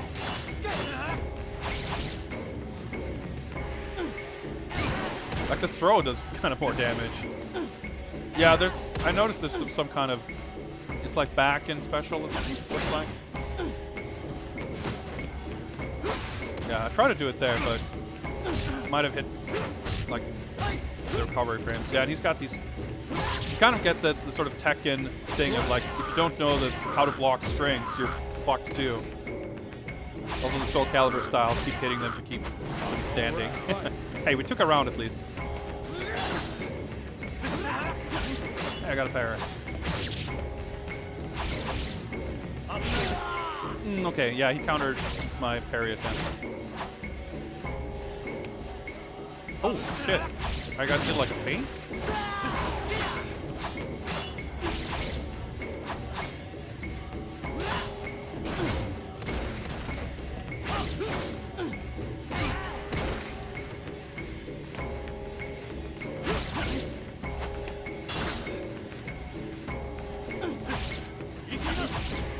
Yeah, there's some like weird kind of juggle stuff like that in this game.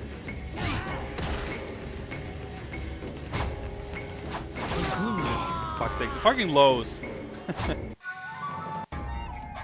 Alright, I'm gonna go with Claude again here because I feel like I got enough of some kind of gist of his moves here that we might be able to at least beat this guy, and we can keep losing to somebody else. I mean, I'm definitely not doing this game any favors by not knowing how to play it. Like, I'm not showing the game in its best light. But even so, it's still kind of the hitbox on that, though. It's still kind of apparent some of the game's issues.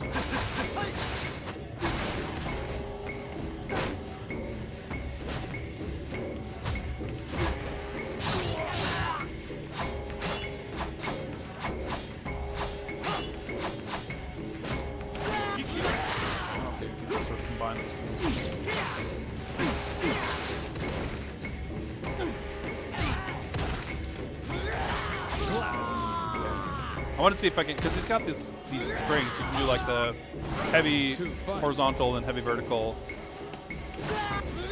after each other like that. I wonder what you're supposed to fall off the parry with, because just doing a light attack does like no damage. But maybe there's like strings and special moves that I guess we can see.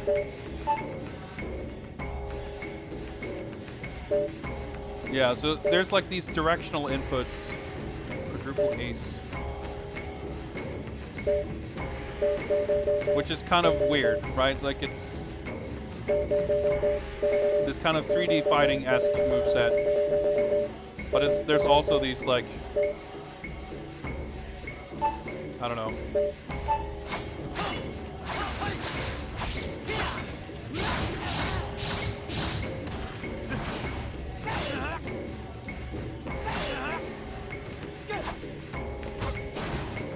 Yeah, the AI is not really messing around.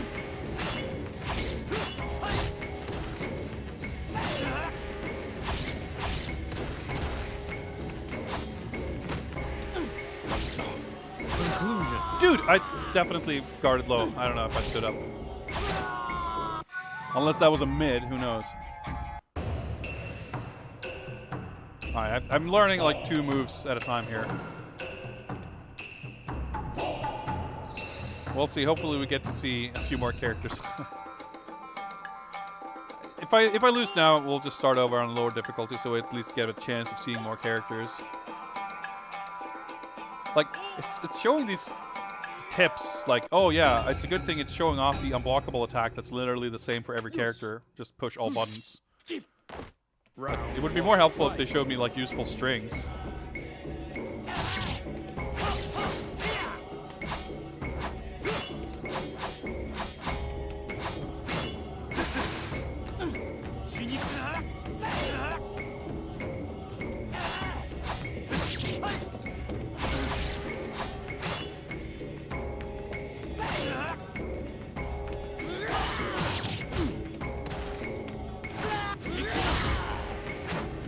Okay, that like didn't count as a counter hit, I guess.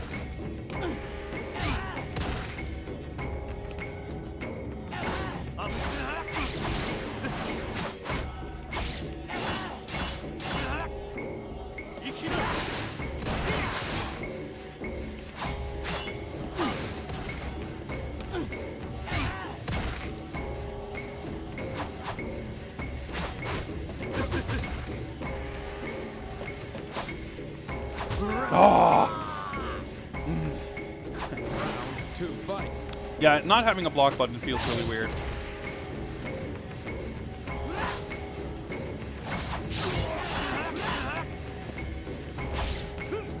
But I feel that's not really, it has nothing to do with the weapons, it's just because it's a 3D fighter. I expect to play it like Virtua Fighter.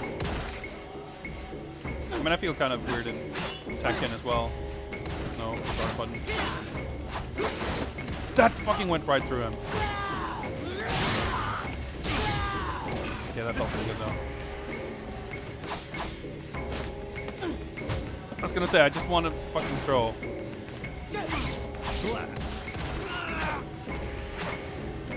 Okay, that's fine. Well, I guess the verticals are typically mid. Ooh, that's fucking launcher.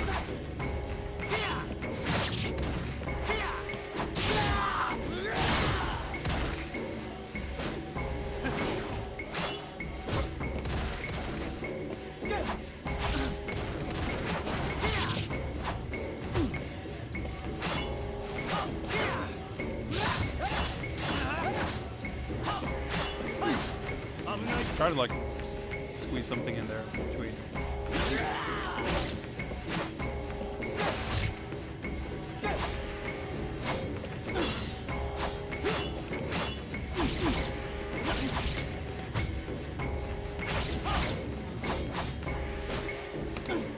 Whoa, he teched it.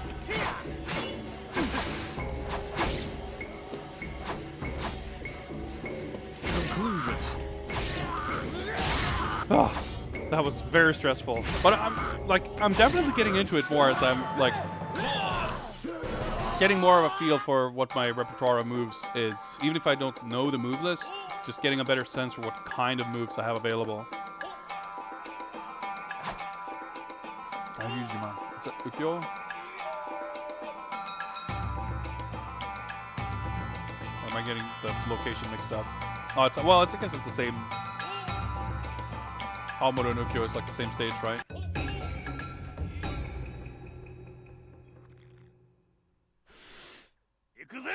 Round 1, fight. Sounds right.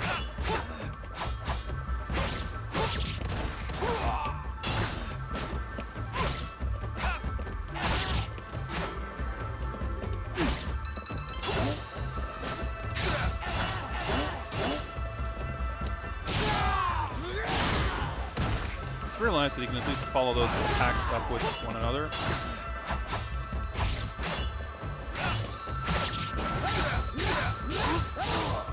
But like stuff like that, it just feels kind of weird.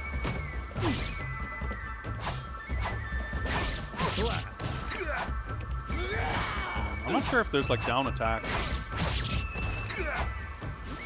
Like something about the locations and the character like Halmaru, like I said, even though there is like a flair to it that doesn't seem, you know, these characters would obviously look super out of place in like fucking Deadliest Warrior or some shit, but it doesn't have the same flavor to it as like the 2D stuff. Like adding this veneer of kind of realistic rendering.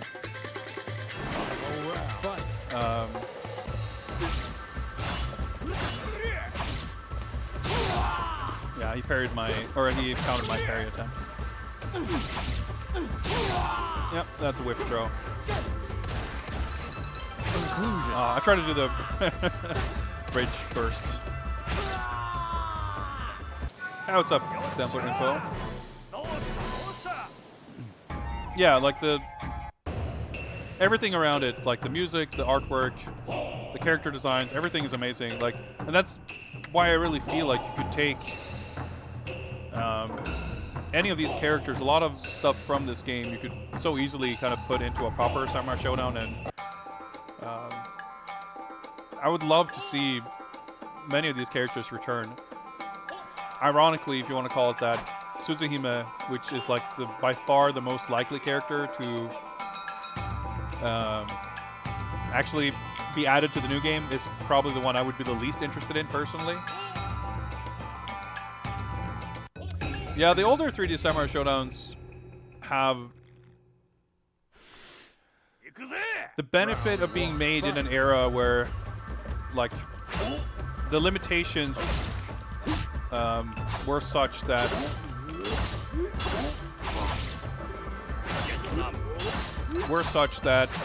you kind of had to, you couldn't do stuff realistically enough to make that distinction as clearly between like realistic styles and not. Obviously, not every PS1 and 64 era like polygonal game looked equally realistic, but the gap between what was, I mean, even the stuff that would have been considered realistic looking is still highly stylized by today's standards, just by nature of being so far from realistic, you know?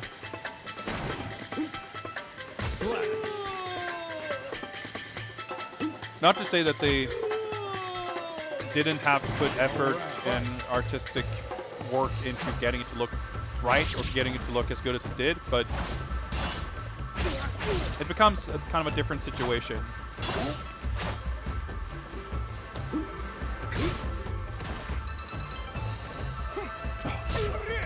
Hey, what's up, Carl? Like, I don't think I have one of the PS1 3D Samurai Shodown games on. I have it like digitally, so I've played it on my PS TV at some point. Hey, you've got a finishing move. Conclusion. And I'm not in love with that game, visually or how it plays, but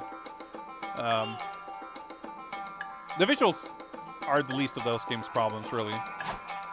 And I agree that this, by nature of having more sophisticated technology, they had the opportunity, or the, I don't know, pitfall, whatever you might call it, of creating something that strays a little further from the original look. Because I think ideally what you would want is for the game to look like those illustrations. And that's clearly not what this is. Yeah, so the finishing moves, oh nice, we go back to the previous stage. The finishing moves were not in the arcade version of this. I'm not sure if there was any blood. There was definitely no like dismemberment or and in fact that was something that they basically added for the overseas market for this console release. And it's kind of weird because I think, you know, the Samurai Shodown games have always had like death moves and like decapitations or whatever, or at least bisections. But I never considered them. I mean, the violence I feel like was always definitely more like a sort of a samurai movie pastiche than anything. Like, it wasn't. It's not that it wasn't gruesome, but it didn't like delight in the gruesomeness in the way of something like Mortal Kombat or, you know, a slasher movie. It was much more like stylized and for dramatic effect. And even if you look at what the finishing moves looked like in the old games, there were very rarely. It wasn't very graphic, all things considered. I mean, someone getting cut in half is someone getting cut in half, but you wouldn't see, like, you know, guts pouring out or whatever. Like, it's, you know, the inside would just be black, and it would, you know, the dead body would like fade off, you know, fade away and stuff like that. So it wasn't. It was depicted with enough clarity that you could tell what was going on, but the game never seemed to revel in the gore.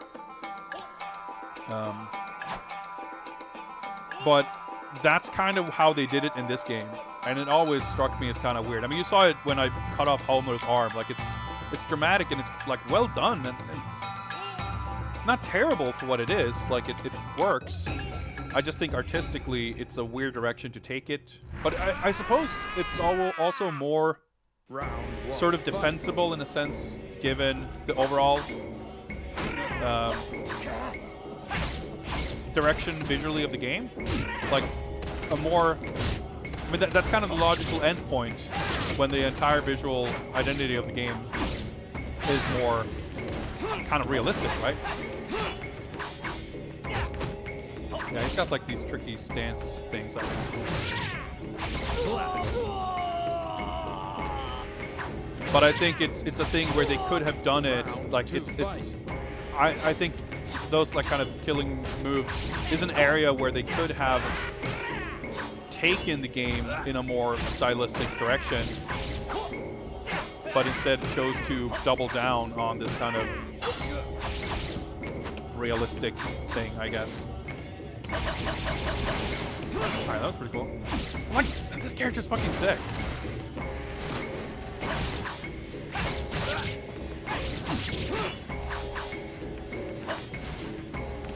Like, how fucking cool would this character be in a proper 2D Samurai Shodown? The throw range.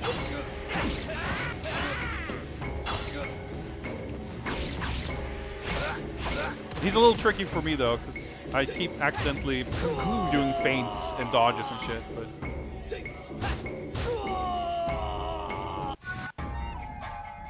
I just wanted to at least show off all these new characters.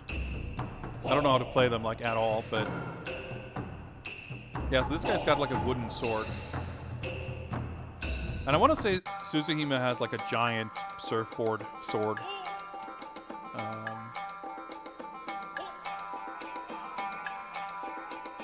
Even the vertical horizontal slash and having like the heavier version of both, like, it's... I don't think the control scheme feels great. I mean, it makes sense for trying to do a more 3D fighting Soul Calibur style sort of thing. But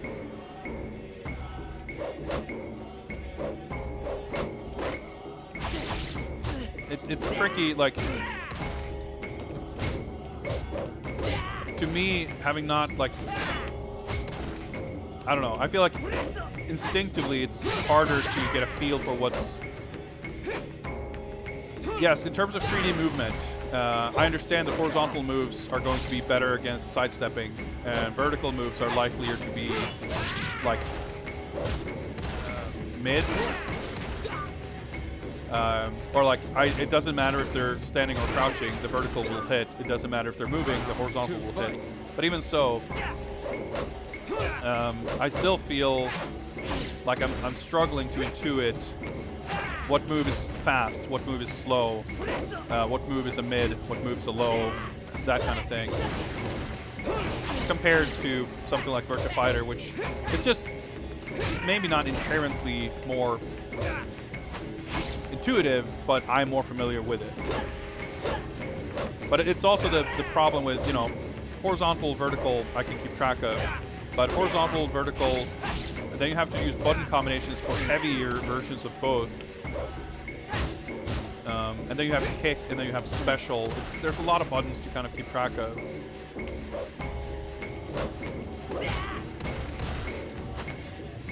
And you have stuff like that with a slow-ass sweep, but it's... I still don't know how to react to it properly. Let's not continue, just so we can... Because if you were obviously not beating the game, I can lower the difficulty so I have a better chance of just seeing a few more characters and seeing a few more stages, maybe. But yeah, this game is hard. It's like a pretty ruthless arcade port in that sense.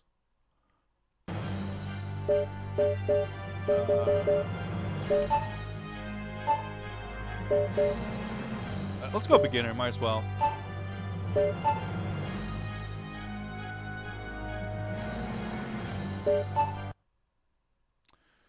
I think the Takucho is like Suzuhime, I guess, is like the sort of main. She's like the most prominent character on like the poster and cover art and stuff like that. Not the PAL cover art, of course, but and Takucho is related to her somehow, I think, or you kind of see them together in a bunch of artworks.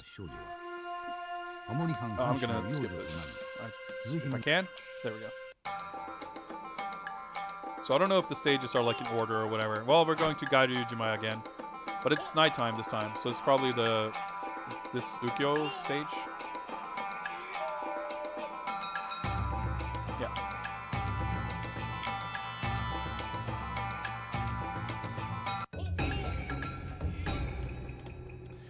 Well, I mean, as far as like 2D versus 3D, there's definitely things you can do with this that would be harder to do in 2D, but I think this ends up being, in a way, kind of the worst of two worlds. I don't know, because they're not really leveraging, or they're leveraging some of the capabilities of 3D, I suppose, but at the cost of whatever they can do in 2D. But there's no attempt to realize that particular artistic style or flair within the 3D rendering. I think this might be the first time I've actually played as this character. She's definitely, like, as far as the design, she's not really my jam. But for sure, like, she's pretty atypical. There's not a lot of other Samurai Shodown characters who would do something like that. I guess if you land yeah. Basically landing heavy swings will get you like the kill animations.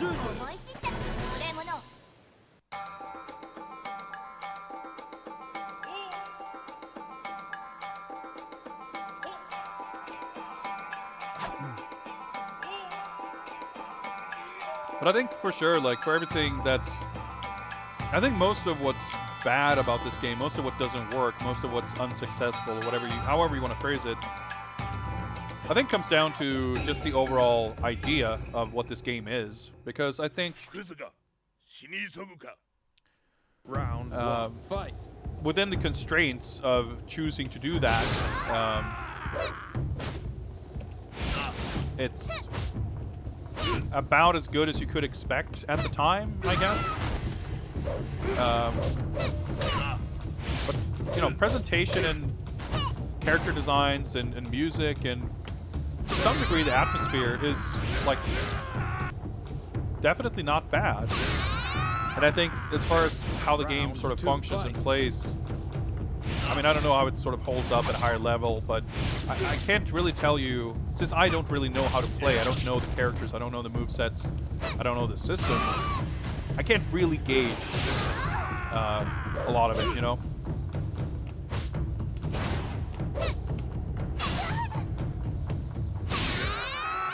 Yeah, we can get this kind of... Conclusion. But even, I don't know, like I said, it's a little gruesome. But my impression is that it's more kind of... It's not a bad game as such, but it's an awkward Samurai Shodown game. I mean, if they did a 2D version of Soul Calibur that like had CG rendered sprites and it played like a weird Samurai Shodown, like it wouldn't be a good Soul Calibur, or it wouldn't be what any Soul Calibur player would have wanted. And I feel that's kind of the deal with this game. It's not necessarily bad, it's just like not what anybody asked for. Earthquake and Basara are both absent in this game.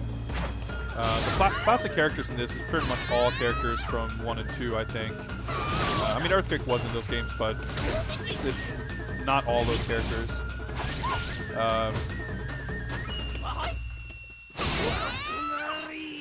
Good-ass counter hit. Yeah, like, this is a pretty dull... I mean, it's again, if this stage was in Virtua Fighter or Tekken or Soul Calibur, I wouldn't say it'd like be amazing, but it wouldn't like stand out as dull. But in terms of depicting the kind of scenes you'd see in the Samurai Shodown game, it's a little underwhelming. And you can definitely have some stages that are a little more... Not every stage has to be super vibrant and super crazy, but it seems like every stage so far is pretty low-key. But yeah, I think... Lord Wakamono. はい。この時をどんなに待ったことか。日々痩せ衰えていく祖国を傍観することしかできぬ日々。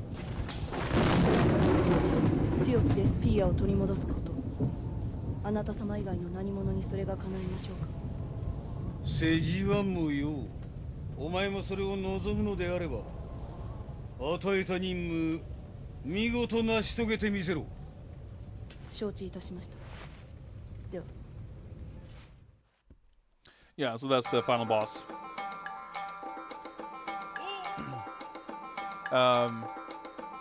Yeah, so Earthquake is not in this. Genon is not in this. Amakusa is not in the game. Wanfu is not in the game. Maybe it's easier to count who is in the game. I don't know. I guess everyone else from the first game. And then, of course, Genjuro from 2 is in it. Yeah, after Toshinen, most modern games is going to look a little dull. I mean, this looks more like the colors in Injustice than Toshinen. Yeah, Rimuru, of course, too. Yeah. It's like almost weird how Cham Cham gets kind of more left out, I guess. Like, you would think she was appear about as regularly. But like, this is, I love having this kind of stage and atmosphere. It's like adds and this character. Like, I think it's so, by having such a kind of specific theme and setting for the game, even though like in most fighting games, having like these different sort of cultural stereotypes and representatives is kind of the, you know, par for the course. But because Samurai Shodown has such kind of a culturally specific theme to it, just doing something that is in a way stereotypical, in a way like nothing unique as such, in the context of Samurai Shodown becomes really kind of unique. But still, I think, like, you know, as far as these kinds of Spanish flamenco guys, whatever, I still think Kiryu is really cool.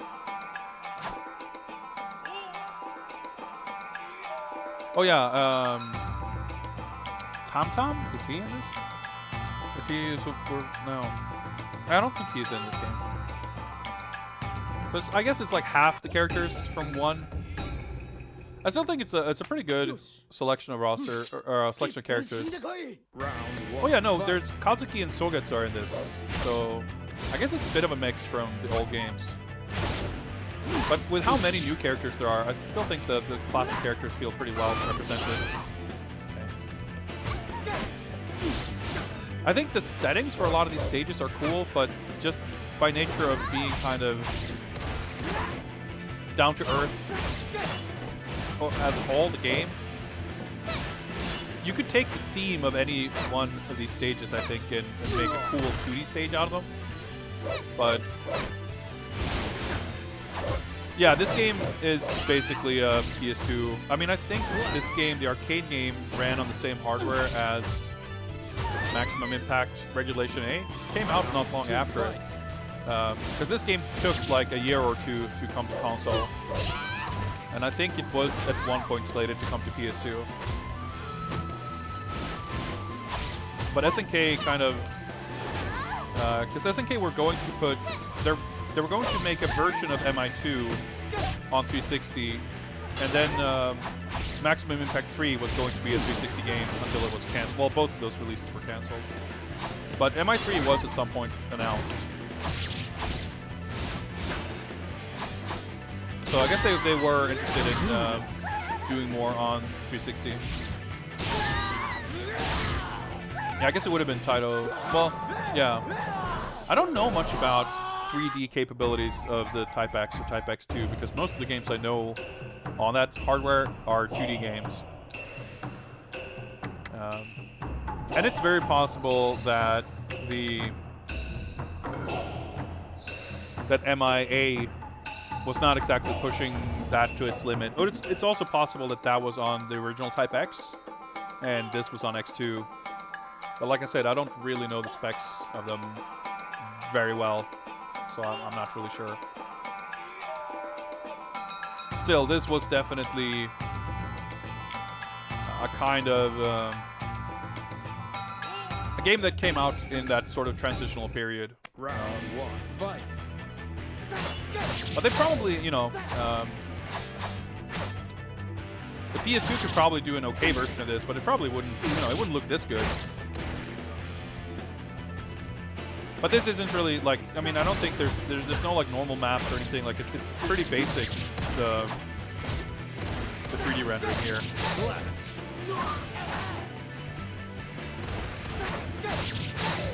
I don't think there are any normal maps anyway. It doesn't look like it. Yeah, definitely. Which honestly, I think kind of helps. I think that weirdly enough kind of adds to the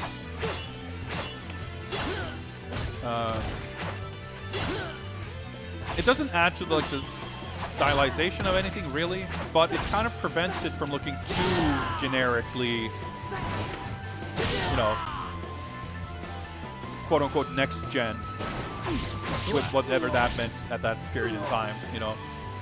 It's kind of like going back to a lot of other PS2 games to this day, like just feeling how, what I was saying before about like Samurai Shodown 64, right? It's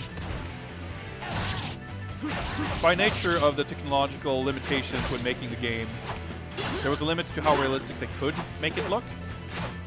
And that goes for anything on that, you know, level of hardware. And I think the same is true, of course, if you look at the difference between PS2 and 360. Like, as long as you don't try to simulate light too realistically, it's always going to look a little stylized to some degree. And I feel like there's so many games and so much like game art, 3D art. And I'm probably biased, I guess, or I don't know, it's informed by my day job of teaching game art. Where I've seen over the years a lot of students, like as they learn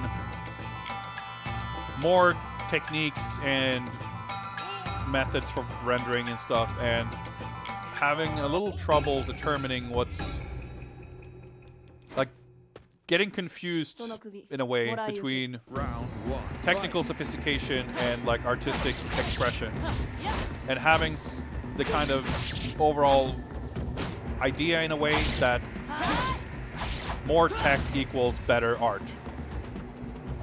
And if you look at so much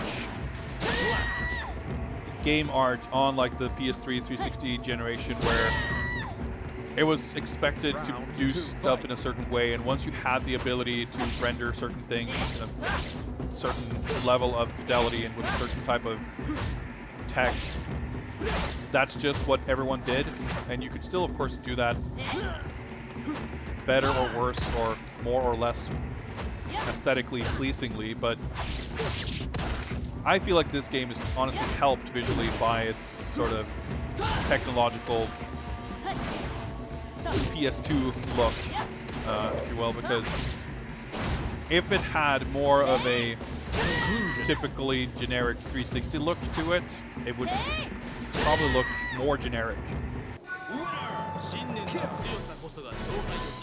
But yeah, it's just the overall kind of approach.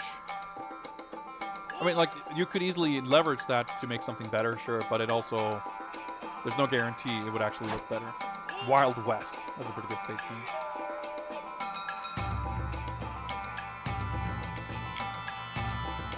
And I think it's still, yeah, I love Draco, he's another cool character.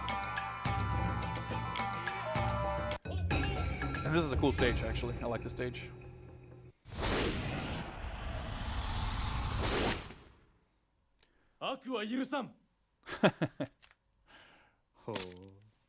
That's Kim Copland's quote from KOF.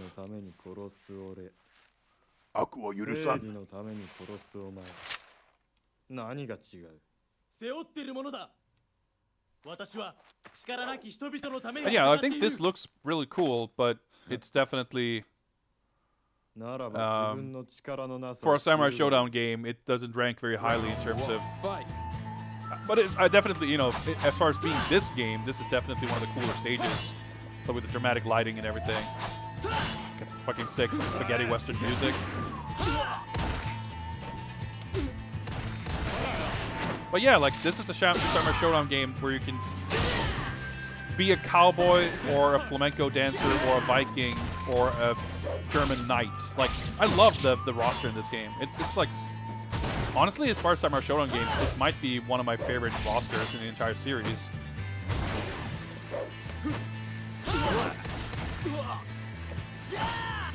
But again, like, there's expectations of what you want to see in this type, like, well, not this type of game, this series specifically. And this game just fails to deliver on that. I guess sidestepping is pretty strong against Draco. He just completely, like, continues the string and starts shooting. Yeah, but he can shoot pretty quickly. Whoops. But, yeah, not a good time to start reloading.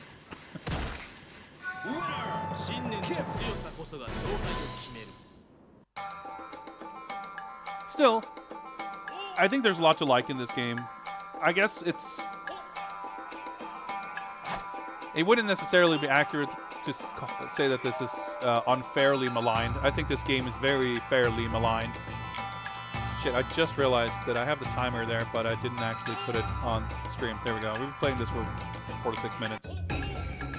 But we made it to the boss, so we might as well.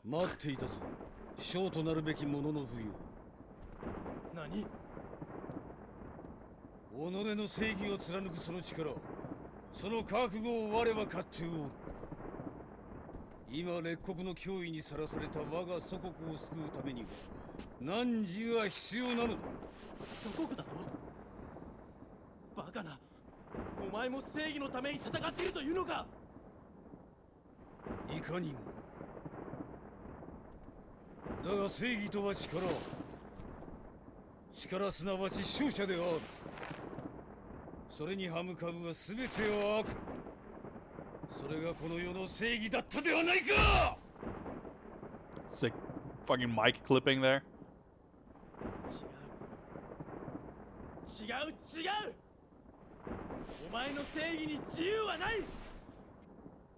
Round 1, fight.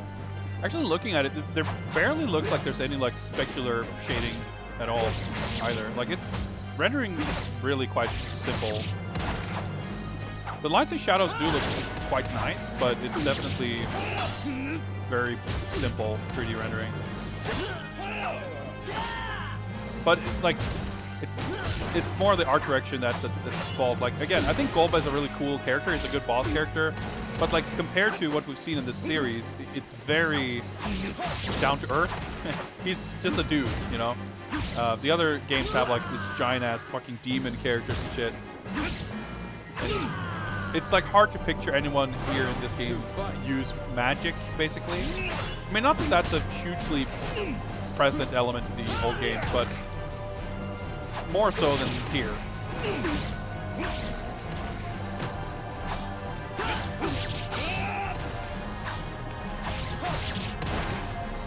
So we are... Well, okay, maybe he does use magic, I don't know. Try to throw him, not a good idea.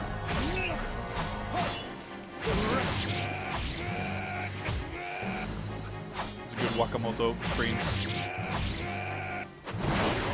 Fight.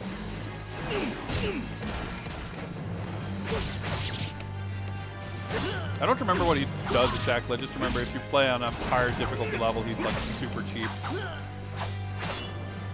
I like that we see his like entire fucking army down there. It's a really cool touch. Fucking scream.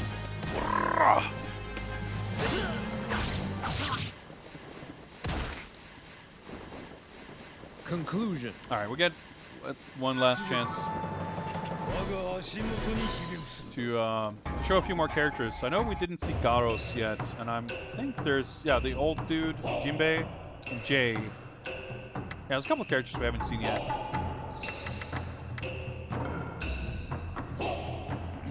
And he has a pretty cool stage, actually, the Viking ship. He's, I think he's Norwegian.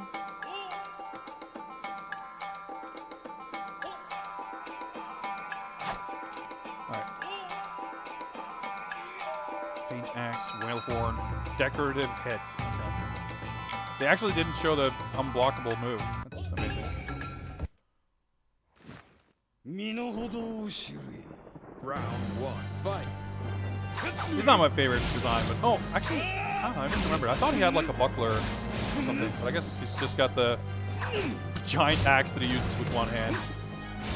Like, I don't know, I think Garos is definitely one of the weaker designs. I mean, I think the idea of having a Viking is like fun, even though I guess like it seems weird. Like the timeline doesn't seem to add up at all. Because don't these games take place in like the 16 or 1700s or something? So he's about like 1,000 years off. Not that I think this aesthetic is like historically accurate to any time period.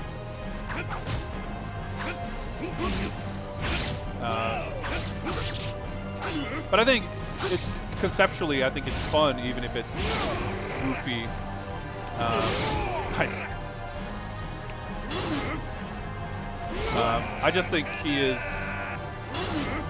maybe a little too generic, like in... Because I feel like, you know, fucking Time Killers and World Heroes, like any game where it would make sense, like they would put a big burly Viking dude and he would look exactly like this in every game. Like Kyrian isn't super unique in his look. He's got the kind of Matador flamenco sort of look, but it's at least not an archetype that you see in every fighting game. There's like Raphael and Soul Calibur, who definitely looks a little different but has a similar fighting style. And then of course Miguel in Tekken, who came out after this, has got a similar look, or he had a similar look in Tekken 6. He looks totally different now. But I think Garos is both like aesthetically, but also just visually, for like he's like the least imaginative. Yeah, Draco's gun maybe somewhat anachronistic. But it's, you know, he's at least visually cool enough that I'm fine with it. But I guess also, I mean, there's United States President Andrew Jackson in Samurai Shodown 6. He has a rifle too. But I guess that's more of like a flintlock rifle. Round 1. Fight. Nice, I'm holding back. Okay, that was a low, I guess. Great start to this round. Okay.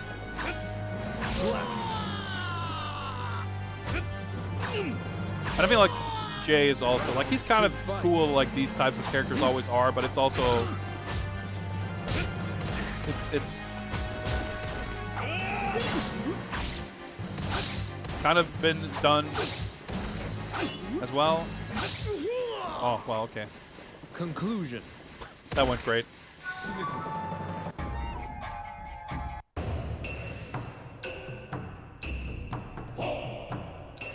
Just burning through these guys. So yeah, Angelica, she didn't really put up too much of a fight. But I think she's really cool. She's maybe my favorite of the new characters in this. But I really, really like Kirian and Walter and Draco. I would love for any of them to make it back in the new game, or a future game, let's say.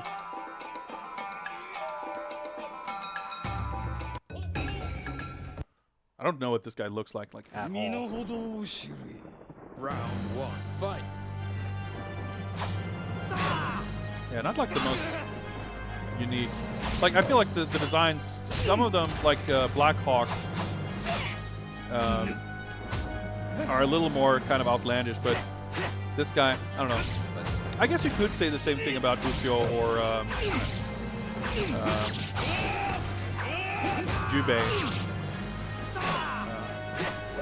They're like not that outlandish. I mean, Jubei has like the eye. Well, it's not an eye patch. He's wearing it as an eye patch, but it's the hilt of the sword.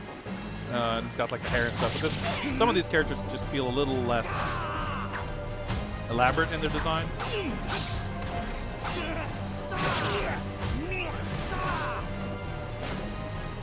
So this guy is maybe my... I said that maybe Suzuhime was one of my lesser favorite characters in this game. I think that's actually not accurate. The sort of dainty young girl character archetype is definitely not my thing. But she has way, way more personality in her fighting style than this guy. In fact, seeing her here now, like I'm actually kind of curious to see how she would translate if they... Hey, what do you know? Wanfu actually is in this game. I thought he was not. Well, there you go.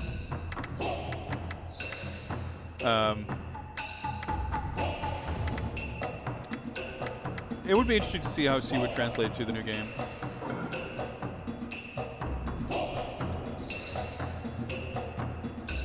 But I would love to see any of these characters, like, give them a proper sort of 2D fighting moveset. Yeah, we should actually, yeah, I wanted to focus on, like, checking out the new characters, but we didn't actually see all of the classic characters either, so we should definitely check out Charlotte and Wanfu, and I guess we didn't see Jubei either, I think. Or maybe I killed him in 2 seconds at the beginning of the game.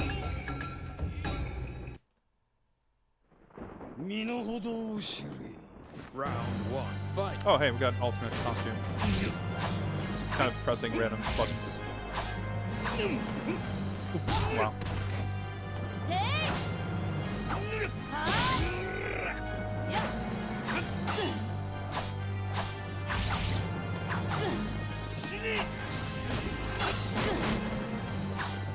Blockable at least. Got a little scared there. The feint mechanic is kind of interesting. I thought that was a character-specific thing when I first noticed it, but if you do a heavy attack and press back, or hold back, you cancel out of it. So, I mean, obviously as against the computer, it's of limited use, but...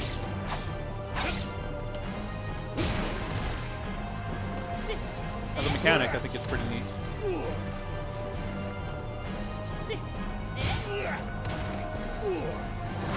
I think Angelica is really cool.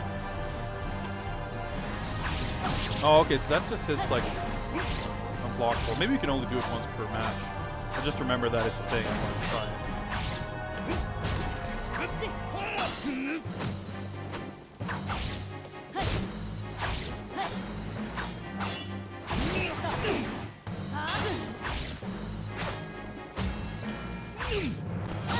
The camera, it's a little, like, tilted. It makes it kind of hard to see what's going on. There, I thought I had this in the bag.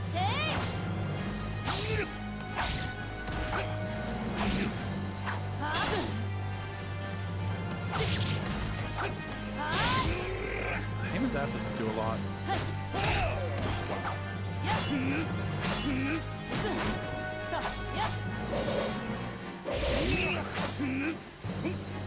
Dude, I totally teched that. In fact, I was kind of mashing to do my own throw. But that didn't work. Oh, let's check out Charlotte. Eternal War Girl. Like, those little monikers aren't, like, translated the best. Then again, I suppose that's entirely in the spirit of this series. Not known for its amazing English translations. Man, we've got, like, I've been streaming for 4 hours, and we've played, what, like 3 games, 4 games? We're not keeping great pace. But I am enjoying myself, so I guess that's arguably more important. Fight. Man, like, seeing this makes me all the more sad about Charlotte's look in the new game. I mean, she's like, not vastly different, of course, but they made some changes to her design that I don't really like that much. And here, she just looks like in the old games with the fucking giant-ass shoulder pads. And yeah. I definitely prefer her look here. And they actually just kind of gave her short hair, I guess. I wanted to see her from the front, so I tried to jump over to the other side, but it didn't work. 2, fight.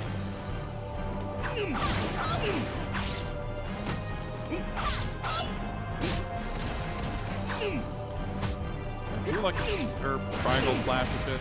I don't really know her moves, but I don't know. There are definitely some special moves and stuff in this game, but it's kind of weird.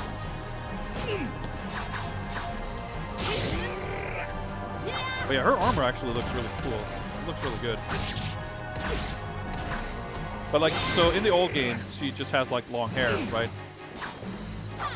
And in the newest game, they gave her like a ponytail, I think, or like her hair is like tied. I think. I don't remember exactly what it looks like. And she also has like way smaller shoulder pads, and her armor has like kind of this floral pattern embroidered on it. And her like dress looks different too. And she's got like shorts. It's like weird because it's sort of on paper, maybe. Like I've heard people say that that Charlotte in the new game, that her design has been kind of like sexed up or like made more sort of revealing, but I think it's definitely less attractive in the new game. It's just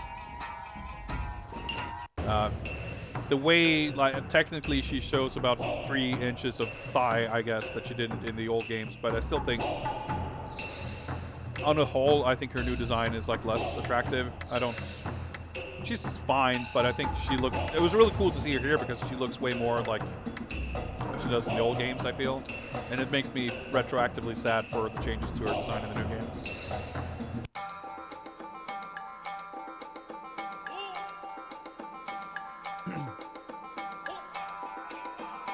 I mean, I don't have a strong personal relationship to Ninja Scroll. I've seen bits and pieces of it, but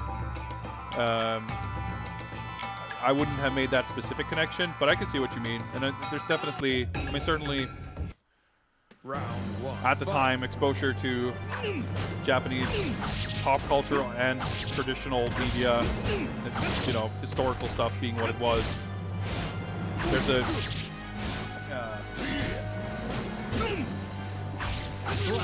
okay, sure. Sort of an inflection point there. But either way, there's definitely something is lost for sure when taking this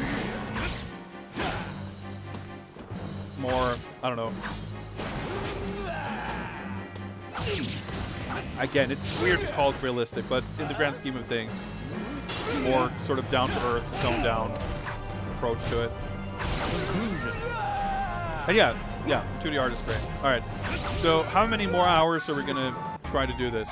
I'm not even sure if there are like endings, so I'm not sure if we're getting anything per se for doing this.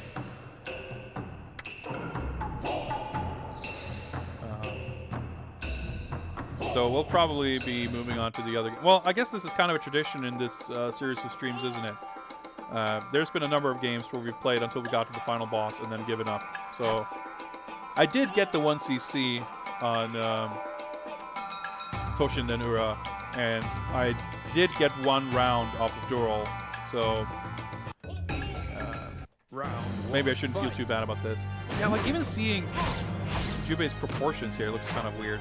Having said that, I actually think, as much as I like the new Samurai Shodown, and as much as I think the art is passable, and a big improvement over KOF 14, there is kind of a weird chunky look to the characters in the new game. Everyone having kind of really big hands and heads.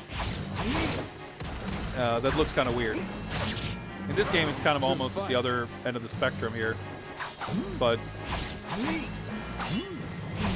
this Jubei looks kind of bad because his outfit is just hard to do well in 3D with a loose-fitting outfit. But like Sogetsu and Haomaru and some of those other characters, they actually, I think, did a pretty good job of sort of stylizing the shape of the loose-fitting clothes. Still give it some of that feel from the 2D games. Okay, try to do the first, but...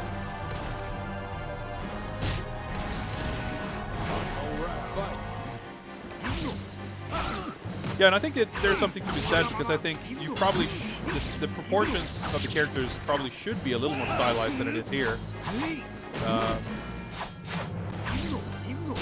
But it's I think they kind of overdid it in the new game.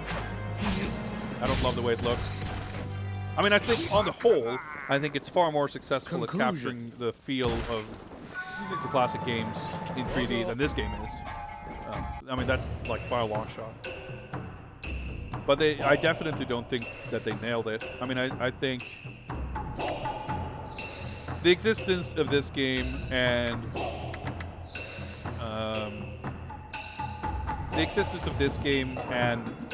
the older 3D Samurai Showdowns ensures that the newest game is not the least nice looking game. I mean, I still think I prefer the look of that game to this.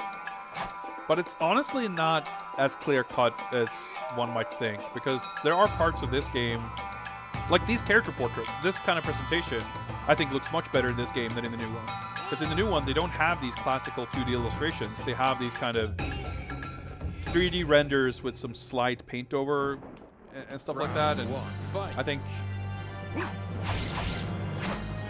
some characters in this game, like, I think Jubei looked kind of strange with the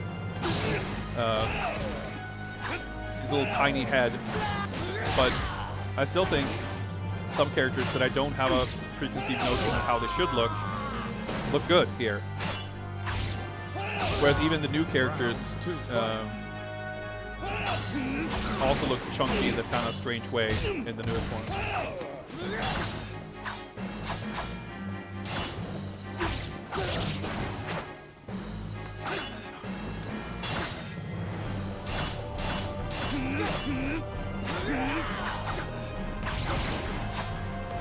Ah.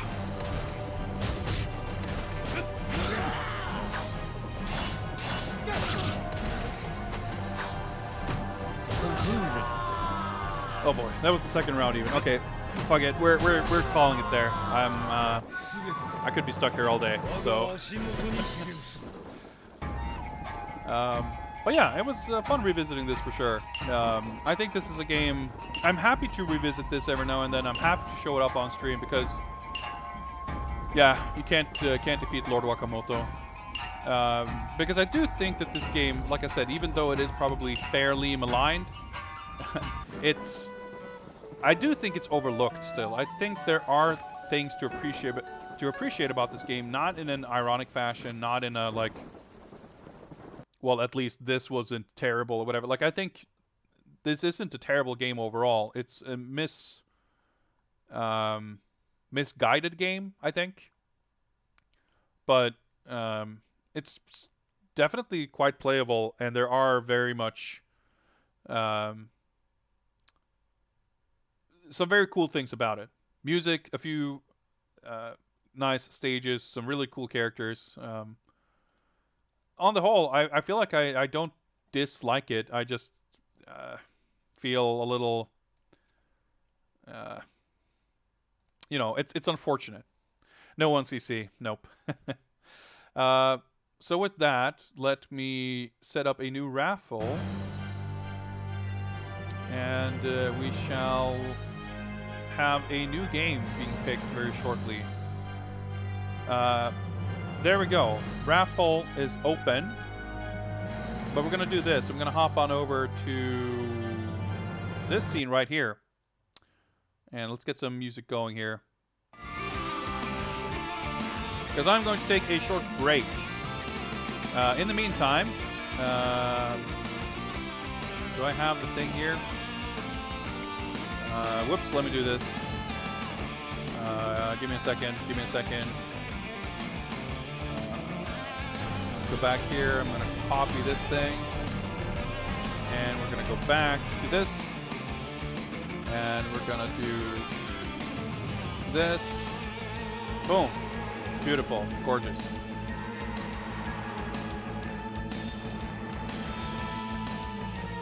Oh shit, you know what, Sword Fam? I might have disabled that. That's actually a good call. Because I gotta make sure not to have that when I'm not doing a stream where people can request things. So that's, I fucked that up. There we go, now it's enabled. Now, we're gonna do this raffle, but if anyone cashes in the reward,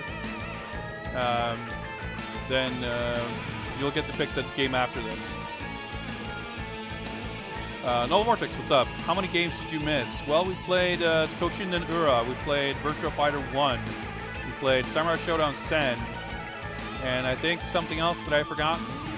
Injustice, we played a little bit of Injustice. I'm going to go to the bathroom and I'm going to go do some things, but I'll be back in a couple of minutes, and when I'm back, we will see who wins the raffle. So be right back.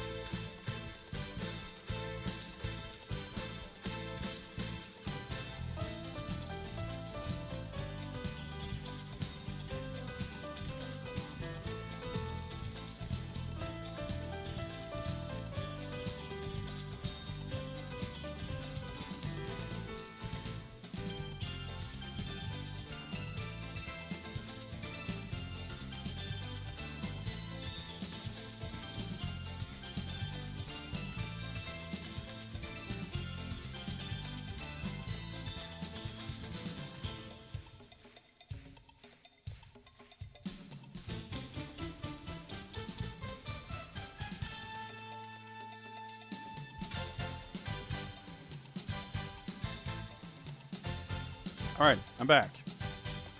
I'm just going to reset the timer there and pour myself a drink. and we'll be ready to... Oh, sorry, let me do that. Raffle is open. And we'll draw the winner in like 30 seconds.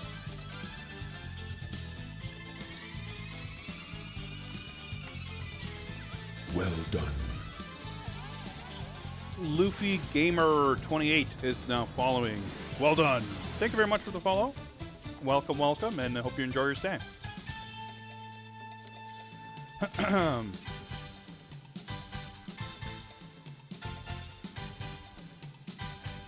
Okay. Let's draw a winner, shall we? All right. And the picker, chooser, requester, whatever you want to call it, of the next game will be Sword Fam. Congrats. You don't even have to cash in your precious con coins. I mean, you're free to do so. But the rigging worked, yeah. It's a secret command to rig raffle. All right. So you have the next choice. What will it be?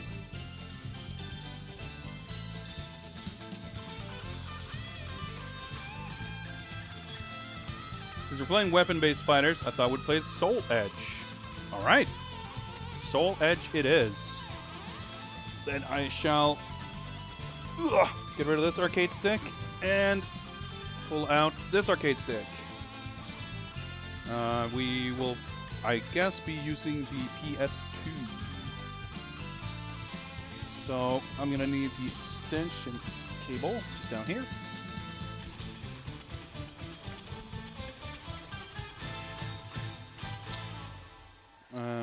Wait, whoop, never mind. There's like 5,000 cables here. Oh yeah, the raffle's not open, by the way. Where's my mouse cursor? There it is. The list should be very accessible. I didn't change anything. Someone posted the link for you there. There we go. That's the PS2 powered up. And we have a disc in here. That is Tekken 4. Yeah, we played Tekken 4 last time, right?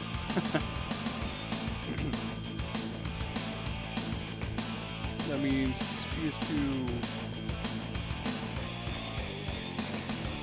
PS3. Where are my PS2 discs? There we are. That's PS2. Ugh. I have like 8 binders of games here. It's a little. It's a bit to keep track of, but it's all right. It's not too bad. Seems to be playing. Star Wars.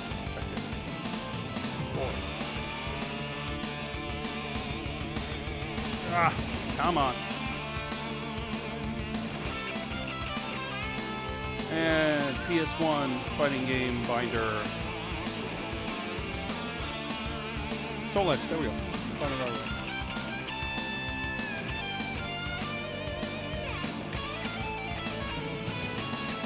Let's hop on over. PS1. We're not playing Virtua Fighter. We're not playing Space Adventure Cobra. We are... Oh, my mask. My bootleg Splatterhouse mask. We need to change the resolution.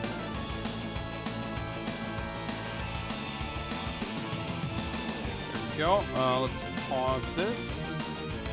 Pause. Winamp, please. There we go.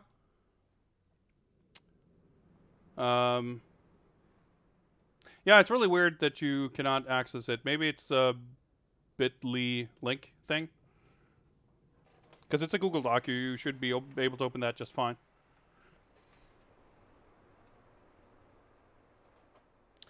Yeah, I don't have a memory card with SATA for it set up, but that's fine.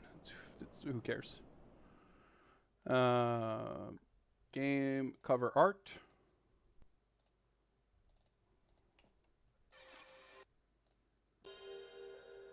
we're gonna get to enjoy the sickest opening. Well, definitely like top 5 fighting game intros.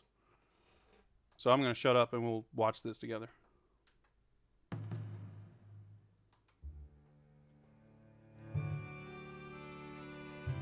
Transcending history and the world, a tale of soul and swords, eternally retold.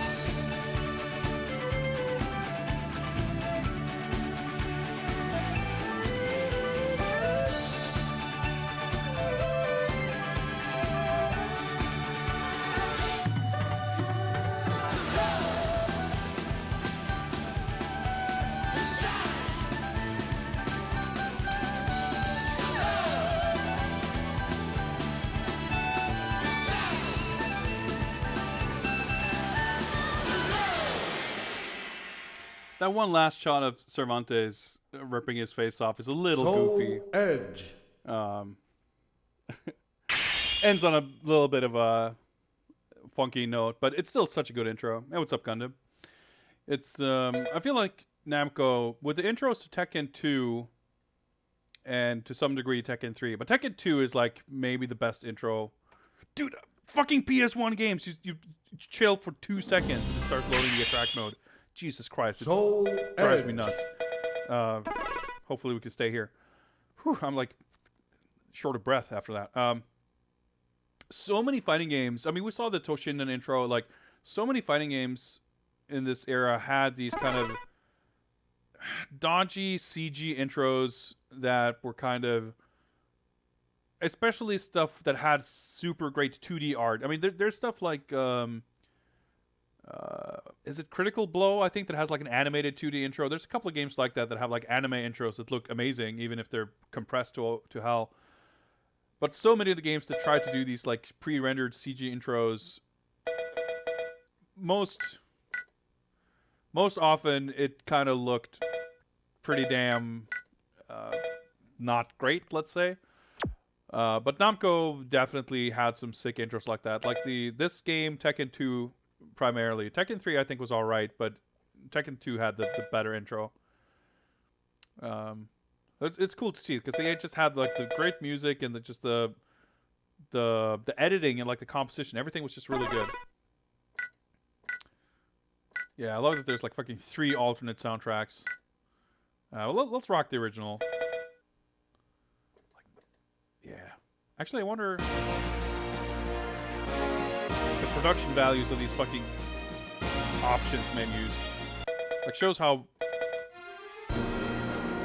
far ahead of the game Namco were with a lot of these things.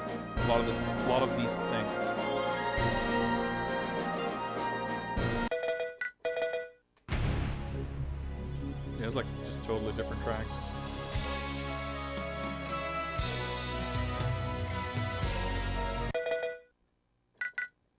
So I guess this is like,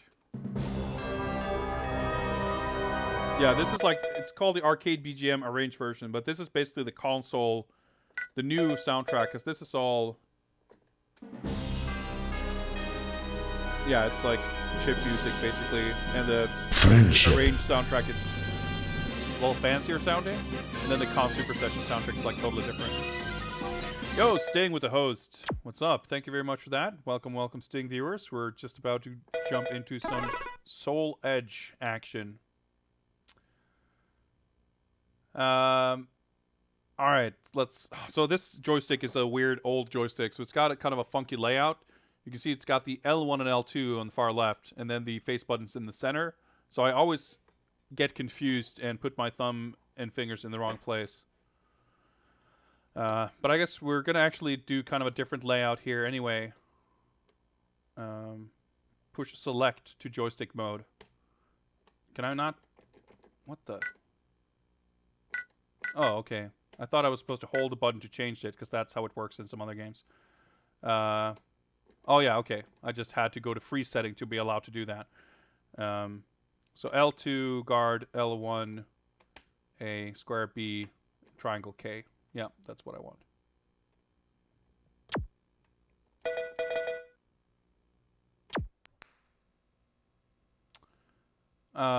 Even this had an Edge Master mode. I kind of forgot about that. I never played this game much back in the day.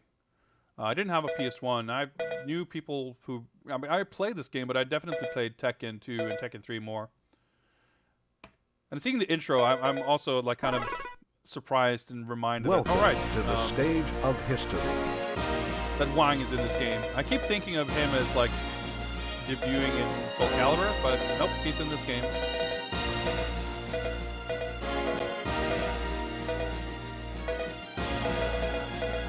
So how do we get... okay, not that way. I was gonna say, how do I get the alternate console? Oh, maybe. Yeah, that's the alternate. Yeah, we got some 30 FPS. Ooh, hang on. Sorry, I just realized the prop setting is a little wrong here. Let me just... Boom, that's a little better. Game audio a little loud. Well, let me turn down a little bit.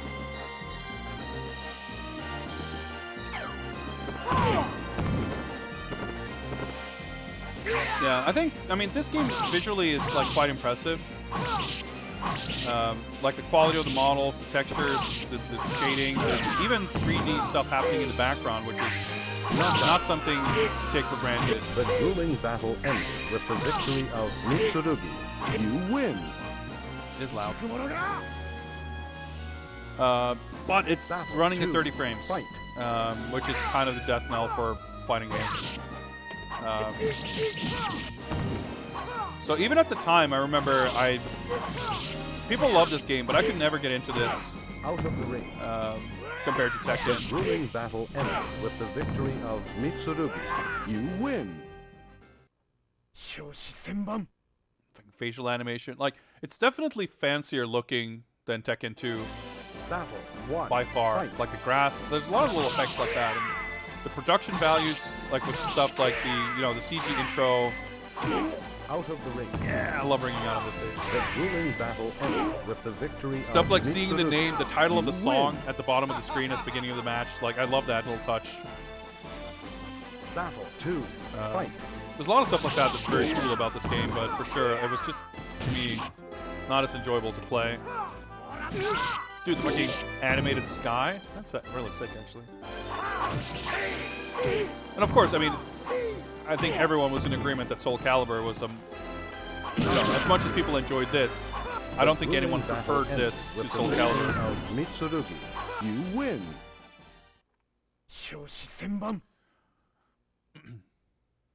Definitely more fan of Soul Edge over Tekken, especially the Edge Master mode. Yeah, I mean, these games always had fun, cool modes like that, for sure. Oh, okay, that's a move. So, I mean, it's not like surprising to me that people would have enjoyed this or anything, but to me, I wasn't necessarily... Well, I was going to say I wasn't necessarily hugely into Tekken. I guess at the time I was. I really enjoyed Tekken 2 and Tekken 3. But I always like to joke around and say that I was a dumb idiot that didn't know anything, because I basically... It's not like I played either the back throw with any regularity, but I remember kind of going from Tekken 3 to Mortal Kombat 4, not in terms of like competitive play or anything, but when I first played Mortal Kombat 4, I had been playing Tekken 3, and I basically was like, man, this is way cooler, or whatever. Which, you know, I kind of love MK4, but it's a fucking mess of a game. And that I like to kind of use that as an illustration of how little I knew or understood of fighting games at the time.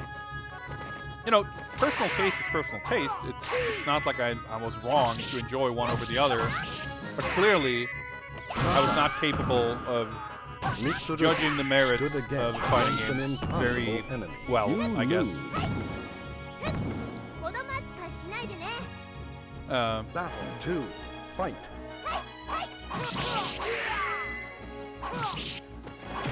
But as I learned more about Tekken, especially playing Tekken 5, I kind of grew to not despise it. Whoa, okay. The grueling battle ends with the but I just victory didn't of enjoy it Mitsurugi. all that much You compared win. to many other games. But I could never really get into Soul Calibur. I mean, it's kind of the same thing. I love the first Final Soul battle. Calibur. Fight. And I bought Soul Calibur 2 on Xbox and played that a bunch, but that was around the time I started getting into fighting games a little more seriously. And after that point, I just kind of couldn't really get into these games. But they were and are very fun, like, in terms of content and stuff you can do in them, there's a lot of fun to be had, for sure. With most of the games in the series. Knockout. The grueling battle ends with the victory of Mitsurugi. You win. I actually preferred Edge to Caliber, mostly because of the extras, like alternative endings. Yeah, I mean, I guess I never... Battle 1. Fight. Yeah, this is a cool costume. It's interesting, too, to see this, because character designs in these games, they've definitely changed a little bit with every game, but it's kind of like Tekken, how after Tekken 5, most sort of main designs, most main costumes for characters haven't changed that much. And I feel like it's a little bit like that in Soul Calibur 2. Well, in Soul Calibur as well. That after Calibur, even some characters have different costumes every game, aesthetically they don't change that much. And these first games, this game in particular, have some... Like, I feel like you would never see Mitsurugi in this kind of outfit in any other game. Battle 2. But Voldo, of course, is one of those characters that kind of changed completely, like Yoshimitsu in Tekken. Like, he's expected to look pretty different.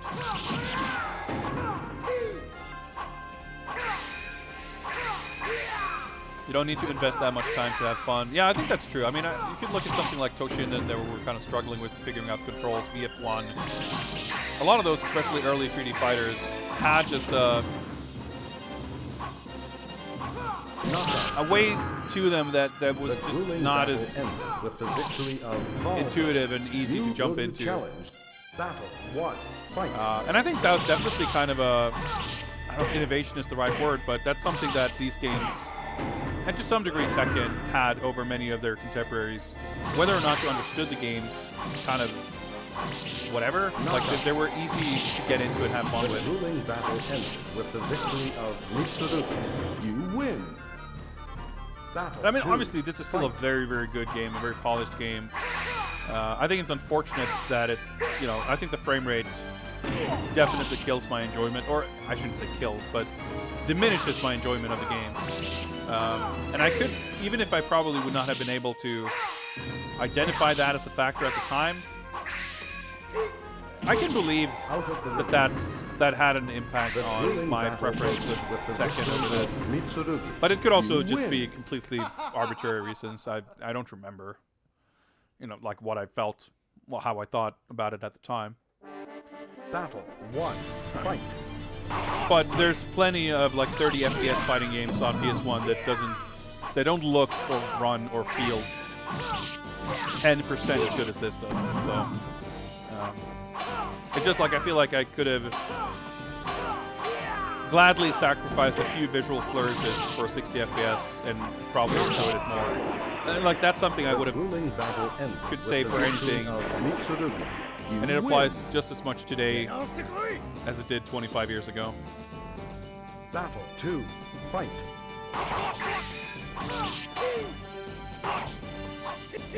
Yeah, he's got this weird, like, tracksuit looking outfit. There's some pretty wild costumes in this game for sure.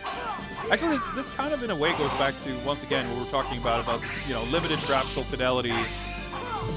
Because there's no, you know, real material definition. We can't really tell what kind of fabric any garment is made out of. And because there's like a... And I mean, it's not like anachronistic fashion is not a thing in later games. It definitely is. But it's a little more abstract almost, making it... One. Fight. It gives it a kind of a certain vibe, and there's also... I don't know, it's hard to put words to it because... Any type of thing I feel like I want to say, and any words I want to use to describe certain aspects of how the character designs look in this game, if I think about it for half a second, I feel like it applies just as much to the newer games as well. Knockout. But there's still something about the way the vibrant colors and some of the somewhat more outlandish designs maybe that feels like it's different from anything. Like if they were to add some of these outfits as like custom items in Soul Calibur 6, like it would stand out and feel... Not that it wouldn't fit in. I feel like it would fit in just fine, but it would just be different.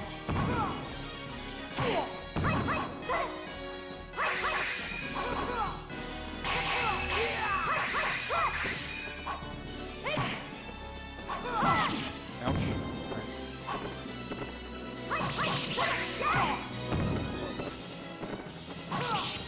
Yeah, I'm not gonna have time to... Well, she had time to knock me out. Yeah, I mean, there's a lot of technical limitations, and I think this game really pushes the PS1 to its limits. Really, there's like lighting going on. There's actually quite a lot of texture detail on the characters. There's smooth shading on the characters. There's a ton of geometrical 3D detail in the backgrounds. I mean, it's rare for a 3D fighting game to have any polygonal backgrounds at all. And this game actually has quite a lot going on in the backgrounds.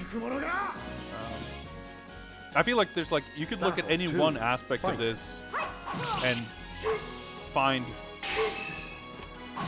like not many examples of games doing it better. I mean, I feel like characters, compare this to something like, I don't know, Resident Evil, even the sequels that had like characters, two characters, you know, 1, 2, let's say 4 or 5 characters on screen and no backgrounds at all. And they still wouldn't look significantly better than this, or not better at all, maybe. Fight.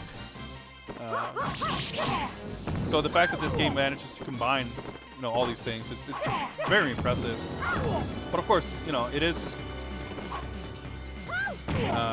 the frame rate is like, if this looked anywhere near this in 60 FPS, that would be incredible. But like I said, most other games that looked significantly worse than this also ran at 30, like at best. Like the RE games, for example, they also run at 30 FPS. I like this design for Taki a lot, by the way. She had a costume that was kind of similar to this in Soul Calibur, I want to say. Maybe I'm thinking of 2, or maybe both. But without remembering exactly what that looked like, just looking at this, I really like this design.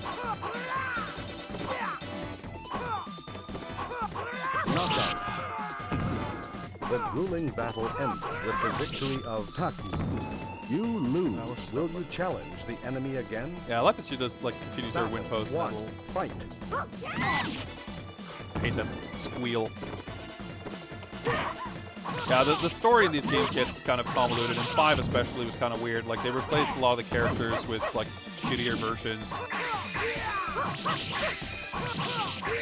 And then the characters that they did keep around, they didn't, like, visually do anything interesting with.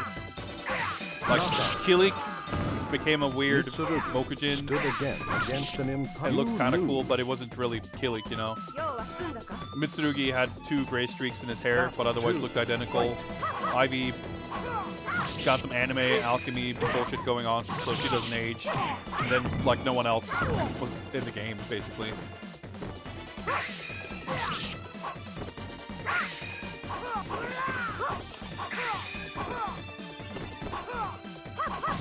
I'm not really familiar with the arcade version, but I have to assume that the arcade version of this runs at 60 FPS. I feel like by this point, arcade fighters, like Virtua Fighter 1 runs at 30. I think maybe Tekken 1 probably does. But by this point, I think for sure the arcade games would have been at 60. I could be wrong, but fucked up the The grueling battle ended with the victory of Taki. You lose. Will you challenge the enemy again? Battle. Alright, we're just 14 minutes in here.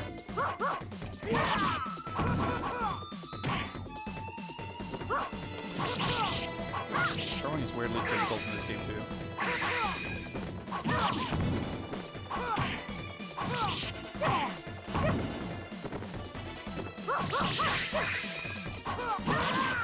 A little slow, but it works, I guess.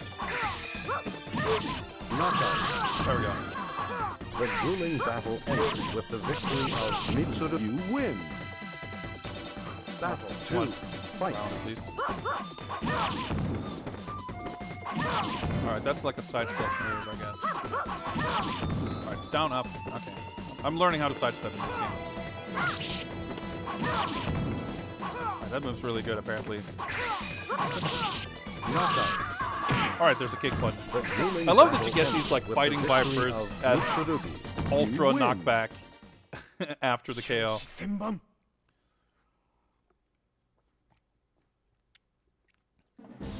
Battle 1.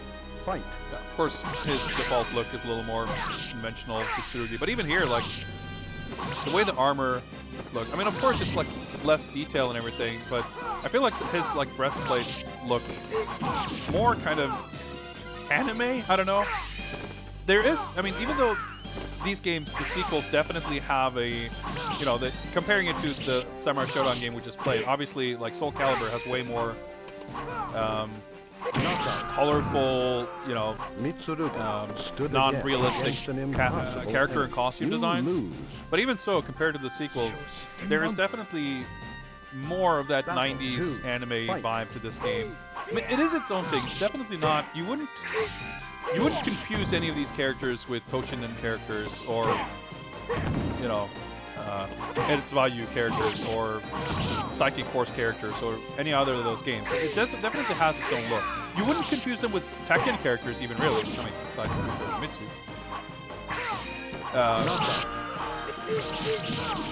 But even so, there is something particular about the look of these designs compared to the sequels. Final battle. Fight. Yeah, Okada is the owl, the Edge Master in Soul Calibur 3. It was a really cool design. I didn't like Soul Calibur 3 all that much. It was like a buggier version of 2.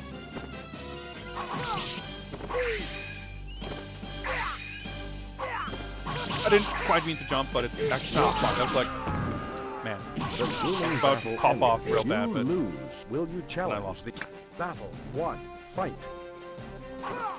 Well, there were a lot of cool stuff about 3. I liked,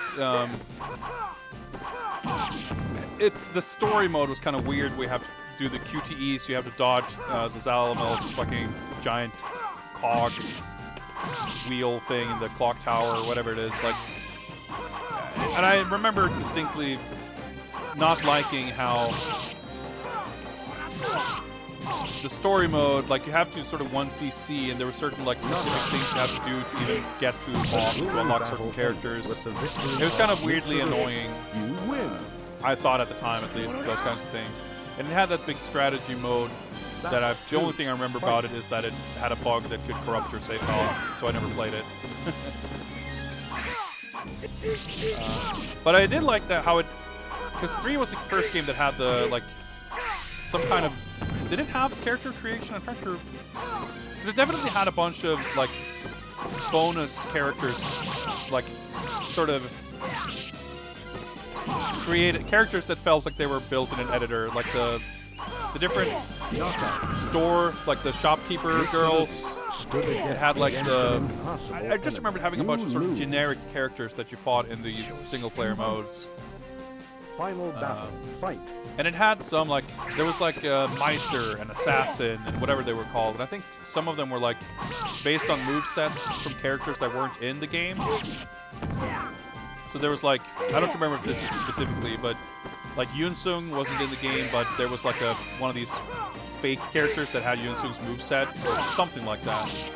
So I remember there were some cool things about those things, like these sort of hidden bonus characters, but on the whole, I definitely didn't spend much time with 3. And 4 I never even played at all. Gonna have to pick that up one day.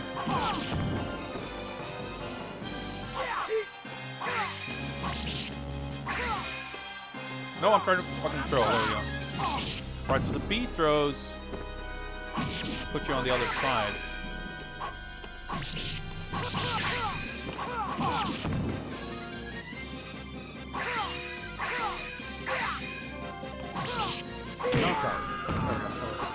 The grueling battle ended with the victory of Mitsurugi. You win. Assassin was Wang. Okay, yeah. Yeah, Yunsung was like the. I mean, it's like the Tekken thing too, right? Introducing the clone characters. Fight. Yunsung was like the clone of Wang. Berserk was right. That sounds familiar. Arthur is in the arcade version of this game and Soul Calibur.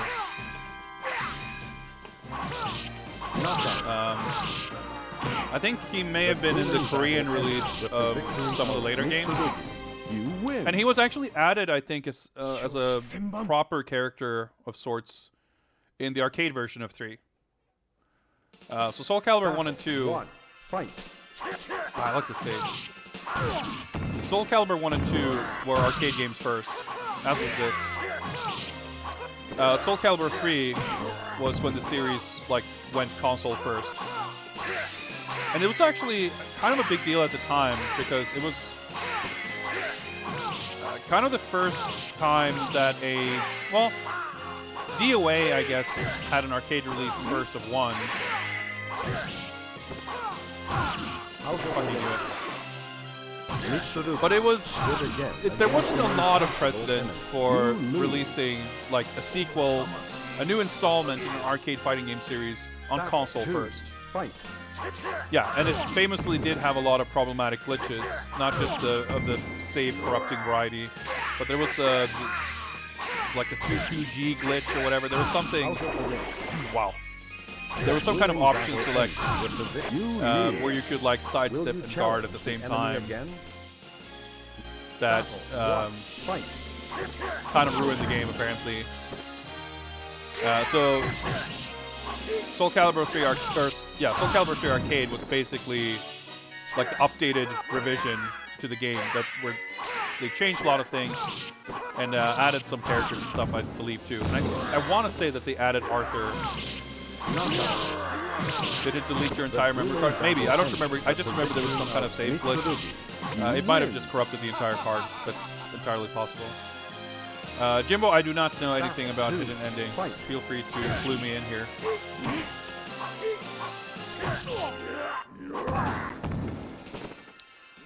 So, for those who don't know, Arthur is an alternate version of Mitsurugi. Created for basically certain overseas market. I know that in Korea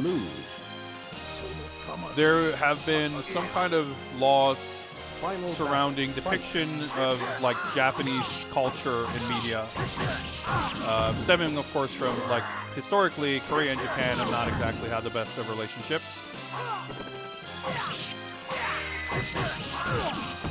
So there has been some kind of laws or rules or something to do with that. I don't know the specifics of the details, but essentially there have been instances of media where, with the victory of Sir you know, Van Japanese you culture, in this lose. case, like samurai, have been like modified or removed from the Will you game challenge the enemy again? Battle 1. for Fight. political reasons, let's call it. And to replace him, they added Arthur, who is Mitsurugi mechanically. He has his exact animation and moveset and everything. But he's blonde and has an eye patch. And I guess because, like, I'm not sure what was, if the impetus specifically was for the Korean market, or if it maybe Good again against an impossible they felt like maybe a blonde European character would be more appealing to a Western market. But in the English version of the game, in the arcade, it also features Arthur instead of Mitsurugi. So only the Japanese arcade version has Mitsurugi. But the console version, the PAL console version, I'm not sure about the US one, the PAL one, presumably because of the like British like nunchuck ban, changes Li Long's weapon from a nunchuck to like a 3-section staff. You lose. But it doesn't. It has Mitsurugi and not Arthur, as far as I remember. But I could be wrong. Will you challenge the enemy again? There are multiple soundtracks in this. Yes, we're playing with the arcade soundtrack, and there's the arranged soundtrack, which is like sort of PlayStation remixes of all songs. There's also the third soundtrack called the Con Super Session, which is basically just a completely alternate soundtrack with different songs for each character.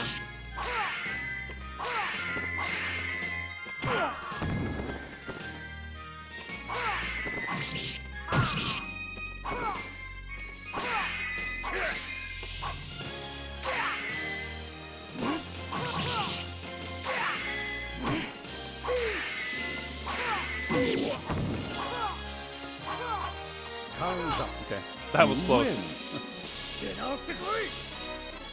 Each character has different input that can be done in different parts. Alright, I'm probably not gonna manage to do that, even if I'm told what I can do. Like, I'm probably gonna fuck it up.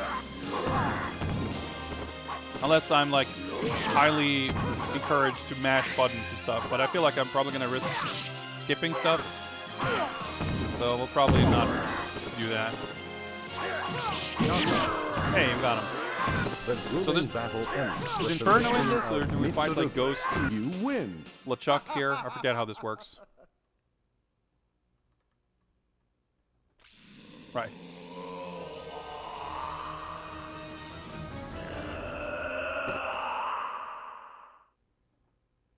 Looks pretty cool. All right, Soul Edge. Oh yeah, Inferno is in Soul Calibur. Right. 1. Fight. But I will say again, like I said, 3 was not my favorite game, but there were things I liked. I think Okada was definitely the coolest version of the like the Edge Master style character that has like a random moveset per round.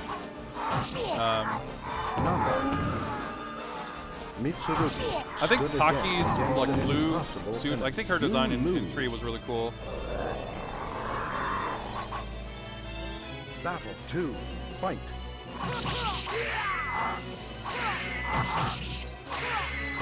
Alright. We'll see. I think on the rare occasions I may have played through this game, I probably would have played Mitsurugi. And I feel to remember that rifle dodge thing vaguely, at least. I'll probably fuck it up, but I guess I kind of wasn't sure exactly what you meant about the pressing button stuff, because in this case, at least with Mitsurugi, it seems pretty self-explanatory in that, you know, stand there and get shot. It's probably not what you want to do. Maybe the others, it's less obvious that you are meant to press buttons. Well, we'll see. I'll try my best to not get shot, I guess. Battle 1. Fight.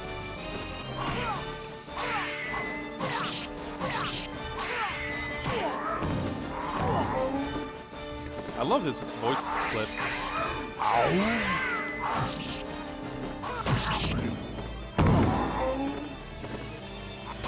I can try to sidestep that. This is a really cool stage. I love the pirate ship and shit. They make good use of having the 3D stuff in the backgrounds overall in this game. Like Li Long's stage 2 is super sick.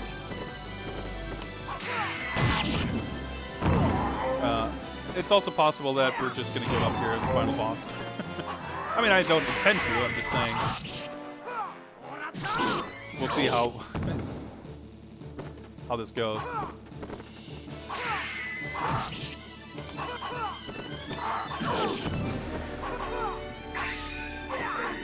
Not this time. Well, okay, this time. I blocked his wake-up attack anyway. Will you challenge the What's up, enemy Sly Guy? again? Battle Flashbacks of raging ahead. I'm glad we can do the quick continue at least. That's always a nice feature in these games. I remember back in the day, I always felt annoyed when games didn't let me pick character at continue. Nowadays, I think it's so nice to be able to just instant rematch. I feel like you never get that in modern games.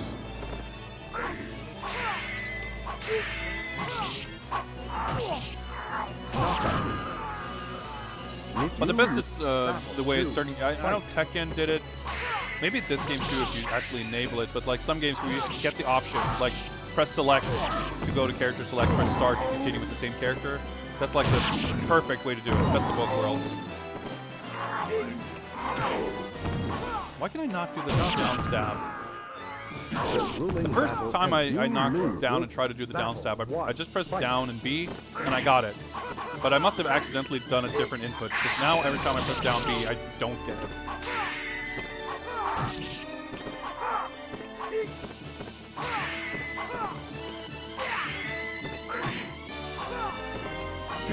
Ooh. Okay. Sure, I'll take that. Battle ends. The victory, you win. Battle 2. Fight.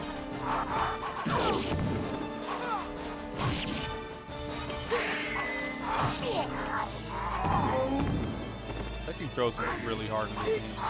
At least you don't know how to do it.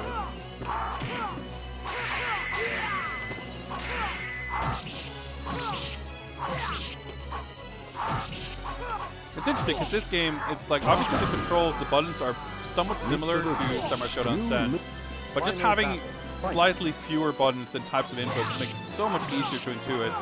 Like, obviously I don't know the moveset or anything, but I still feel like it's easier to intuit how to do like a light something or something quick, a mid or a high. And you know, I don't always get what I expect, but I feel like it's less like completely random than it was in that game.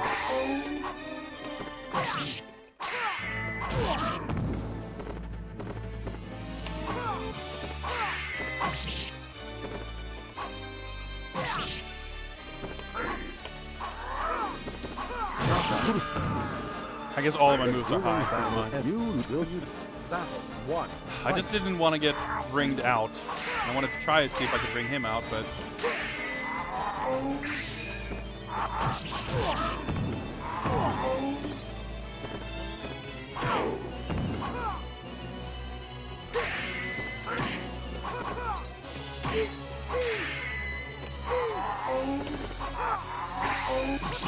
I feel like that's pretty punished. Nice. Okay. Down forward B to do the down stab.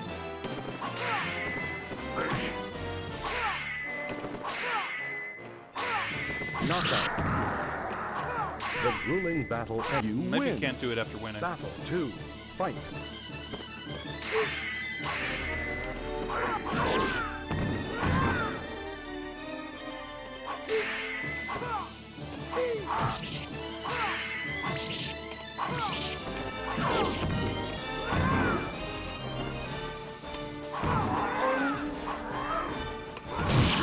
Oh wow, okay, sure.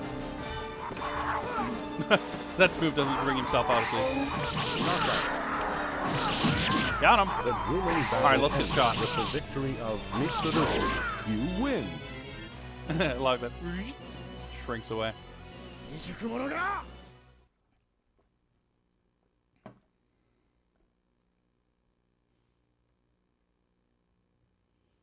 I do vaguely recall this. Now, I don't know what the controls are going to be like, but...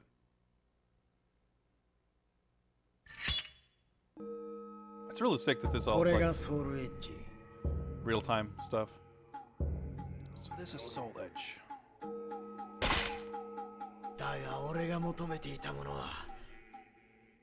What's up, Whitey Stinky?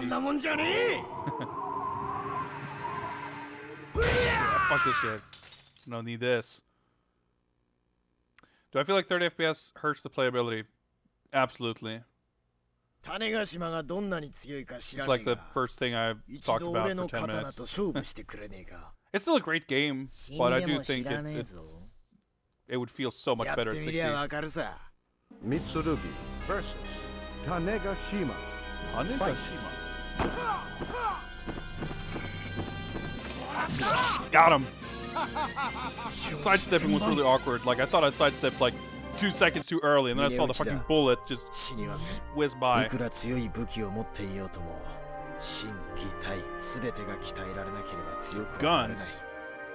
the fuck out of here with your guns. I have this.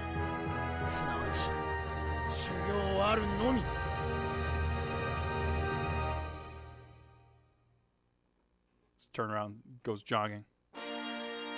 Alright, got him. Rip in peace, Tanegashima.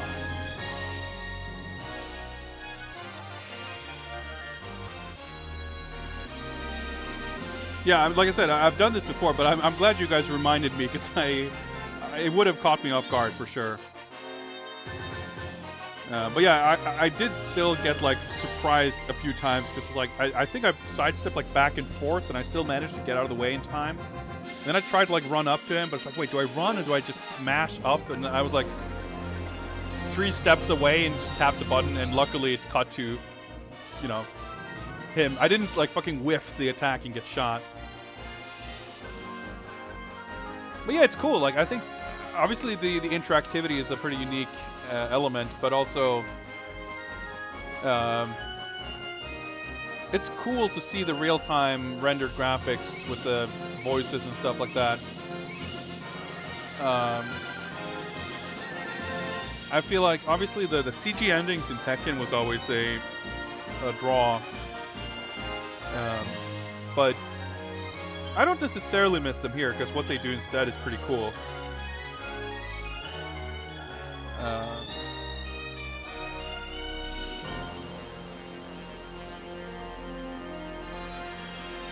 New costume design contest winners. That's really cool. So I guess they added a bunch of costumes for the PlayStation version. That's sick. I didn't know they did that. But I would have basically expected something like that, because I guess not so much in Soul Calibur, but Tekken often had a lot of kind of bonus costumes and stuff. Soul Calibur has done stuff like that too. I mean, it wasn't usually fan designs, I don't think. The legend will never die. Although it might have been in some cases. Like Tekken 3 had a bunch of like third costumes and stuff. But then in other Tekken games, they often got like guest artists to design costumes and stuff. But they did a lot of that in these games too, I suppose. I mean, obviously Soul Calibur 2 had the guest characters playable, and they had Necrid designed by Todd McFarlane. Edge. 4 had a bunch of like clone characters that were designed by manga authors and stuff. It's kind of interesting to just see over the course of the series that they've often had like these kind of collaborations or bonus things, but it's kind of taken different forms. Tekken endings are pretty goofy these days. I mean, Tekken endings fucking don't exist in Tekken 7. That really bothers me. It sucks to me that Tekken 7's like arcade mode is so bad, and the endings in the like character story modes are 2 seconds, and those suffer, I think, badly from being like real time instead of being cool, fun CG things.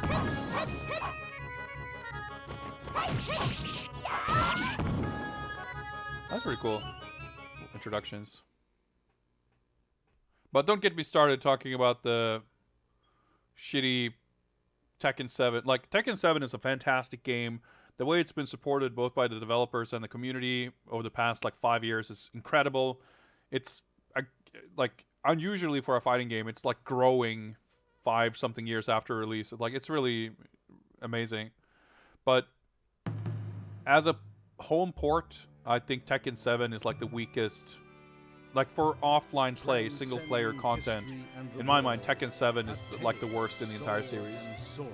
Maybe not if you were to compare like apples to apples the content of Tekken 7 compared to Tekken 1, but at the time Like, you could excuse maybe some earlier releases for just the expectations of the time, but starting from Tekken 3 at least, Tekken 3 had like Tekken Ball, it had Tekken Force, it had a shit ton of characters to unlock, like all that kind of stuff that was really cool.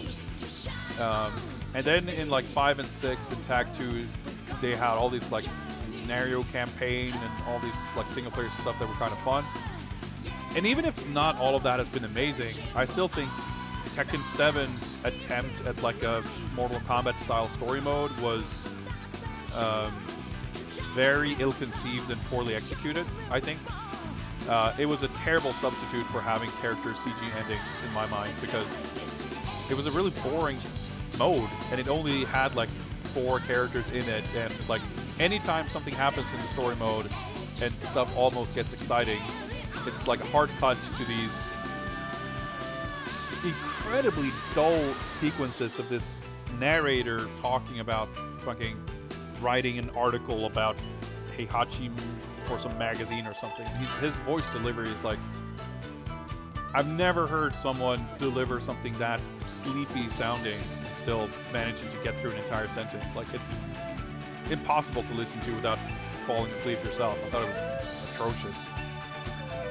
And then in like the character story mode thing they did, instead of having CG endings, it's like you do 2 fights and then you see 5 seconds of dialogue. I don't know. Like I said, very disappointing. But so as a casual Tekken fan who would have enjoyed messing around with the single player stuff, I was disappointed with 7.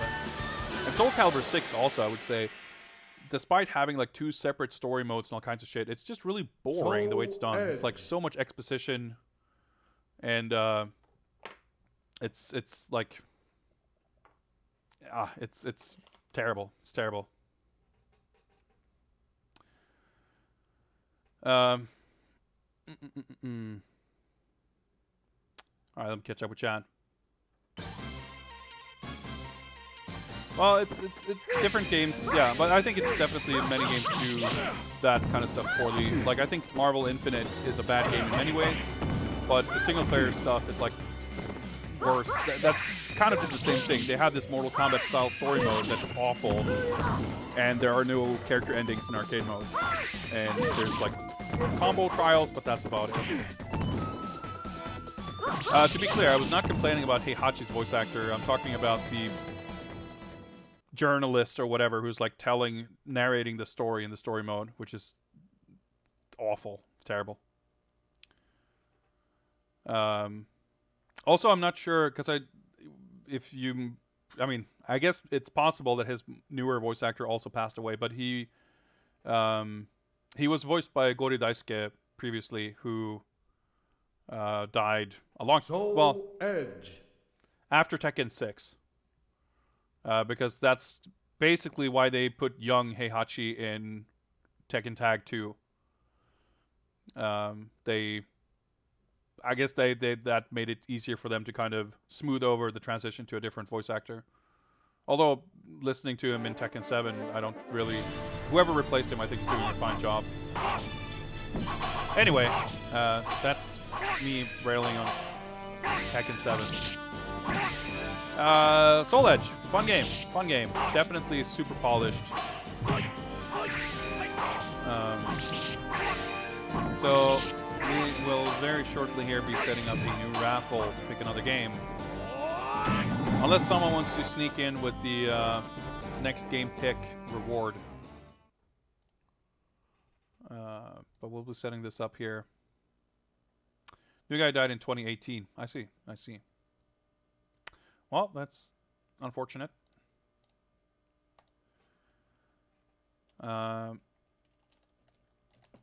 There we go. Raffle is now open. Type raffle in chat, and you will have the chance of picking the next game. Well, Jinkinator. All right, fuck it. No one managed to enter the raffle, so history and the world. Sniped. Sorry, guys. Better luck next time. All right, Jinkinator. You got it.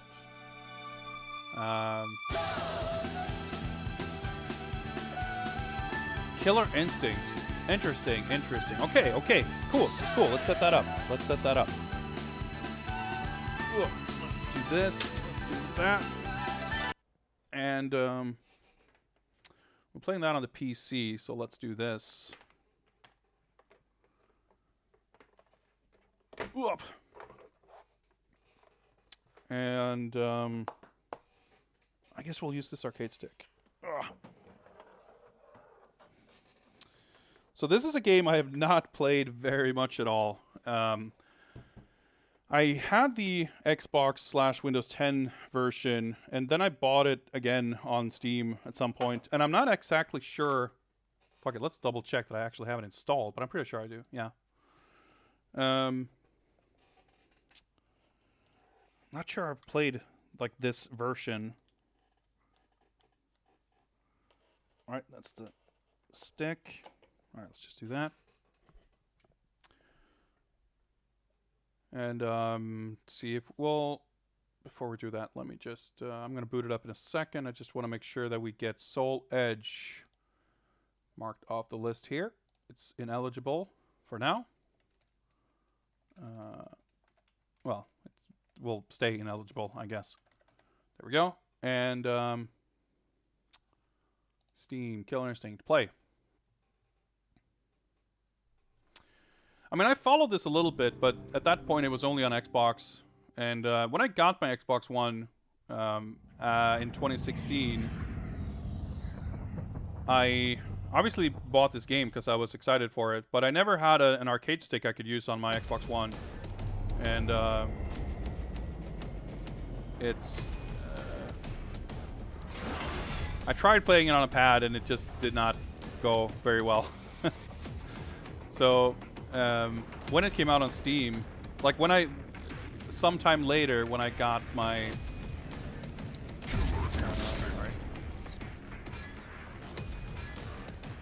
it's booting up here in windowed mode, it's not being captured, and there's also no audio, or unless, there is, never mind.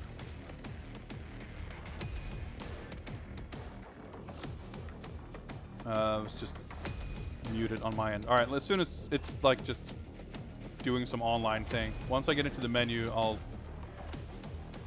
see if I can capture this. I probably want to play this full screen. There we go. Help and options. Graphics. On. It's like everything is like set to lowest settings here. Let's just hang on a second. I just need to set this up before I'll do the capture.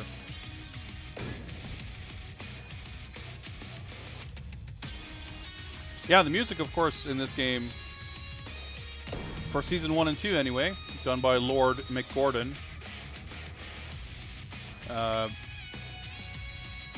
Incredible music. Will this capture? There we go. So I've always been a fan of this game, basically, even though I never really had the opportunity to play it much. And of course, you know, eventually it came to Steam. I have it. I could play it and however much I want, but I just,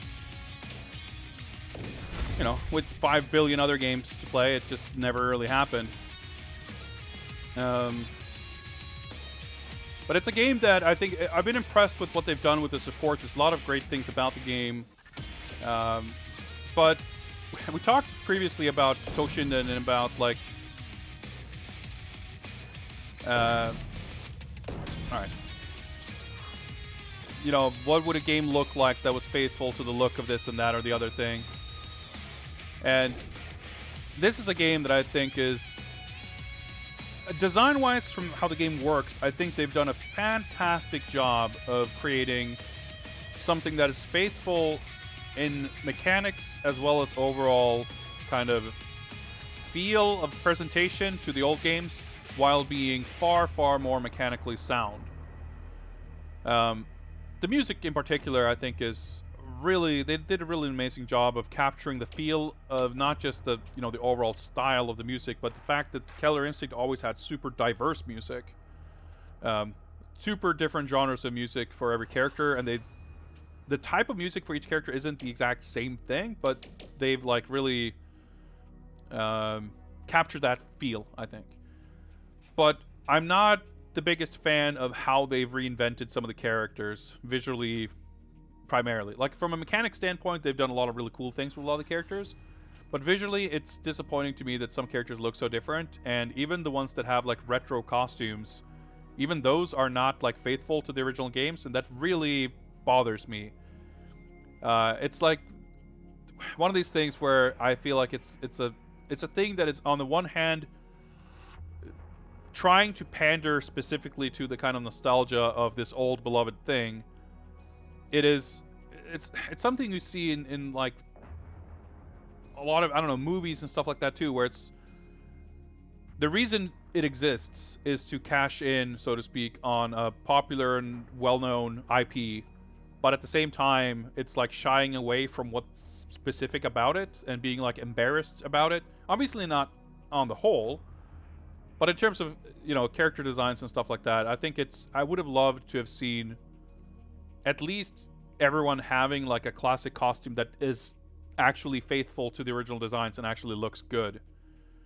And I feel like they didn't really do that. And I think that in the first season, they at least kind of gave everyone a retro classic costume, whatever, even if some of them looked pretty bad. But in the later seasons, they didn't even do that. And I feel like they kind of went further and further away from it. Like, Tusk and Kim Woo, I think, are interesting kind of characters. Yeah, there's Kim Woo there. But her especially, she does not look very good. She has got a weird face, and her design, like Orchid, cool fighting style, but her design, her costume, to me, like, does not have any of the appeal of the original character design. And it's fine to do different things, but when the like retro classic whatever thing, nostalgia stuff also doesn't hit the mark, that's disappointing to me.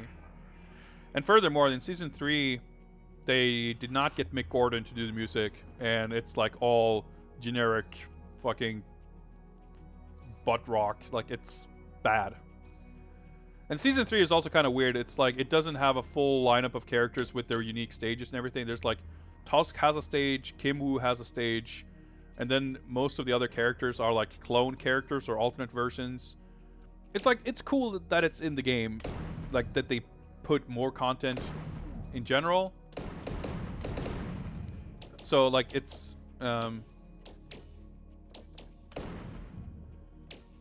not, you know, you shouldn't look a gift horse in the mouth and all that, but it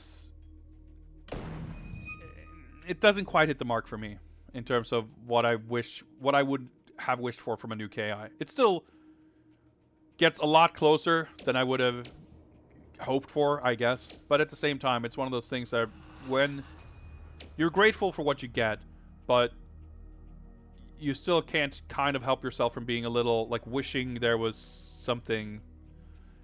When you see specific things that you wish were there and they're not, it's just like, you know. I guess we play through story mode, because I think that's basically an arcade. It's kind of like KI2. It's like arcade mode, but there are some intermissions and some like alternate paths or something like that, I think. I guess we'll find out.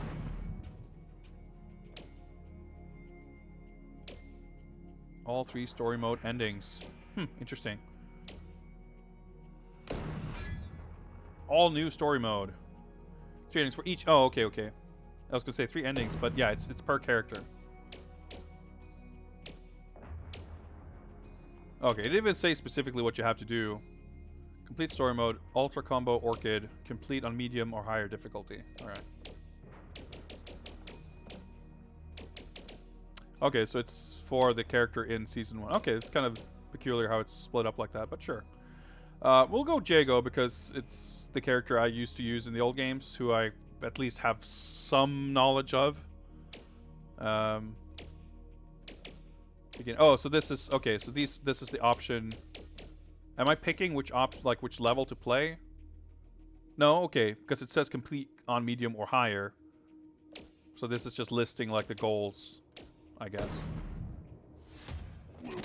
Oh, okay, it's just showing that, and now we get to pick. I see.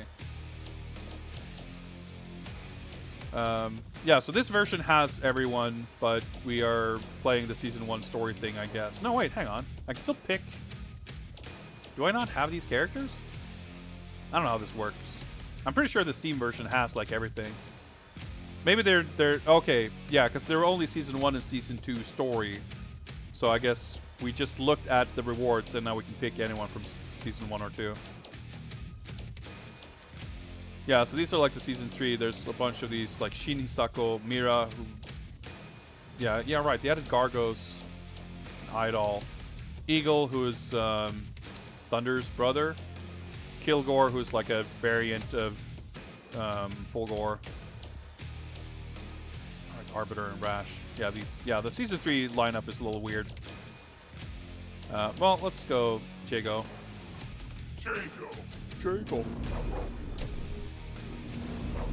Yeah, so he's got the weird like dishwasher gloves. Like he's still got the tattoo. Like he doesn't quite have the classic look, I feel. So I still kind of prefer the new look. It's kind of weird. What was I looking for? I guess you have to go do a little... Oh, okay, right. You can... skins, colors. Oh yeah, we have to unlock this. Wait, gold skin. Wait, I didn't... Right, so you have to like unlock all these.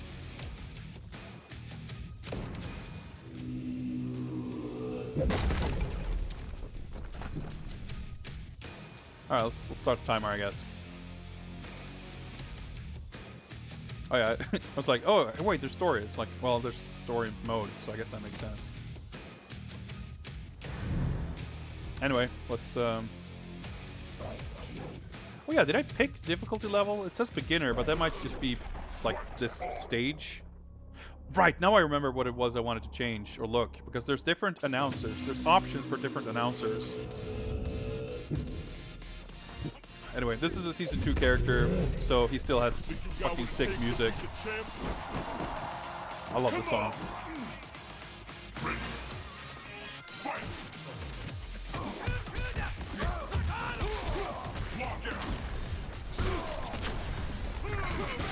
See if I remember anything about the combo system.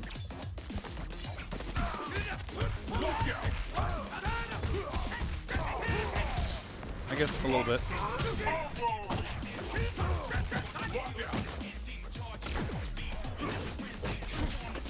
There's a lot of like screen shake and shit. I do start from an overhead, I think.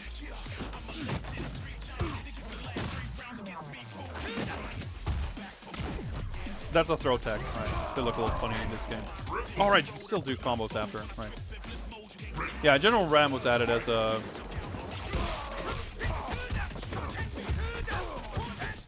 Whoop, I fucked up the ender.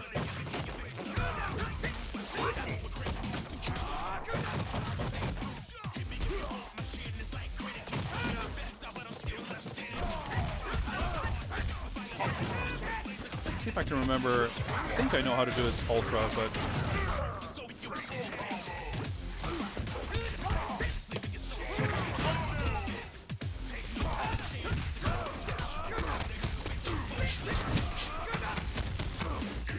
That's not how you do the Ultra, okay. Actually, let me double check. Oh, okay, no, that's... Alright. Oh yeah, Stage Ultra is a thing on a few stages. Oh, well. Oh, right, he can do that.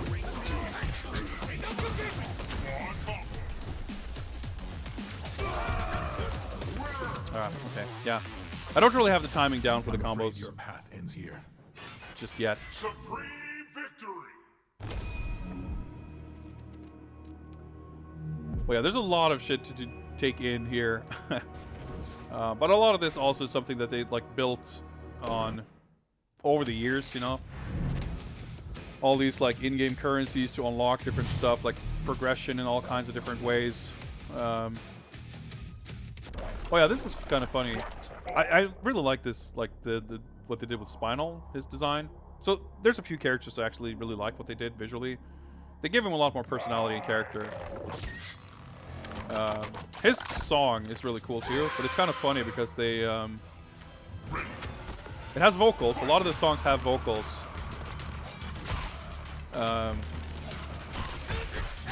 And the vocals in Spinal's theme are in Swedish. It's like chanting.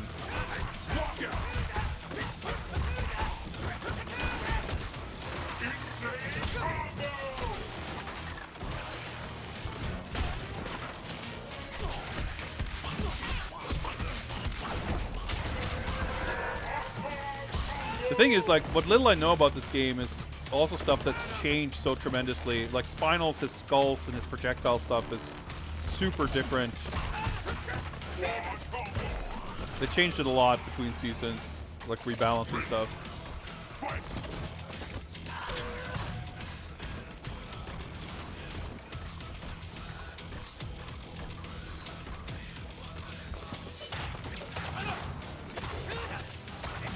Actually, let me...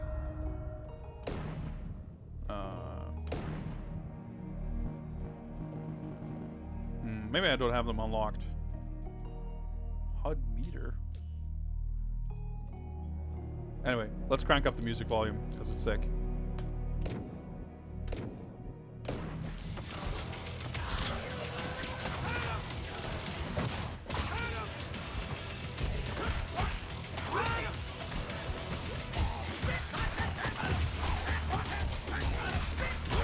Ah, fucked up the finisher.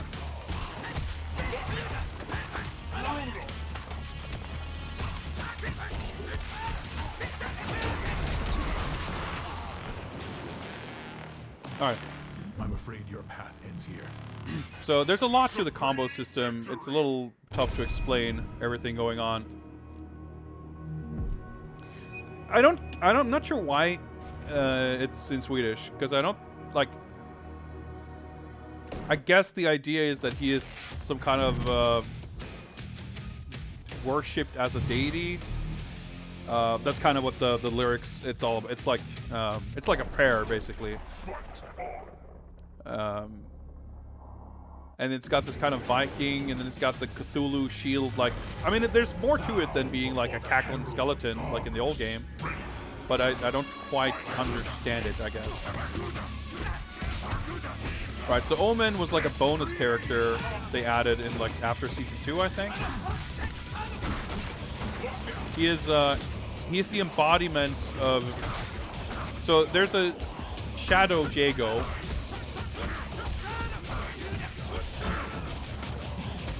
Oh yeah, you can do like.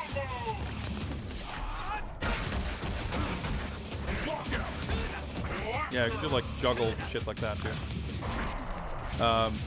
So there's like the Killer Instinct version of the Satsui no Hado, which Omen is like the embodiment of the shadow spirit or whatever.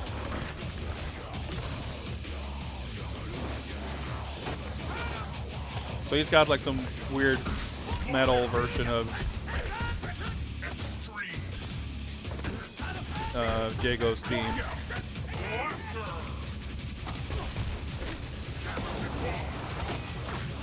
And it's got some crazy shit.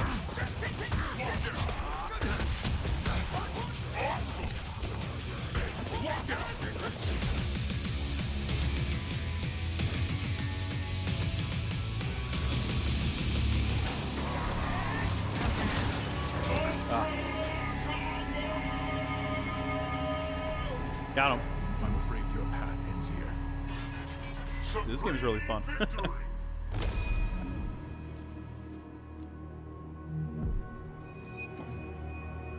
So the combo system is fundamentally built very similar to the old games, where you do an opener, which can be a special move, or it can be a jump in, or something like that. Then you have doubles, linkers, and enders. So the opener, linker, and ender is usually a special move. And the way the special move comes out, how it looks, and how it behaves. Like Jago's sword, the laser sword. This move right here. I can do it as an opener, or a linker, or an ender, or all three. And the doubles are like the normal attacks in between. So let me see if I can... So that's the Ender version, level 4 Ender. And you can do Opener Ender. like that. And what you do, you can do auto doubles or manual doubles. And each character has a specific combo trait that lets them do different things in between those things. So Jago's got the around the world, where I can do a double and then I can do light, medium, heavy, like for 3 extra hits, basically. But you gotta keep track to not keep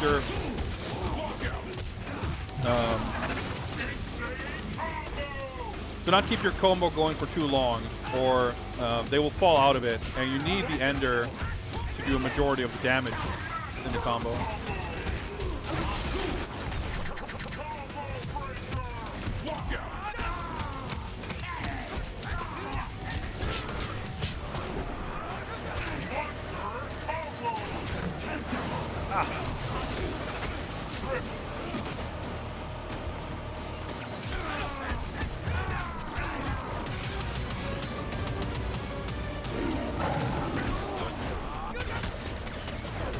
There we go.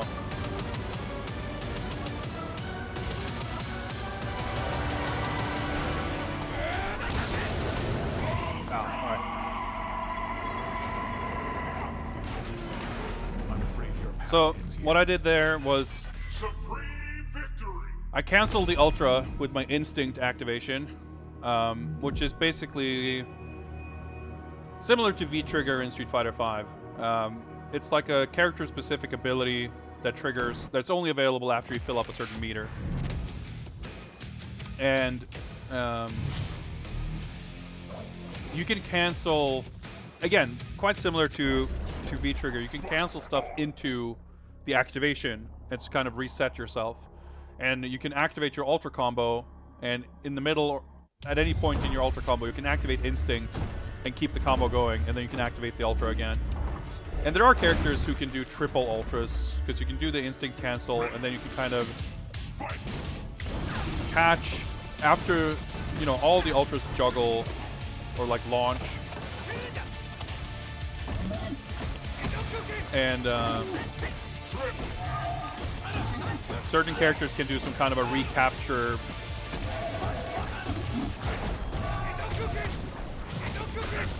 Afterwards, but I don't know exactly how it works, and obviously, needless to say, I don't know any of those specific combos. Aganos is pretty unique. He is very big, as you can see. This game, like, zooms normally. It zooms out a little bit when you get further away. But when you fight against Aganos, it's like always in the zoomed out mode. So Jago is always a little tinier than normal.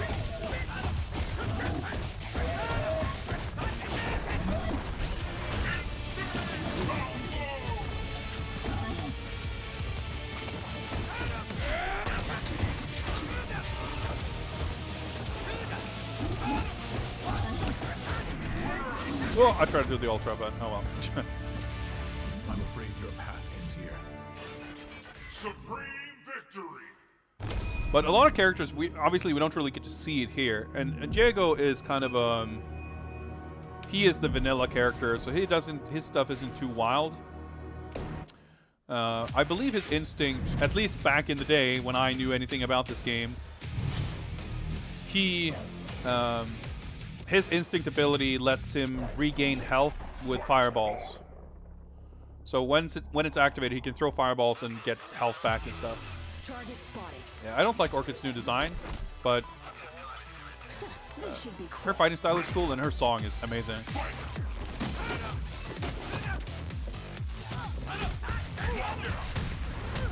Fuck that up.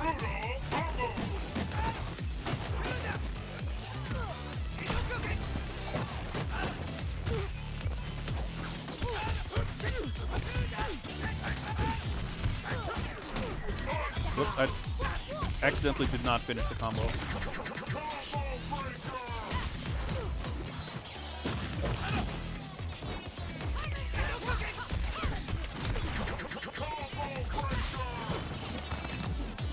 So when you do linkers and stuff, the way combo breakers works is you match the level of strength of whatever they're doing. So you break heavies with both heavy buttons. You break mediums with both mediums, etc. So basically, heavy attacks are like more powerful, but they're easier to break. Yeah, Thunder is in this game. I feel like every song is the sickest song in this game, but his might be the sickest. His design is really cool, actually.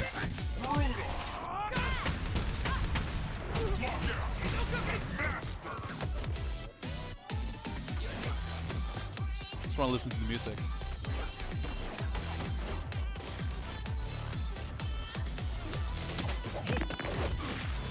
Oh yeah, you can see my tattoo is glowing. That means I can do my instinct.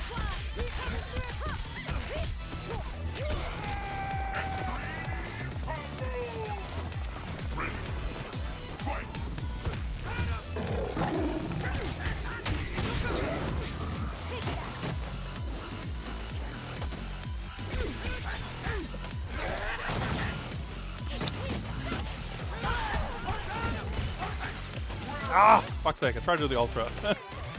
I'm afraid you're because that's supposed to be one of the conditions to get one of the reward things, right? Although just beating it is going to give me one anyway. Oh man, I want to. I was about to say I want to play this game. I am playing this game, but I'm having a lot of fun with this. So this makes me want to play this more. And this game also famously has very, very good online play. And I think it has a pretty healthy community. Obviously, it's not probably at its peak of popularity, but people who like this game seem to really like this game and also be really into getting other people into it. So, like, if you're watching this and think this looks cool, it's probably no time like the present. I don't really like Fulgar's music, but I think it's faithful to what his music was. Like, I didn't really like his themes in the old games either.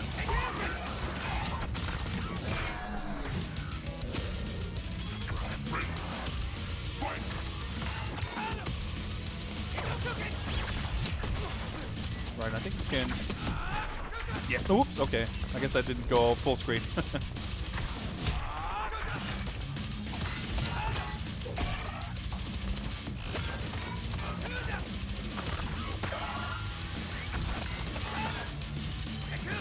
So I think it's kind of like Street Fighter also that the meter you use, the instinct meter, you mainly gain from taking damage. It's like kind of a defensive resource, while the shadow meter you gain from being offensive.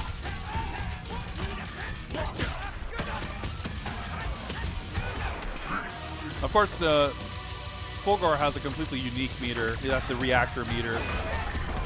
Works differently.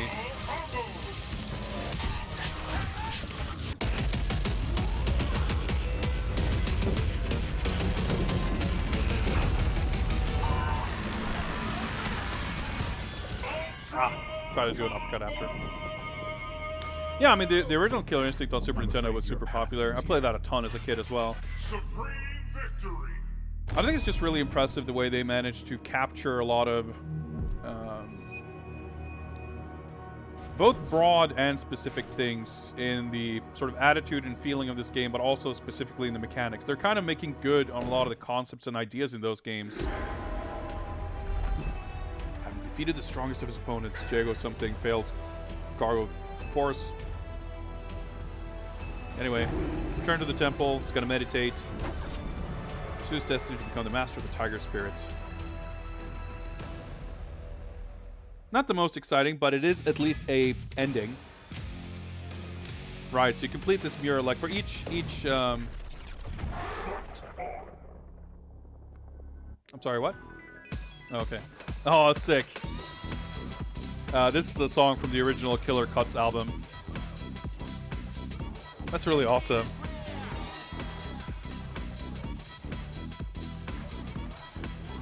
Yeah, combo is really cool in this game.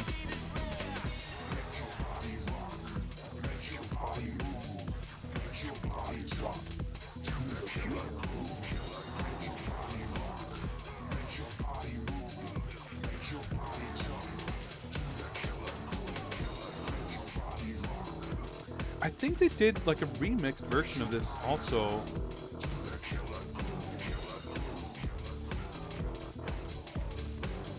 I remember hearing some other version of this song.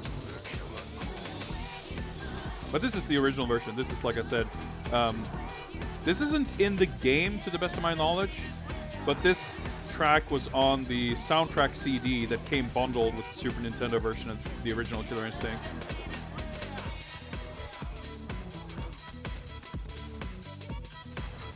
I really like this, like the design of this step roll. It's really cool. And as much as I like a lot of the stages in this game, just seeing the characters and effects, like without the stage, like it's kind of cool. There's a lot of crazy VFX in this, which again, super faithful. Like in the original arcade Killer Instinct, whenever you have two projectiles colliding, it's like fucking particles across the entire screen. It's really insane. I mean, it's kind of like this.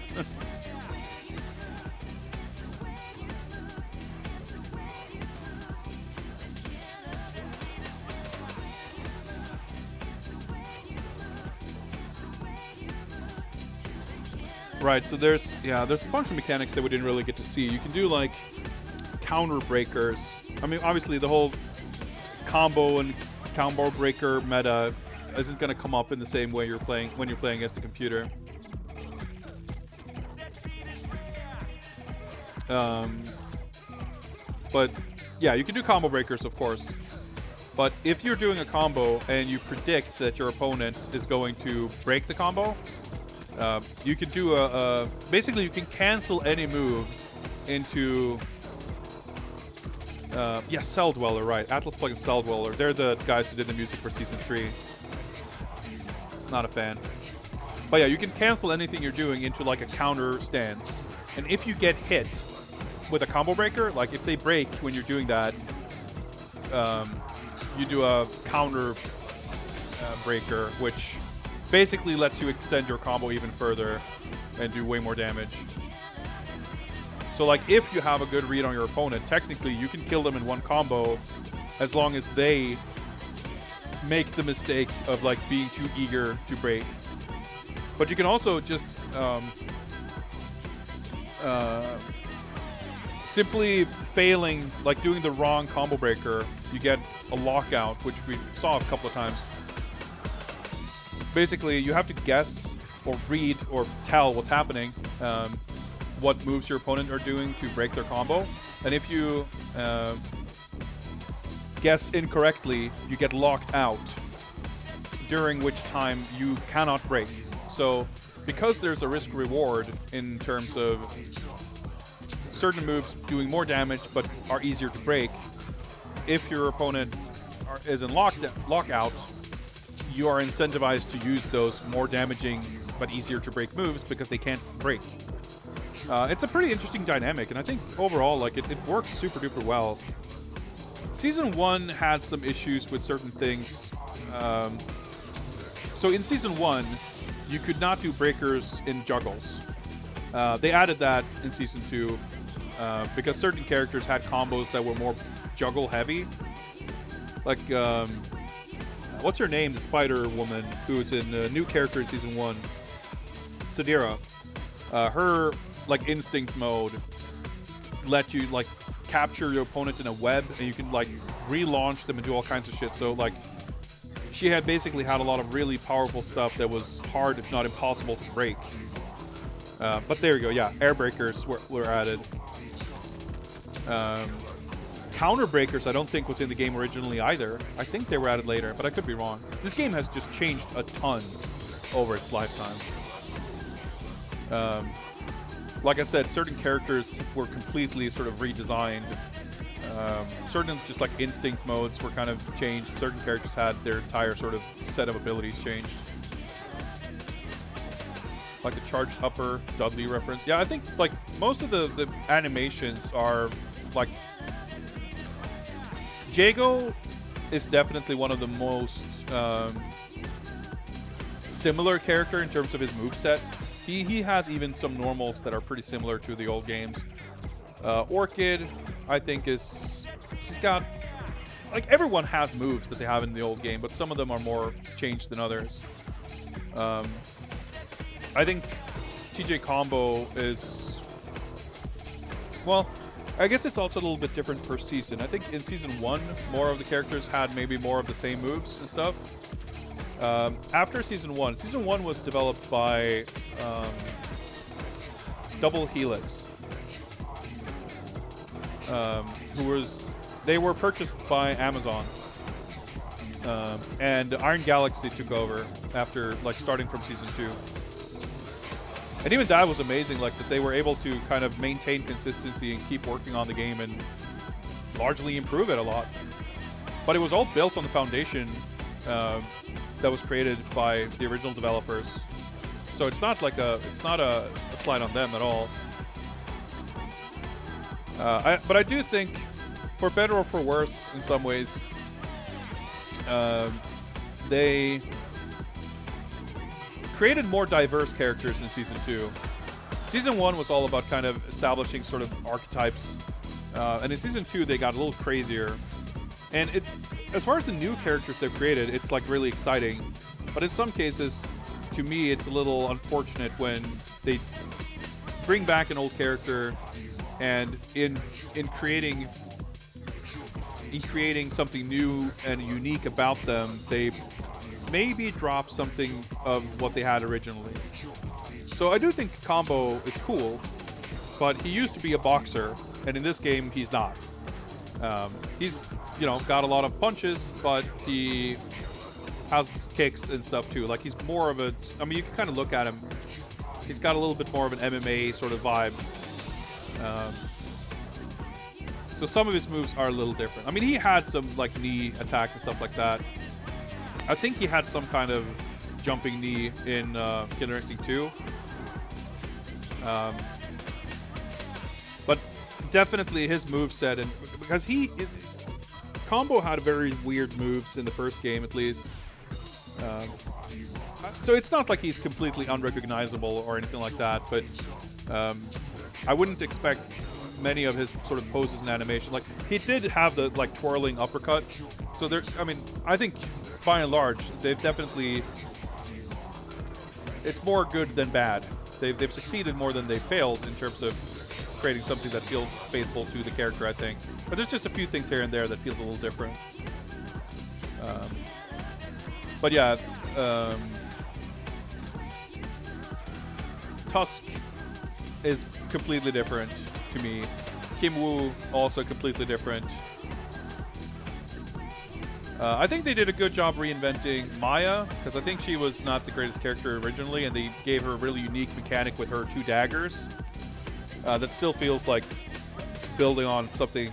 I realized that my judgment of which characters had, like, successful or unsuccessful redesigns is completely arbitrary. All right, let's skip this. I normally never skip credits, but I think we had like half of the credits left or whatever, so I kind of do want to play this a little bit more. But I still feel like it's the kind of thing where it's hard to be too critical of it when what it comes down to is really that it's stuff that I would have done differently. So I wonder. Okay, so it's showing us the unlock level here. But I can also, I guess everything I do, well, not everything because I have 0, but you can get KI gold to unlock this stuff, I guess.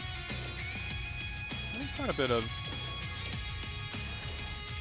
I've never actually seen a lot of this. Most of it, actually. Kind of curious to unlock some of this. It's nice that they still have, or still is not the right word, but there is stuff here for like the Season 2 and 3 stuff. It's not just like Season 1 stuff and then nothing happened here. Oh, okay, yeah, so you can unlock the classic announcer. Yeah, there's some like... All right, yeah, you can put on like the KI1 soundtrack in training mode, but you can't actually like play these stages in the game. Oh, got it. I see. Chris, just Chris, is now following. What's up? Thank you for the follow. Welcome, and I hope you enjoy your stay. So it's not just that you get different picture rewards or something. The actual endings are different, I suppose. All right. Yeah, so these were like DLC, I think, but I guess they're all item unlocked. Yep. Terror skin pack. Oh. Yeah, there's not a lot of exciting things to unlock because they all look disgusting and terrible. Oh yeah, I think you go in here.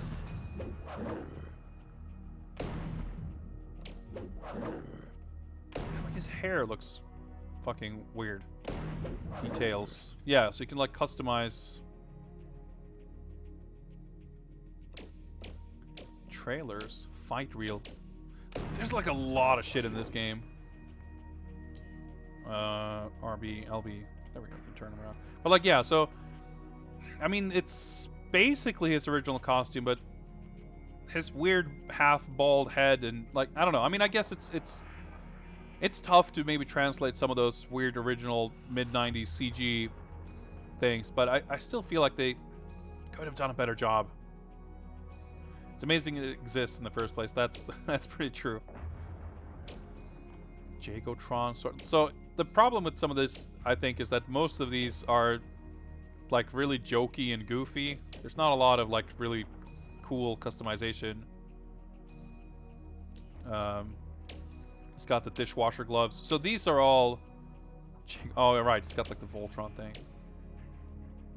So these custom ones, they are not costume specific. So these are the same, I believe. Maybe I'm wrong, actually. Let's find out. I was going to say I believe they're the same, whether you use the original costume or not, but maybe not.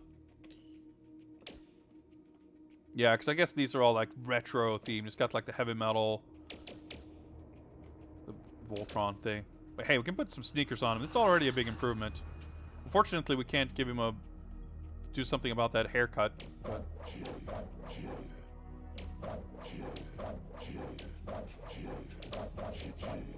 So I think there's more colors maybe to unlock. I'm not sure.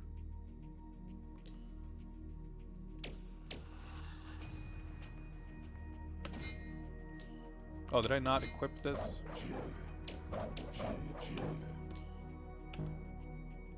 Alright. So you can set up these like different versions.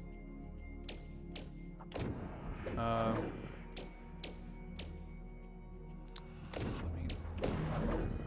if I do this here... Okay, yeah. So the original costume has like way more actual stuff. That kind of makes sense. Bit of a shame, but I guess, okay, it's not that many more things. It's just like color swaps. But hey, I mean, it's not... They didn't need to put this in the game, so it's kind of cool that they did. Even if, like, the variety you can create isn't really too amazing. Oh, yeah, right. So, like, Thunder's design alternate costume. Huh. I've never even seen this. So he was, like, redesigned to be, like, more faithful and not, like, I don't know, white person's idea, a British person's idea of what a badass Native American looks like. So they wanted to create something more, like, respectful. And, I mean, I can't really complain about that, right? Like, that seems weird to complain. But I still think it's like unfortunate in a way. I don't particularly like the original look for Thunder in the old games, but this is his retro. Like he's fucking biker Undertaker. Like this has no relation whatsoever to the original design for Thunder. Like, what's up with the fucking biker taker? Like he has a fucking feathery mohawk, but he still has this weird ass biker look. Can we? Like, I don't know, maybe we can kind of make him look like the old games. Well, we can't give him, I don't know, camouflage tights, whatever he wore. And he still doesn't have the face paint. So, like, he, you know, he doesn't look, to me, doesn't, like, that's, like, Alright, he's got camo, but even here, like, this looks like a fucking... I don't know what this looks like. It doesn't look like... I would not have pegged this as like, oh shit, it's Thunder from Killer Instinct. Like, it's... Yeah, it's just... It's bad. So, like, Sadira obviously is a new character, but they also gave her a retro costume. She looks really weird in this one. Like, her face and hair. It's... Yeah, it's also got this weird, like... rockabilly, whatever. Like, it's so weird. But her original design is cool. And yeah, the original costumes have, like, a little more to work with. But still not, like, a ton in terms of, like, actually creating different looks for them. Actually, I do want to see... I want to say that he, yeah... He has a costume that's based on KI2, but it's...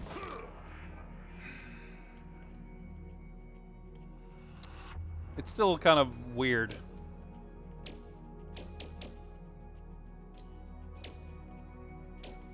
But with some of them, they got a little wilder with the options here that actually kind of gives you some options to kind of actually create different things. So, I like that. Like, I guess maybe he was supposed to have robot arms in KI2. I don't think I ever picked up on that fact. So, when he has them here, it just looks strange. Yeah, her new design looks really cool. Her retro costume is, like, I guess faithful, but I don't know. I didn't much like it in KI2 either, so. Hey, she can wear a jacket. That looks cool. Death corset.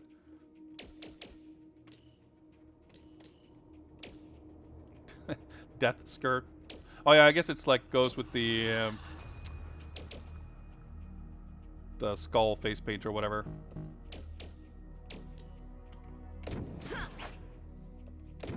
But it's also like the sort of unfortunate thing about the way this game was built too is that like it's so inconsistent. Like these characters, the season 1 characters are the ones that have the most stuff, and even then it's like, again, it's almost always like these jokey things. Like this is so far like from the original character design to me. It's like, oh, it annoys me. What the fuck is this?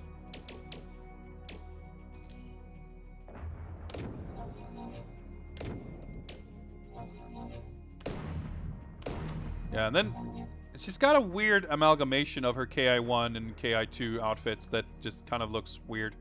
I really wish they just gave her KI2 costume properly. And again, all the retro costumes have like these weirdly limited options. Oh boy, this just looks terrible.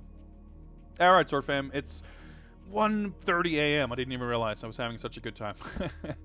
Take care, Sword Fam. See you around.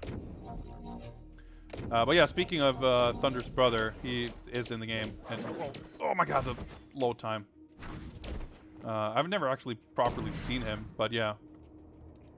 So there's something about the story in KI1, I guess, that like Thunder is looking for his brother Eagle or whatever. And they eventually made him a character. He's like the final character they added. Like I said, I don't think I've ever actually seen him before.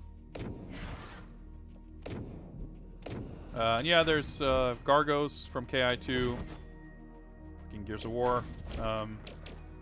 Idol, who looks very different. But he does have a classic costume.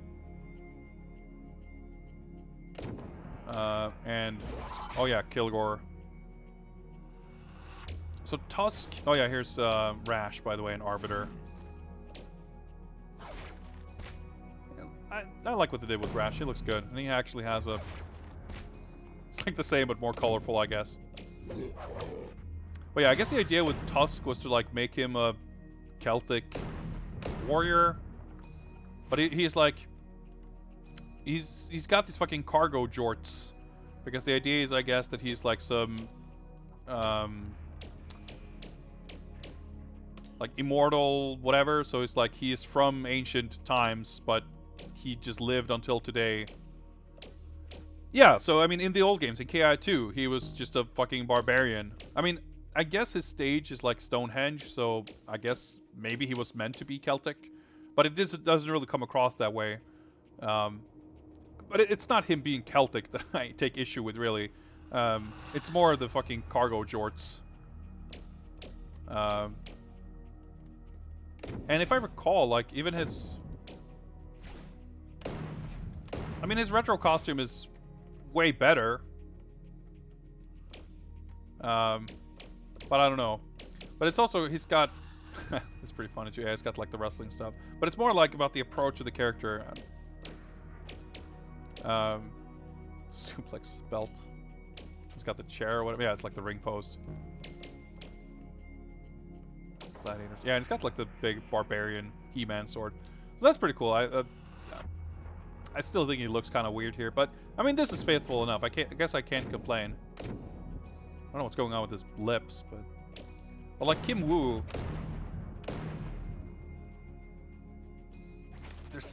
I don't know what's like going on with her face in particular, but she looks kind of weird.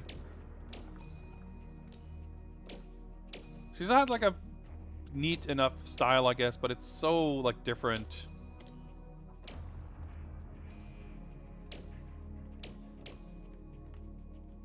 I don't know. I don't want to say her like retro costume looks...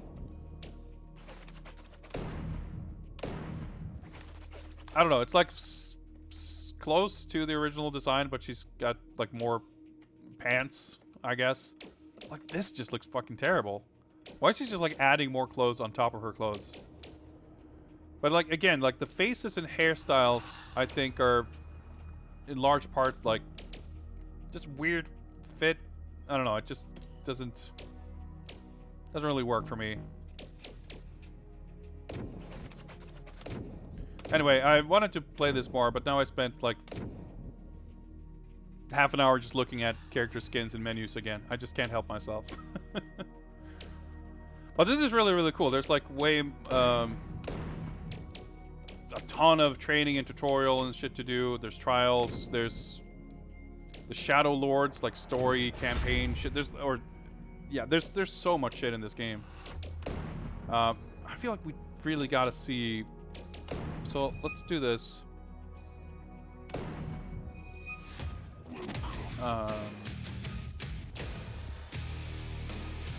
I wonder if picking an opponent is gonna put us on their stage. So let's do this. Let's just pick Rash.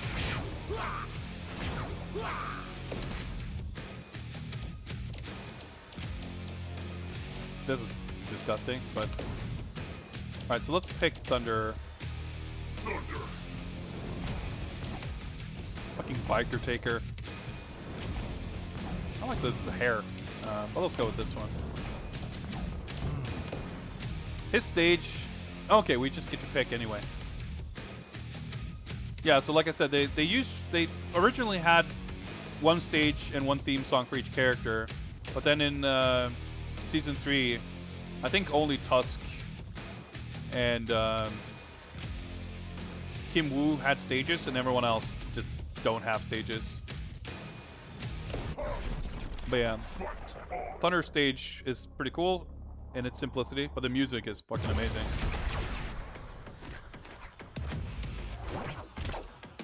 I'm crashing this party.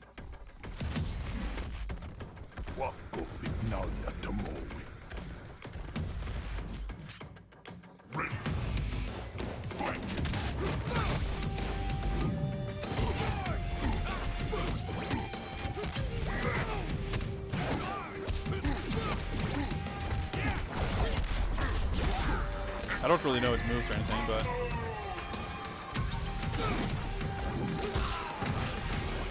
Oh yeah, he's got like air dashes or something.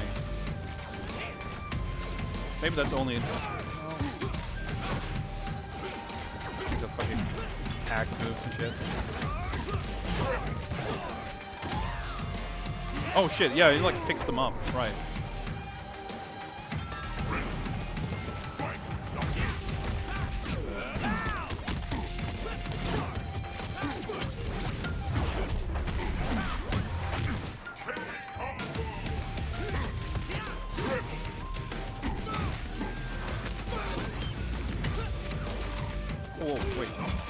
command run?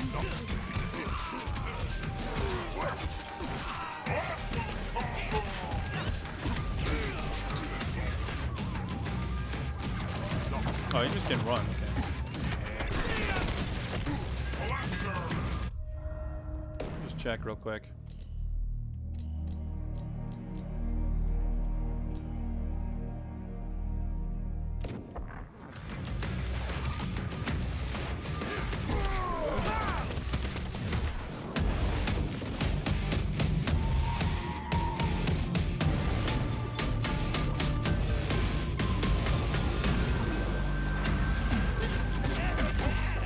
Oh shit! I actually did a recapture second Ultra. I didn't even really mean to.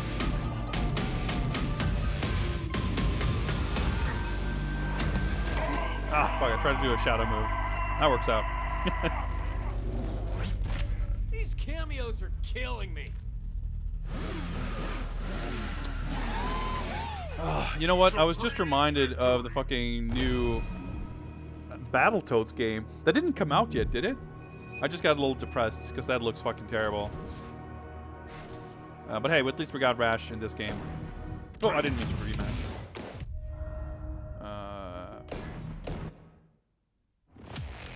Matches are over really quick, but I mean, they will be over quick if one player doesn't like defend.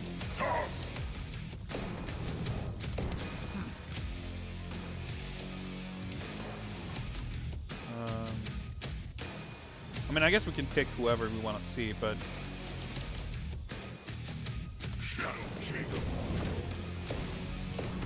because we'll do. Yeah, this is Kim Woo's stage, which is fine, and she had like a cool theme in KI2, but because it's season 3, her music here is gonna be shit. So let's not do that. What's another like good? So this is Tusk stage, I believe. Yeah, these are like the 2 season 3 stages.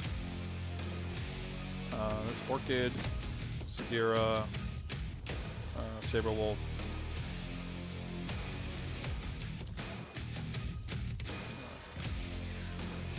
Oh yeah, that's Riptor. Trying to remember what had like good music that we didn't hear. Well, I'm not sure if we actually. I guess we didn't play against Jago, so we didn't hear his music.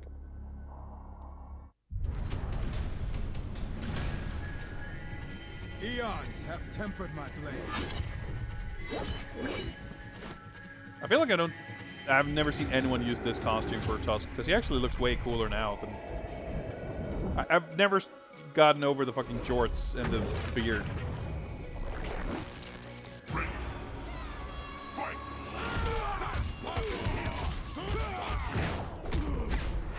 So Tusk has a unique mechanic where his heavies, like, or his sword normals have those white flashes. And when he flashes white, he has like armor, I think.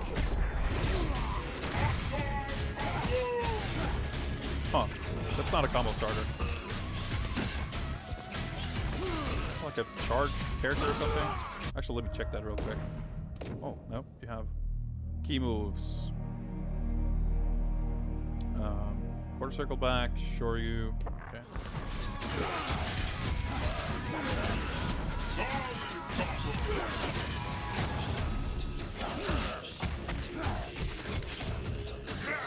Trying to do the fucking uppercut. Shoryu motions are like really weirdly specific.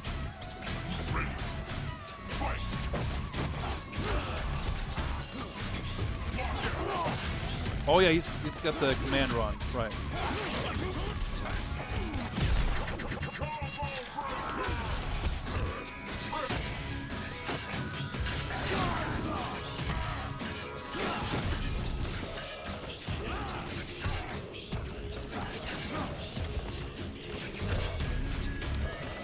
I'm trying to figure out how to start combos. Plays kind of differently.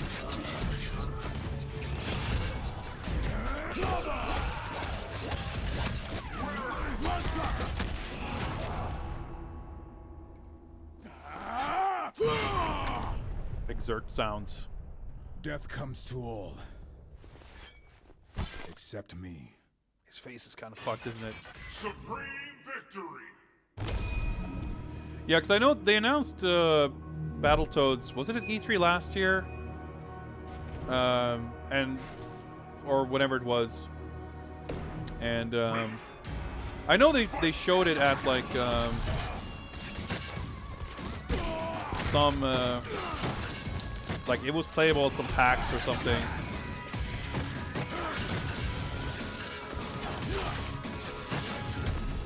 And there some gameplay videos came out of it. Personally, I think that the art style is like I don't think the art is terribly executed. I just think it's a horrible fit for Battletoads. It's a really weird. I mean, it's kind of what we talked about before, right? With being embarrassed of what it is. Like,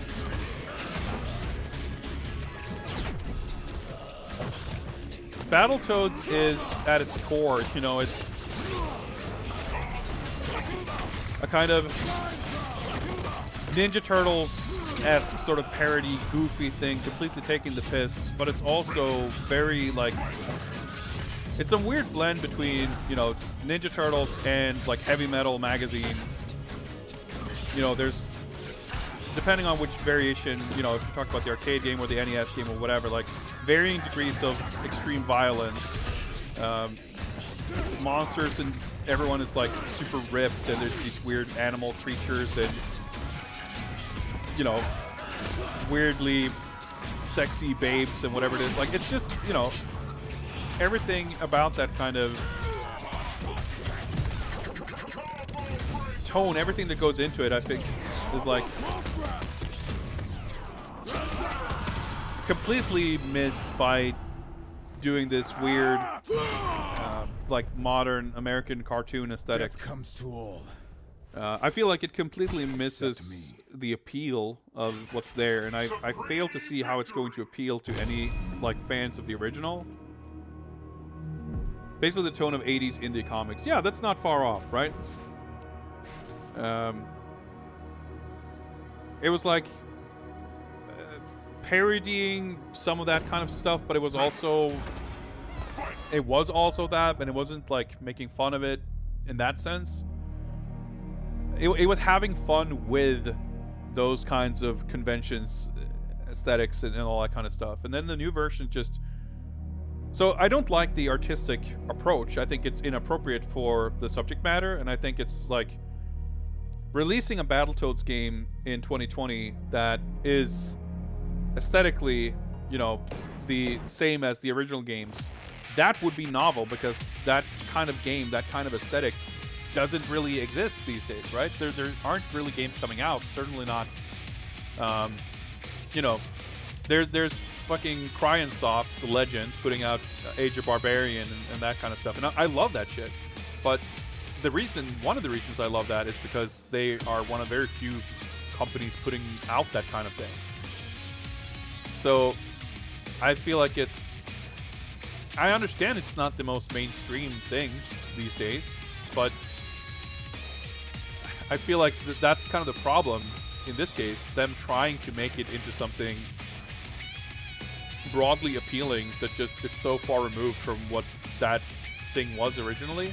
But yes, on top of all of that, it also looks really, really bad. Like, I saw some gameplay video, and it's like the slowest fucking beat 'em up you've ever seen, and it's like fucking the tech levels of fighting the same enemies for 20 minutes before the screen scrolls. And it was really weird because it barely had scrolling. It was like you walk into a room and you fight 4 dudes for like 15 minutes, and then a little cinematic plays and you walk into the next room and do the same thing. It looked shockingly bad. But hey, who knows? Maybe they are like taking it back to the drawing board, or at least, you know, I wouldn't expect them to completely redo the art, but maybe they can rejigger the balance of the game and actually make it not the slowest beat 'em up in the world. But the art itself was also problematic because it's like it was hard to tell what was going on. It was like, oh yeah, like I said, I was reminded of its existence, and then I got a little depressed. On that note, that was Killer Instinct. Thank you very, very much for picking that. This was really fun to play, and it's there are even like assist modes and like single button combo shit. Like it's very easy to mess around with and have fun with this game without even really having to learn how to play it properly. I'm sure it's far more rewarding if you do, but even so, it's like fun to just mash around with. And after however many years of content, there's a shit ton of stuff to do in it. So it's getting close to 2 a.m., but I'm still having fun, so we'll at the very, very least do one more raffle. I'm not sure how many more we're going to do, but we'll do one more at least. Let's get the music going here. As well, let me turn that down a little bit. As I set up another raffle here. Give me a sec, guys.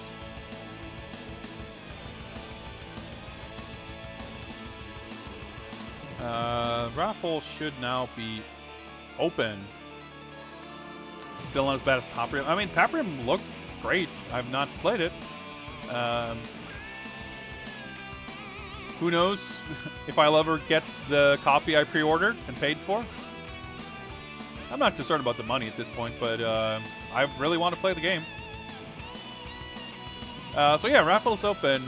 Type raffle in chat to have a chance to pick the next game, and you may be the last person to pick for tonight. I am not entirely sure if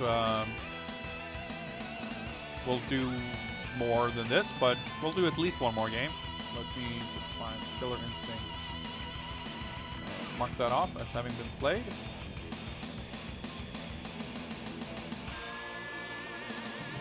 So we are now done with 30 games of 219. 13.7% completion, guys. Yeah, I ordered it, I guess, for the brief window of time when they opened orders. Watermelon. I ordered a copy. I'm trying to remember because I think they had like different versions, and I know that I did not order the like most expensive deluxe edition that comes with an arcade stick. But I think I may have ordered a like slightly more expensive version that might have come with some, well, hypothetically.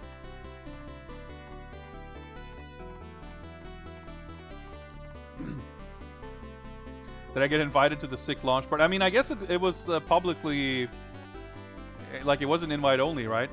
Unfortunately, I couldn't fly to fucking Paris on like 2 days notice.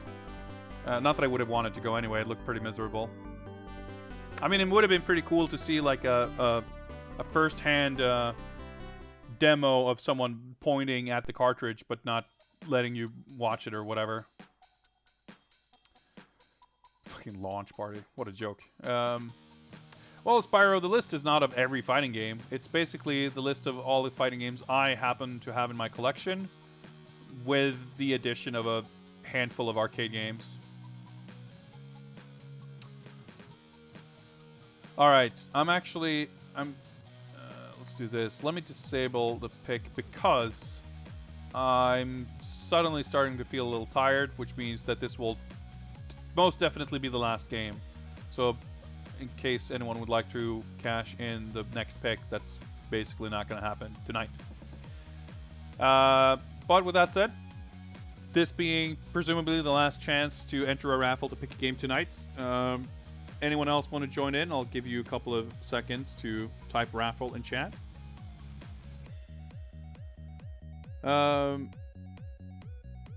Yeah, but Paprium, I would love to see that game released someday. I really want to play it.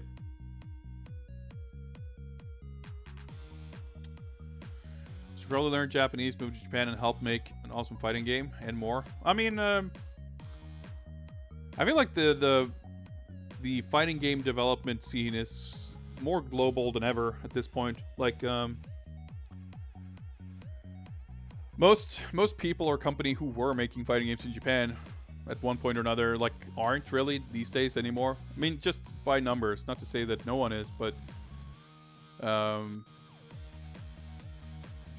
there are definitely people making fighting games, and I mean, there always have been, but back in the day, very few non-Japanese fighting games were of any quality whatsoever.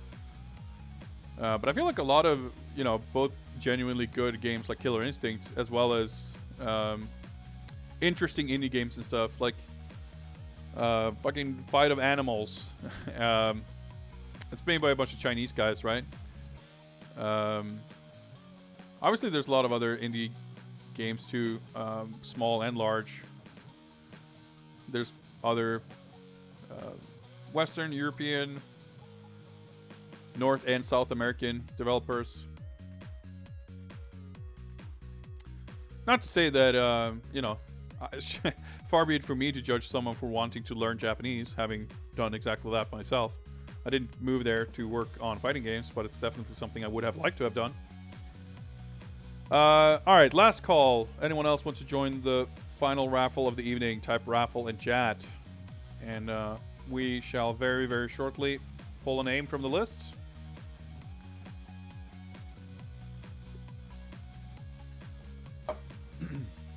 Okay, here we go. Winner of the final pick is Electro Altruism. Congrats. Please take your time, peruse the list, and let me know what you come up with.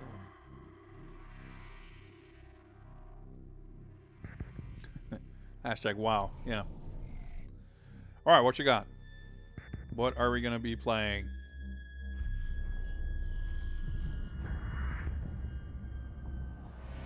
What is this? This is Dead Rising 3 music? Yeah. Spooky.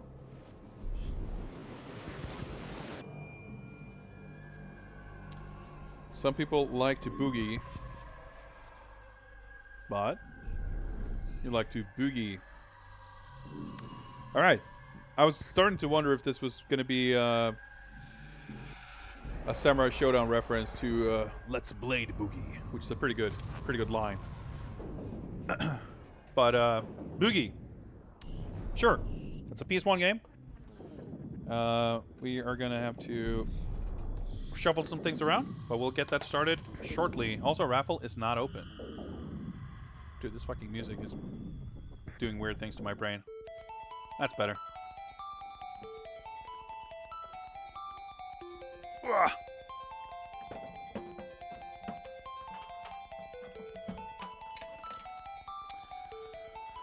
Ugh.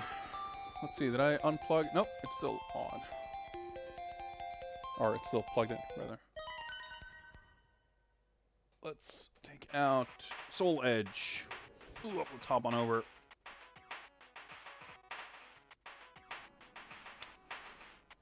There's the PS1 thing. Stop the hype, I rock the mic, I gotta fight. Built for battle like I was upgraded by Dr. Light. You know not rappers, your flows got whacker. You like some reprogrammed robot masters. It's on like Boogie. Is it in here though? Probably not, but let's find out.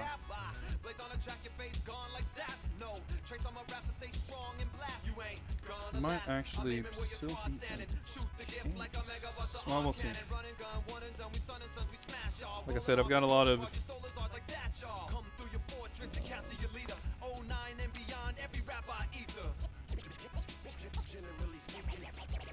PS1. Could it be in here? Battle Master. Bushido Blade. No, it should be here. It's not. So it's probably actually in its case. Alright, give me a sec.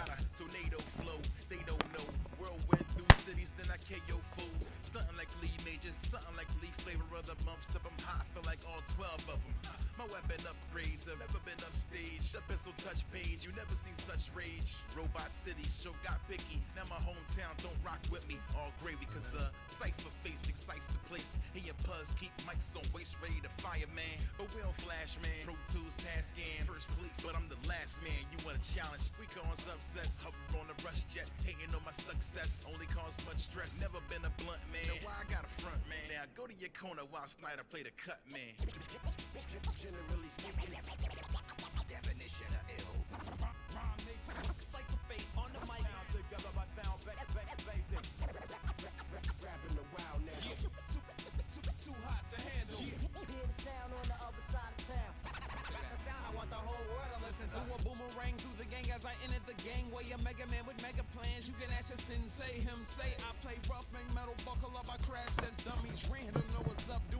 It was not in its case. I gotta keep looking. Did I put it in my PS1? That seems unlikely. Yeah. Okay, let's see if we can work this out. Oh, did I like put it in some other? Oh, I might have been a fucking idiot and put it in a different game's case. But if that's the situation, it should not have been very. There's not that many options. Let me just double check here.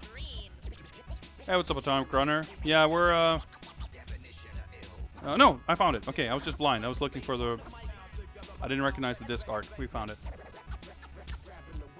Thought I was going crazy there. Because it would have been one of the first times I'm like looking for something specific and not finding it.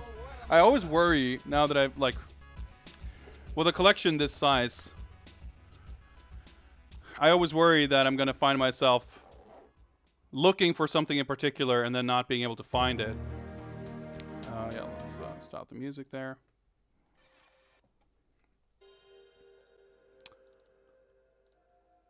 Because normally, you know, most of the time I don't,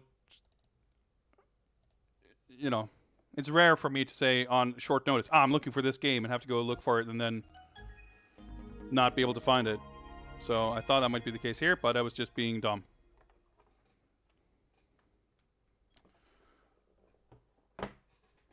Let me just hook this up.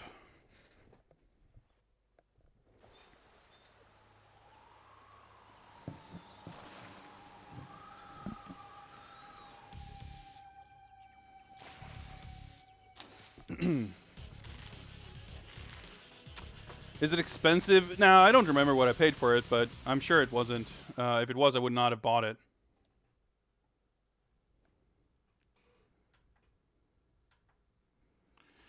But it's not really about that. It's more about the annoyance of like wanting to have some, like looking for something that you know you own and then like not being able to find it. Yeah, so this game was released in the West as Kensei Sacred Fist. And it has a bunch of hidden characters. And I have a bunch of memory cards. I'm pretty sure I have save data on this, on one of them. But it's one thing on a stream like this to kind of jump between consoles and do that on short notice. But trying to dig around in my pile of memory cards, it's like not really worth the hassle. So maybe I would have unlocked one character or something. Maybe we would unlock something here tonight, but I'm just not going to sweat it.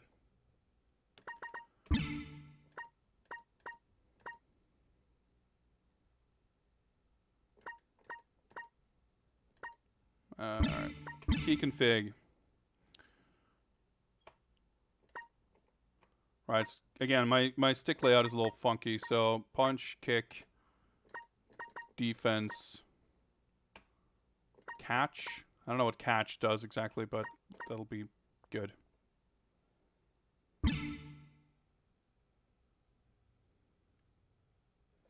Yeah, Slap Happy Rhythm Buster is definitely a more sought-after game than this. That means I've been missing more of his streams, which is a problem. I need to watch more of that. But he needs to stream on a Europe-friendly time, I guess. Although I shouldn't complain. For an American streamer, he's definitely...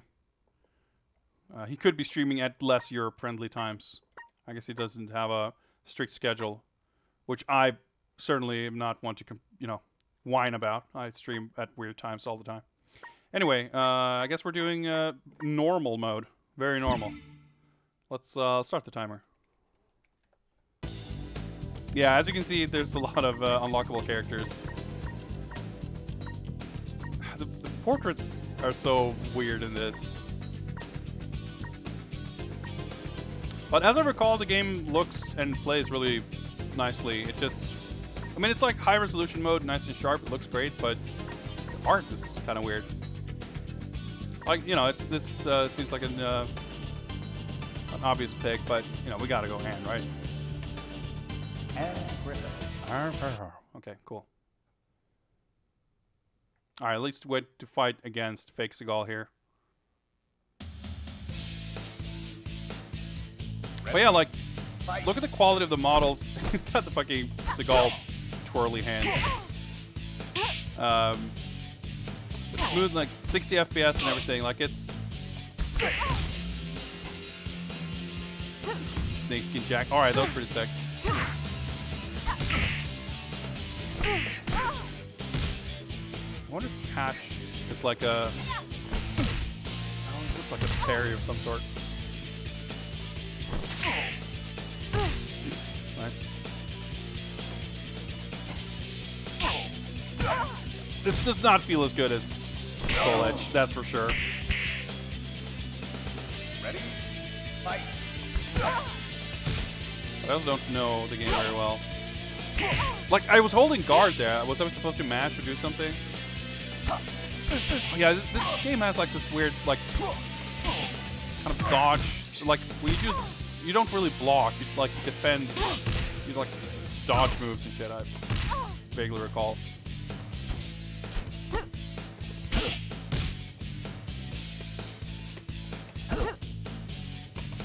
It's like nothing's happening. You're doing like button combinations. Kind of weird. Yeah, I think Catch is some kind of a counter thing. You lose. See, here we go. The perfect quick continue or press a button to swap characters. Perfect. Ready? Way it should be. Fight. That's just like one move. It's so weird.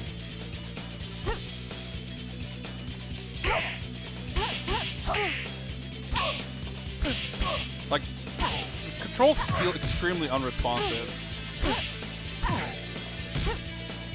Funny because I remember this game being like pretty sick, and now it feels like hella awkward.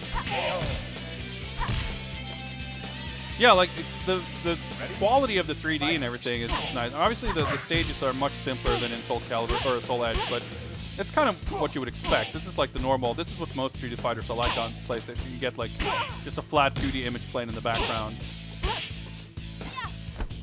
I think catch button does do just a throw, but it's probably a counter also. I have the manual right here, so.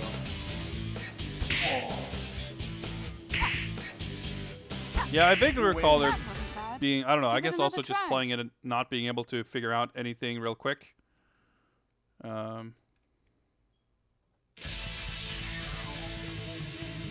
Ready? Fight. Let me just, oh, there is actually an in-game command list, but it's kind of easier to see it like this. Let me just, yeah, I was going to say, I remembered her as being a wrestler. It didn't seem like it, but it's probably just because I couldn't figure anything out. But yeah, it says here her fighting style is amateur wrestling. And I guess this is the alternate costume because she's wearing some like wrestling tights on this picture here. Yeah, back, punch, punch, punch, punch, punch is a move. Like, sure you can motion, punch plus... Yeah, it's like, right, it's got like... Okay, you can't... Yeah, that's a move.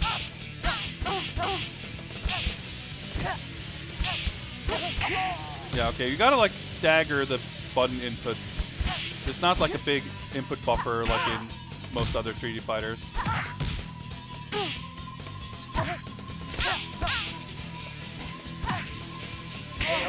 Okay, I think that was a command grab. Yeah, knee bazooka.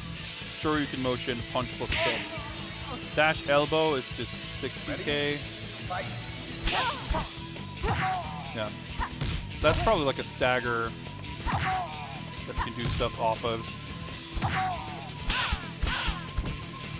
Maybe not, I don't know.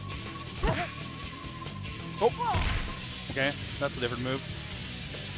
Oh yeah, that's 3-3. I think 3-3 punch plus kick. Man, I want to do like fucking lightning fast wake up kicks like Seagal did. I guess I did a wake up move there, but it got punished. That's up Null Vortex. Ready? Fight. Yeah, this is a pretty cool game, but there are actually, I think, a pretty significant amount of like lesser known polygonal fighters on PlayStation, a lot of which are actually really sick. So not to take anything away from, like, this is not a bad game, but I think it's not as impressive as, not as immediately like fun and playable as something like Fighter's Impact or Critical Blow.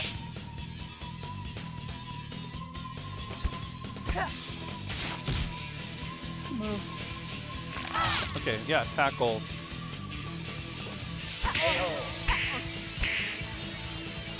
There we go. win. That wasn't bad. Give it another try. That wasn't bad. Well, she's supposed to be British, and I guess she kind of sounds British, so good job on that. You go. Yeah, this like a lot of the characters are kind of generic in this. Animation's good though. It's just like a little weirdly stiff.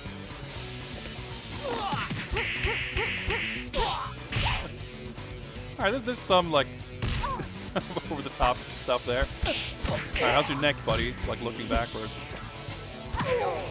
Yeah, this is Niba soup. Man, I want to know how I did. I did some kind of suplex or some shit. Yeah, down attack, street kick, good to know. Maybe punch. Yeah, I don't know. Why did that animation when you're tripped look so fucked?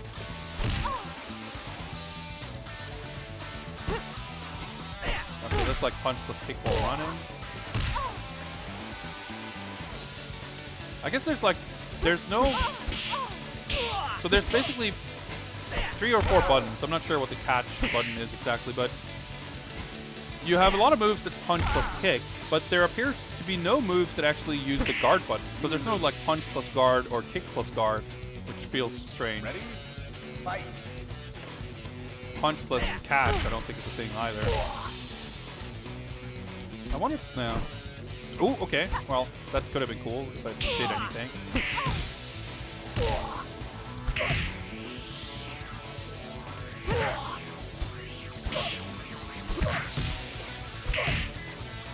I love that I can interrupt his wake-up kick with a down attack. Satisfying.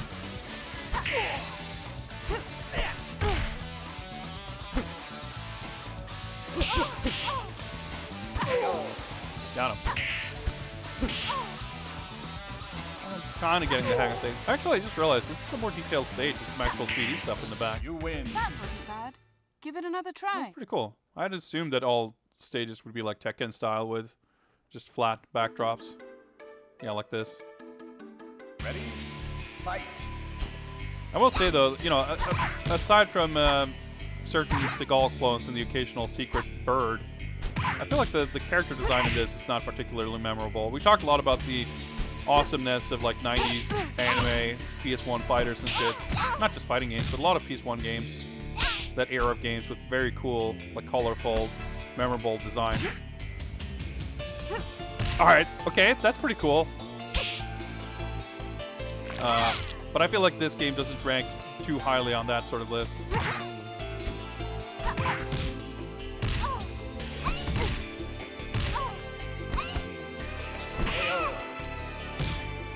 Forward throw is a suplex of some kind. Alright, okay, cool. Feels like a mid-quality 3D fighter making game. I mean, I would say for a 3D fighter making game, this would be exceptional quality. But I can kind of see what you mean. Yeah, I think it's definitely deliberate, the look. Like, I commented also on the artwork of the characters having a weirdly kind of mundane feel to it. So, I assume it's like at least somewhat deliberate, but it's kind of being deliberately dull doesn't make something not Sure, dull. you fought before? They're not like ugly or anything, but it's, I don't know. Just not very memorable. Even something like Goiken Muyo, which also has a more kind of grounded style to it, I feel like has more memorable character designs than this. Like I did, this is Anne's alternate costume, and I think her default, based on what I see in the manual picture here, is more of a costume design.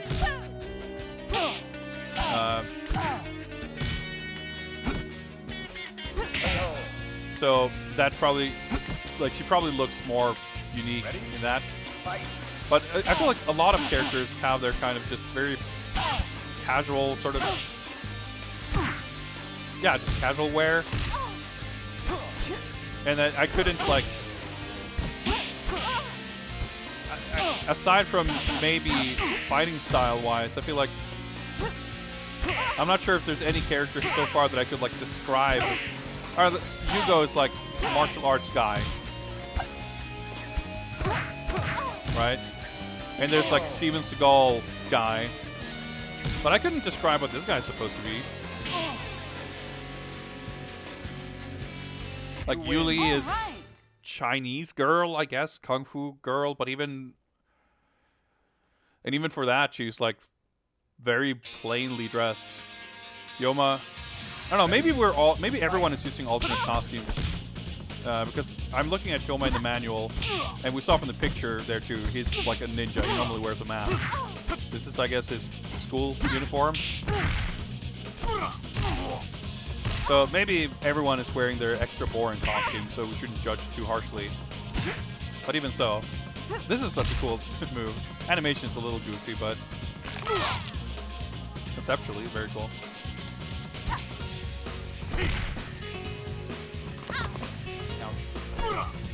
Yeah, like I think even Virtua Fighter, which is ostensibly a little more grounded than something like Street Fighter, maybe. It still has Dural, and it still has it has like a arguably plain look to some extent, but it also has, you know, the characters are definitely memorable and sort of iconic, and you know, even if Sarah or Jackie wears like a simple jumpsuit, there's still, I feel like there's still more to, like, even in how basic the designs are, especially in Virtua Fighter 1, it's you know, in their simplicity, there's color and design, there's like stuff going on there. Here, it's like the costumes are just detailed enough to make it clear that they are very plain outfits, you know. Yeah, he wears a jacket normally, I guess. From this picture, it looks like his default is like more plain. But let's pick N with a different button, hopefully. And I don't remember which button I used before. So maybe we were in the same costume, but I want to see, hopefully... Oh, fuck, I fucked it up. Ready? Fight!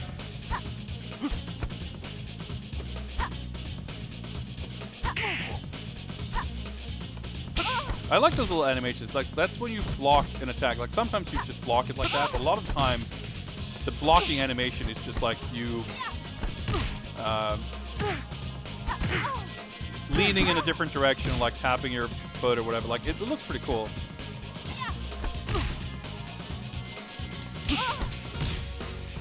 Oh, okay. How's your neck, buddy?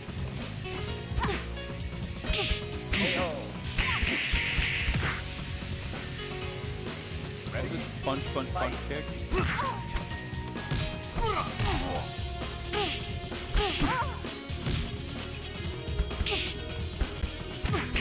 Alright, this has a weird delay.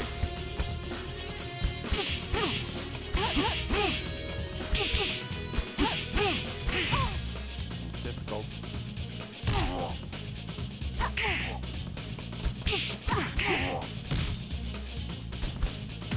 Oh wow, fine. I'm dead.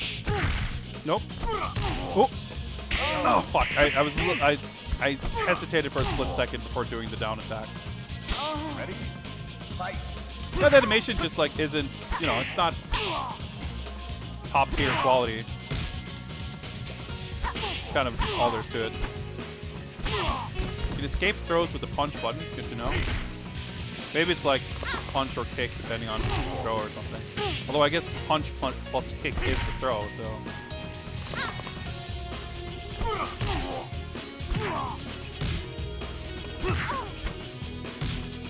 Weird slow ass knockdown animation. Oh my god, okay, I got so lucky. I still don't know exactly how to do that move. And I definitely landed a little uppercut before without getting the throw. You win. So, a little lucky there. Give it another try. Even the names feel weirdly bland. There's just something very bland about this whole thing. Ready? Fight!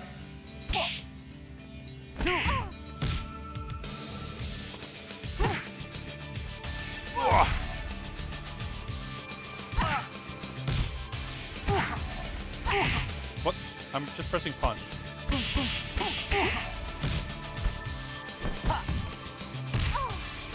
Like, little weird double trip animation. Oh, sick. Factor, we get German. Oh, that looks cool. But like, yeah, this character is supposed to be the wrestler in a fighting game, but she's got a very unexciting, you know. I mean, sure, okay, maybe there's moves we don't know. I don't have the full move list in front of me. In fact, why don't we see here?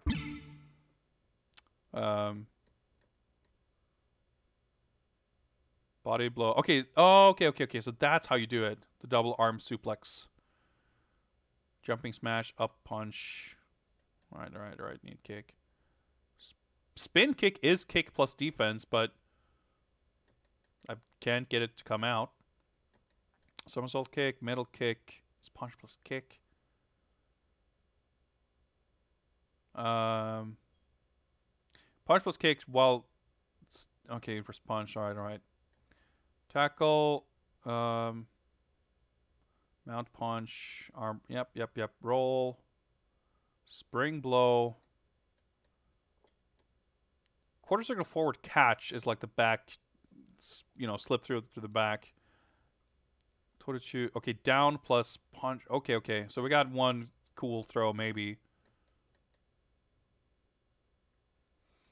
Wolf in Virtua Fighter 3 has the cowboy outfit, yeah. Kubinage C, front suplex, forward C. Oh shit, arm lock, front in the middle of front suplex, punch kick, punch plus kick. Knee bazooka. Oh, you can do the knee bazooka to the mount by pressing catch. Galactica Phantom. While running, punch plus kick.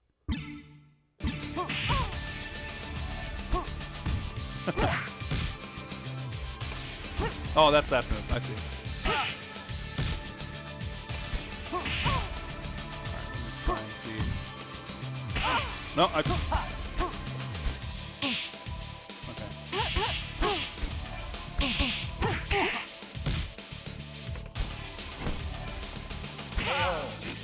I thought I forgot. Ready?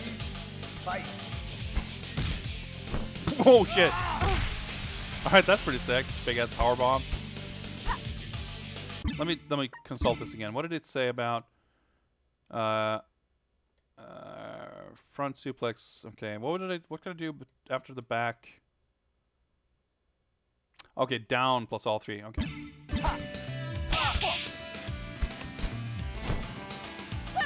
Oh, okay, that's pretty sick. Okay, so we got a test of strength there.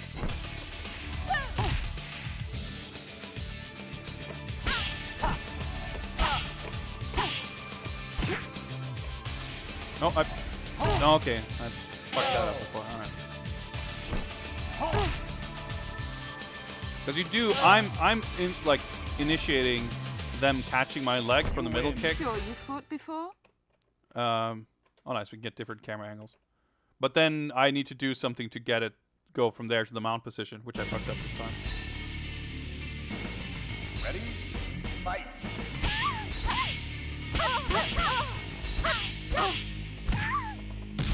Alright, let me see. There was some other fancy looking move here. Front suplex. Punch kick, punch plus kick. Okay.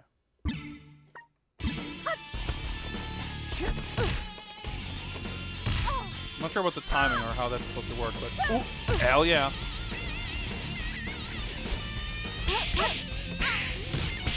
Yeah, this music's fucking going wild.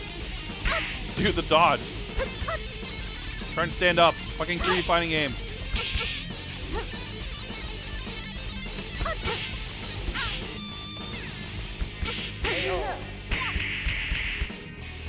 Alright. We got there. Ready? Fight.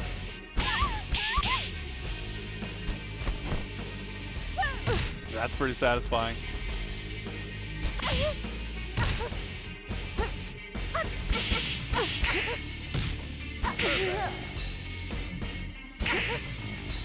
You win. All right. Alright, okay. You can press L1 or R1 for different angles. I see. Next up, Arthur, normal mode. Alright, it's resembling some kind of character design. I fucked that up, but at least I didn't get punished for it.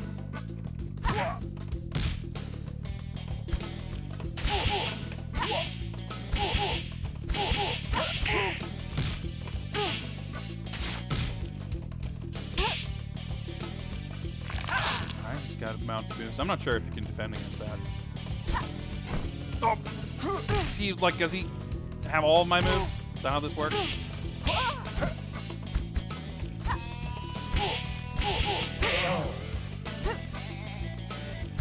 Ready? Fight. Fucking music, though. Oh shit, we got a little extra somersault there. Oh, come on. Come on. Just mashing everything. Not going great here. Oh, trying to stand up. Ready? Fight. Ah, okay. Alright, I'll take it.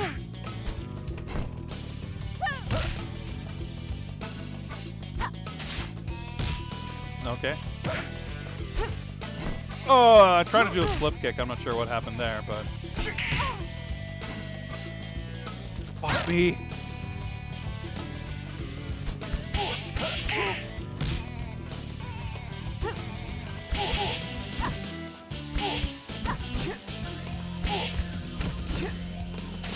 Oh my god. No, no, no, no, no, no.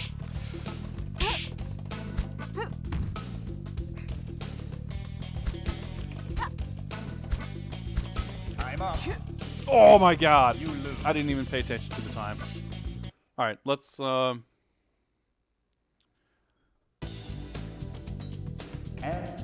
see if we can get her normal costume.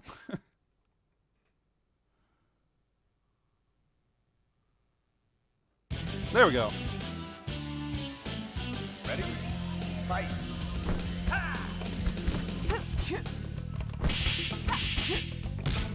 No, I'm trying to fucking down attack. Okay.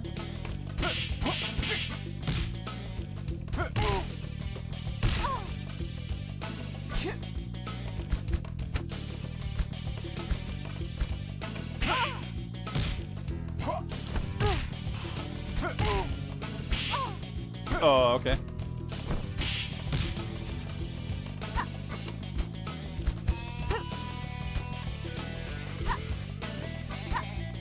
His defense is quite something.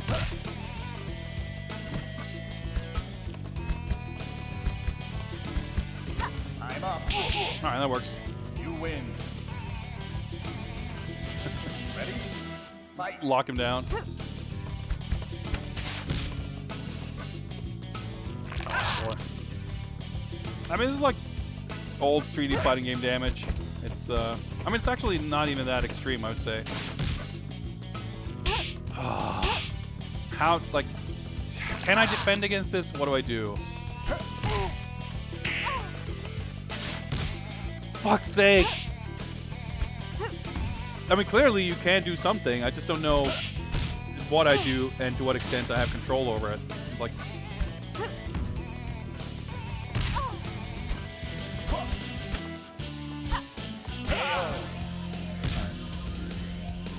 Ready? Fight.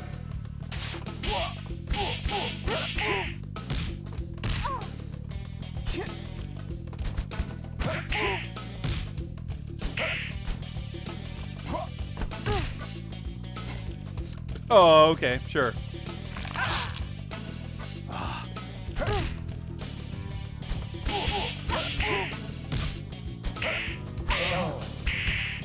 I guess I can like bait the wake up attack. And, I don't know. Well, that worked out. You win. All right. All right. These fucking portraits, man. All right, I'm assuming this is some kind of a boss character. Ready? Fight.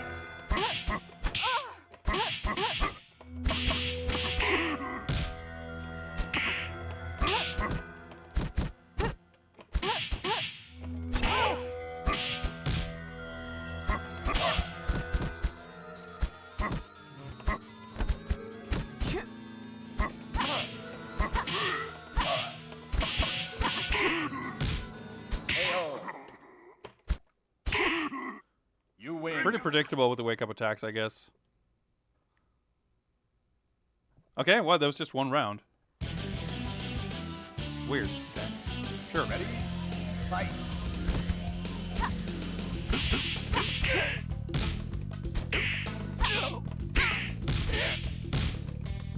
Oh, wow. Okay. This is kind of stance or something.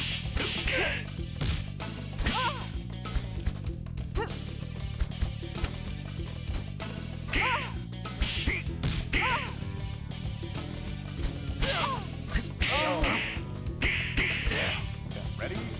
Fight.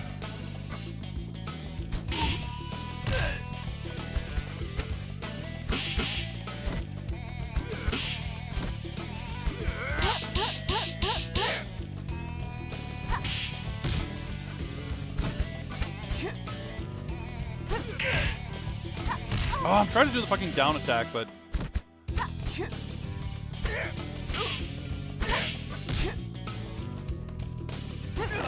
Alright, down. I like that move.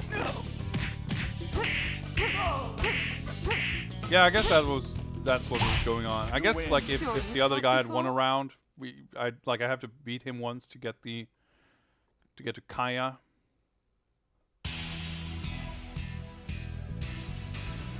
Okay, that was the end, I guess. Dude, this is pretty sick, actually. It's rendering the characters in high-res mode here, which I don't think it did in the actual game. Because, yeah, they looked a lot sharper here. Tons of texture detail. Oh, yeah, that must be Robert's standard design, the wrestler, cowboy. It's pretty cool they get, like, individual credits for each character model and animation. That's really cool to see. Credited for fucking the Seagal fucking hand gestures.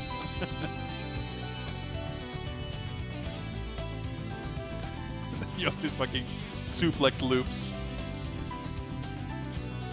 Oh, that giant power bomb.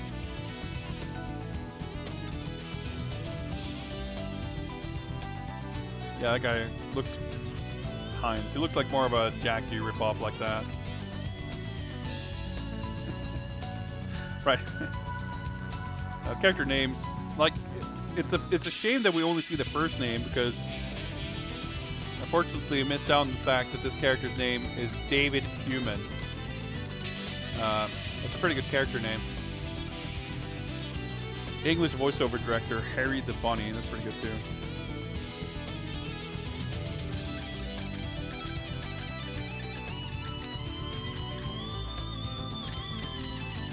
Yeah, it shows there's a bunch of like special. Let's see what it says here. It's like character specific specialties. Oh, okay, and it just showed the mount thing.